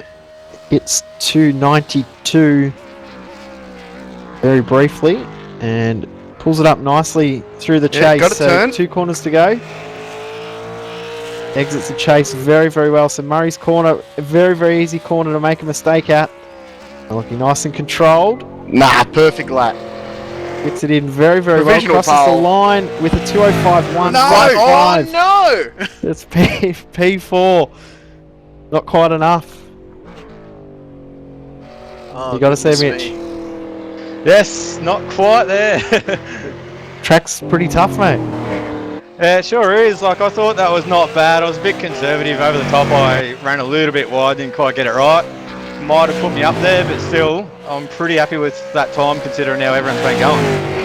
Oh, good luck tomorrow, boys. I'm sure you will have an entertaining day regardless of what happens. Yeah, well, the highlights reel Sanderson go by. Hey. Quick shout out to Ash who's watching too. Yeah, hello, Ash. No, you're watching. And hello to thanks Jack for as well. all the support. We'll let you boys go. Thanks for them, bad. Cheers, guys. I knew where that was going. Let that before it gets too far. Ian Ford, next driver on track. Now, Ian's got a little bit of an issue. He's not the only driver that's having this issue. He's actually joined in the wrong car. Oh, He's accidentally joined in the number 26 Falcon instead of the number 15 Commodore. Oh no. So he's driving with the wrong livery, the wrong team, but that's okay. We'll still let him do his lap. But it's actually a slightly different beast, not in regards to how the actual car controls or handles. Your seating position is slightly different, so you may see things slightly differently. And interestingly, while you guys are watching about Ian being in the wrong car, he's not the only driver in this session in the wrong car, so we'll find out more about that soon. But very, very nerve-wracking for these guys, and Ian's got it really tough here driving a different car. Yeah, most definitely, as he comes into Hell Corner. Got a very nice exit though so far. Yeah, look good. Good exit, so he's got some good speed coming down the straight.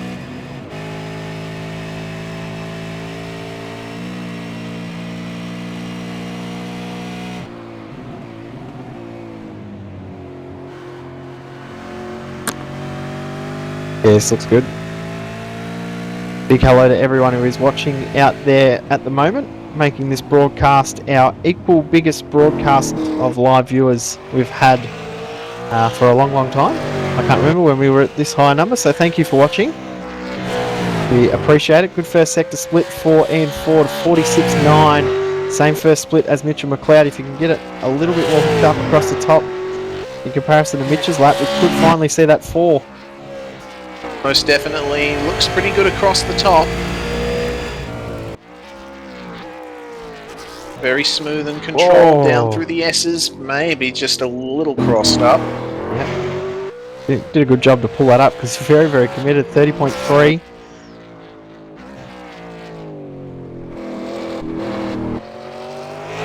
Patient on the throttle.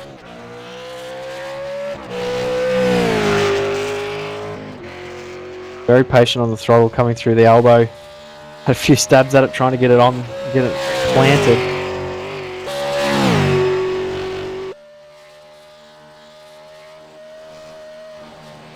But down into the chase. 91. Getting a little pogo-y over the bumps.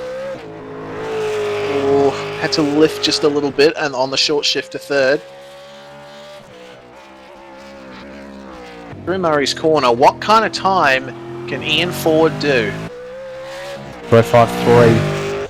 They'll put him in P6.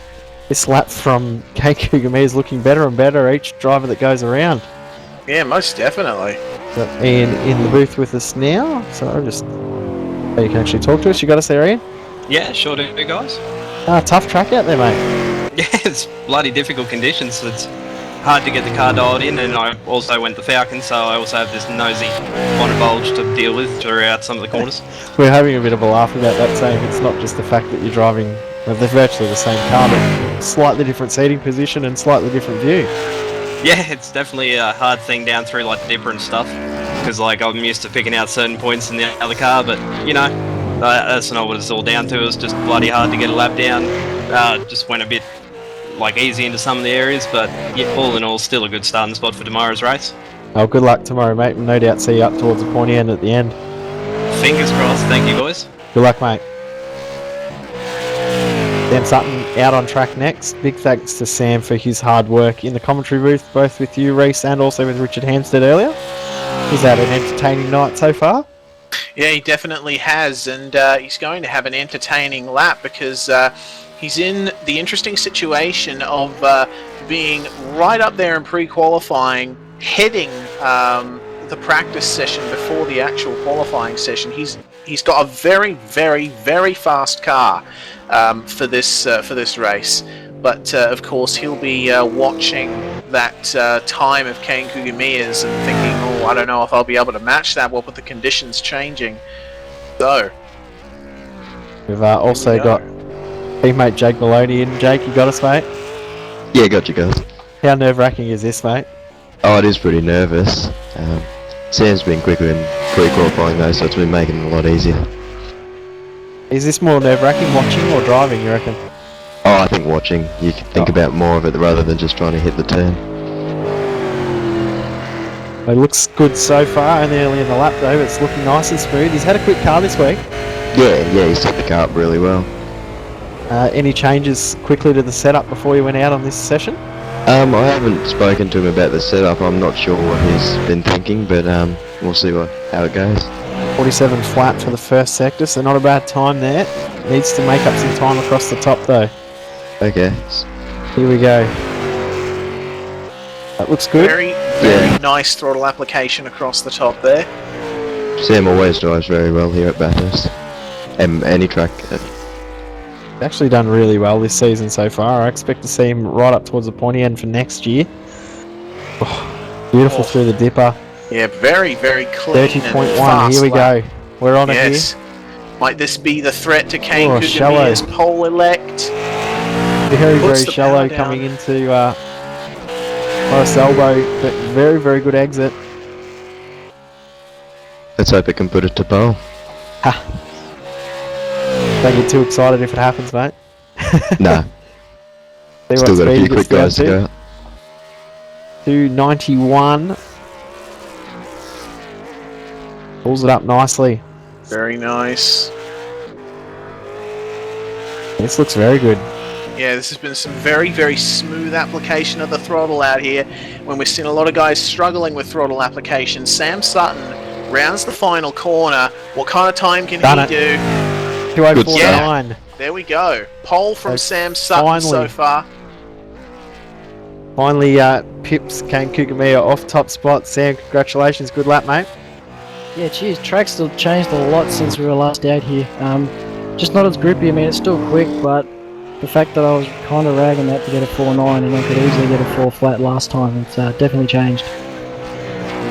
Suits you up quite nicely for the race tomorrow.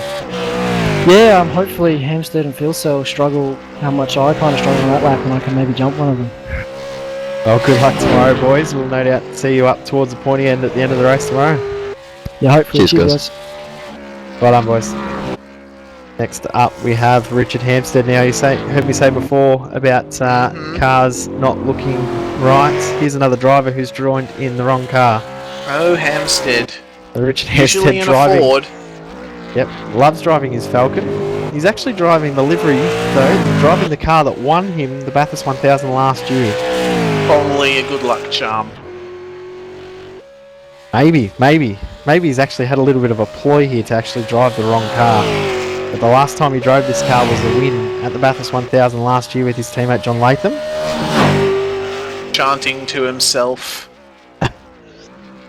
Reading his tarot cards. Richard Hampstead exits the chase on his outlap. And breaks very early for Murray's corner. A different line through Murray's to try and get a good run. Just get that extra, maybe half a tenth of a second.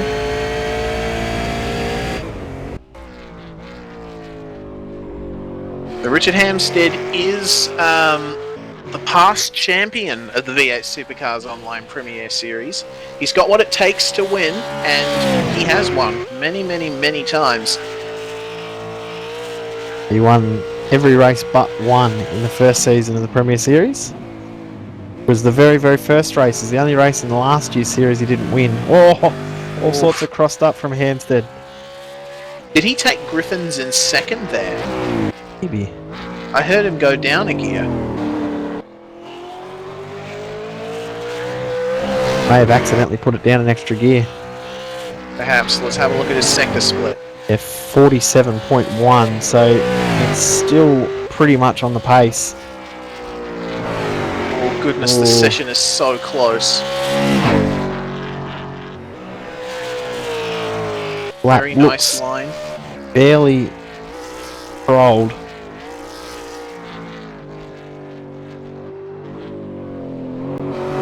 Oh, it's looking rather committed.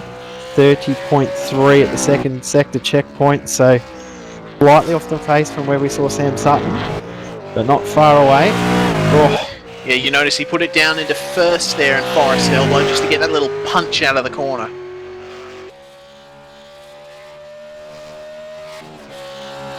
One car left after this. Richard Hampstead, Jared Filsell next. The guys that have got the most to lose now. We saw that at Spa.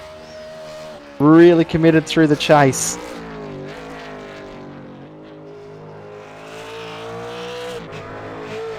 Here we go. We'll find out in just a second as he comes down into Murray's corner. Can Richard Hampstead knock Kane Kugamiya and Multi-21 off the front row? No. No. 205.327. That puts him in 7th place. Hammer, it's tough out there, mate. Yeah, no, these shootouts are really, really hard. It's just so hard to gauge how hard to push, and I just didn't push hard enough through most of that lap. So yeah. You know, we were making comment about you out there in the Commodore, mate, but you've had a bit of luck in that car. That car's been good to you. Yeah, no, I was definitely a deliberate ploy, joining in the Holden to try to bring some of the luck from the last Bathurst, and actually last Bathurst we started 14th, I think. So, yeah, at the moment, we're in a better position than last year. So. Yep. Who's starting the race tomorrow, yourself or John? We haven't really thought that far ahead, but I think it'll probably be me. Yep. Alright, well, good luck tomorrow, mate. We'll no doubt chat to you during the race. Yeah, cheers. Very nervous Jared Filsell out on track now. Yep, this is going to be the deciding lap of this session, I would have to say. So worst case scenario for our P15 qualifier before this session, Kane Kugamiya, worst case scenario is P3. Best case scenario P2. That's a fantastic gain from P15 qualifying. An absolutely stellar job from Kane Kugamiya in this session right at the start.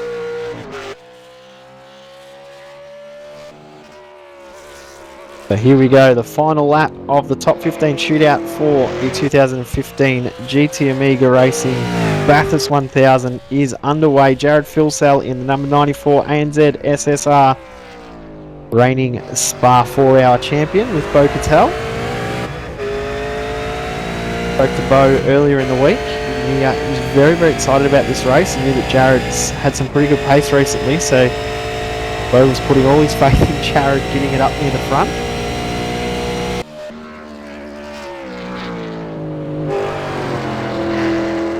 Nice committed line there through Griffins once again.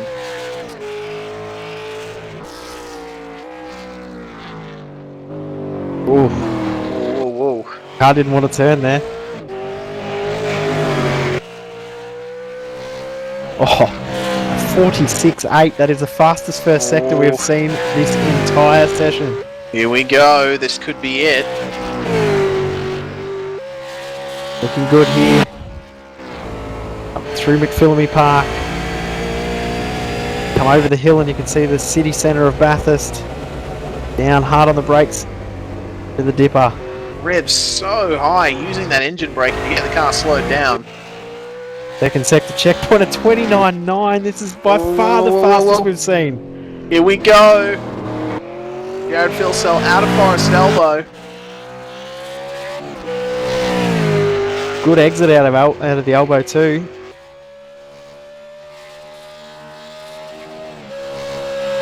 So Up into the chase. Here we go. Let's see what speed he can get up to here.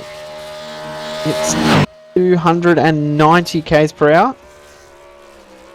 Hard on the brakes into the chase. So here we go. 2 corners left now. This lap for Jared Philsell. Target time a 2:04.962. He was fastest in qualifying by an absolute country mile. Can he put the lap together here around Murray's corner for the final time? He will cross the line and do it by a mile. 2:04.481. Goodness me, what a margin. Jared Fantastic Philsell lap. is your pole man. Jared Philsell and Bo Cattell will start on pole for the Bathurst 1000. Congratulations, Jared. Great lap, mate. Yeah, cheers, mate. Bloody, that was a lot tougher than I thought it was going to be. How'd you find it out there? Very different. Everyone was talking about how the track's changed, and yeah. Were they right, obviously? Yeah, definitely. It's pretty scary, actually. That much grip had changed. Like, the session looks the same in terms of temperatures and whatnot, but it was completely different.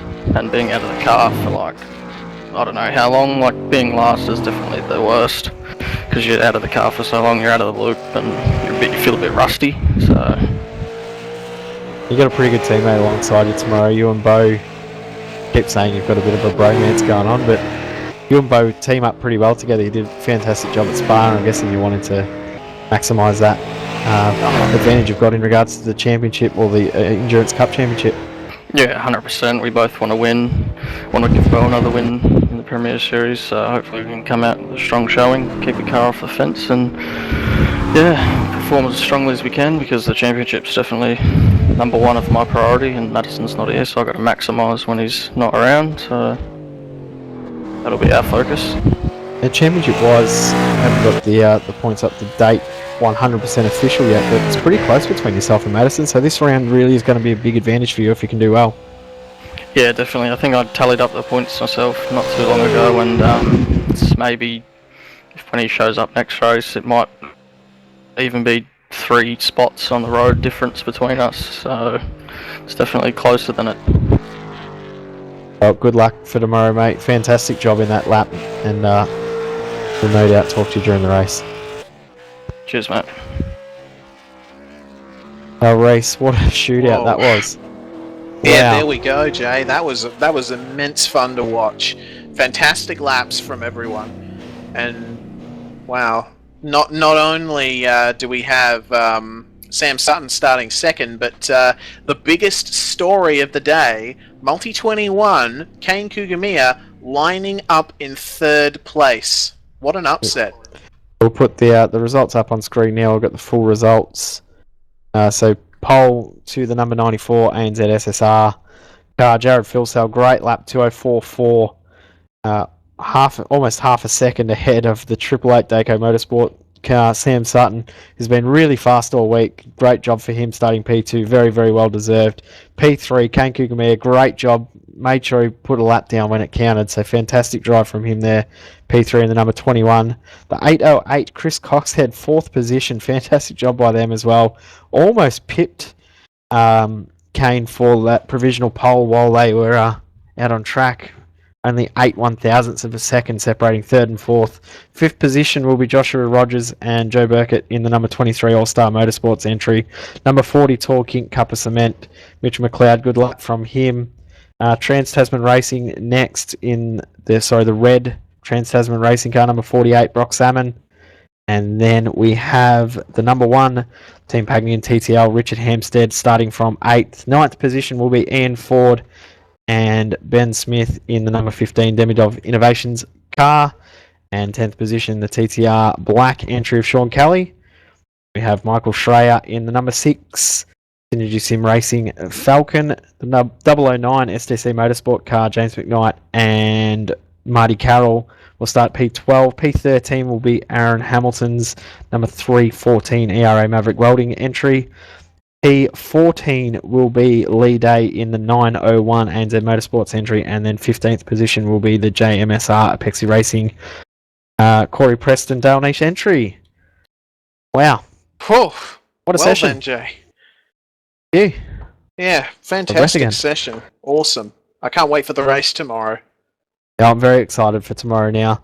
In regards to broadcast, we're going to be live from a very, very, very early time. Seb, I don't know how you're going to wake up. I don't know how I'm going to wake up. But Sam and I will be jumping in the booth from 7 a.m. Australian Eastern Daylight Savings Time. We'll have good old chat about everything related to sim racing. It's almost like a short shift, but without us and our ugly mugs on TV. But we'll do like a radio version of short shift, I guess you'd call it. But we'll have an intro before we get into the Star Mazda and the Roof Cup before that. And then it will be the Bathurst 1000 presented by GT Omega Racing, part of the Endurance Cup. And it's round 13 of the V8's online, V8 Supercar Online Premier Series. Oh, mouthfuls galore, Reese. I think it's time for another drink. I think it's time for another drink indeed. Of course, we cannot forget that this race is being run in support of the Kids with Cancer Foundation. Make sure to follow the links on our Facebook page so that you can donate to this cause. It's a good cause, and we are proud to support it. Definitely, they do a fantastic job, so make sure you do donate. We'll put the links up on our Facebook page today or for you in the next little bit, so you can donate even a couple of dollars. Give up a coffee during the week next week and donate to the Kids with Cancer Foundation, because you never know when you might need their help. I think we might wrap it up. Thanks, Reese. Yeah, thanks to Brooksy. Thanks to Simon. Thanks to... Who else was in here, Reese? Sam Sutton, Richard Hampstead as well, helping out with commentary throughout the night. Massive thanks to Seb in the background. Yes, of course, we can't forget Seb. He's the guy that's actually bringing you all the pictures. But without Seb, we wouldn't have any. It'd just be us talking over a blank screen, Jay. We don't want that. Wow. Well, yeah, right. Guess it's good for something. Oh God, Jay. Big thank you to everyone, all the drivers that jumped in for a chat as well. We really appreciate that too. We'll have drivers jump in for a chat tomorrow. You'll have commentary from myself, Reese, Clayton, Brooks, and also Sam Man will be in the commentary box throughout the day as well when he's not out on the track with his teammate Josh Muggleton. We'll have all the action from 7 a.m. right through the whole entire day, around about 10.5 hours of broadcasting. It's going to be fantastic. I can't wait, Reese. Oh, I can't wait either. This is what the entire year has been leading up to for us. It's going to be absolutely fantastic. All right, we'll wrap it up. Thanks again for joining us tonight.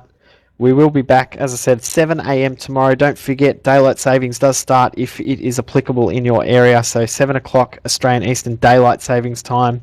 Race will kick off around about 11 a.m. But we've got massive amount to go through in pre-show in regards to short shift and also a couple of support races. So make sure you tune in from 7 a.m. tomorrow morning. We will see you tomorrow.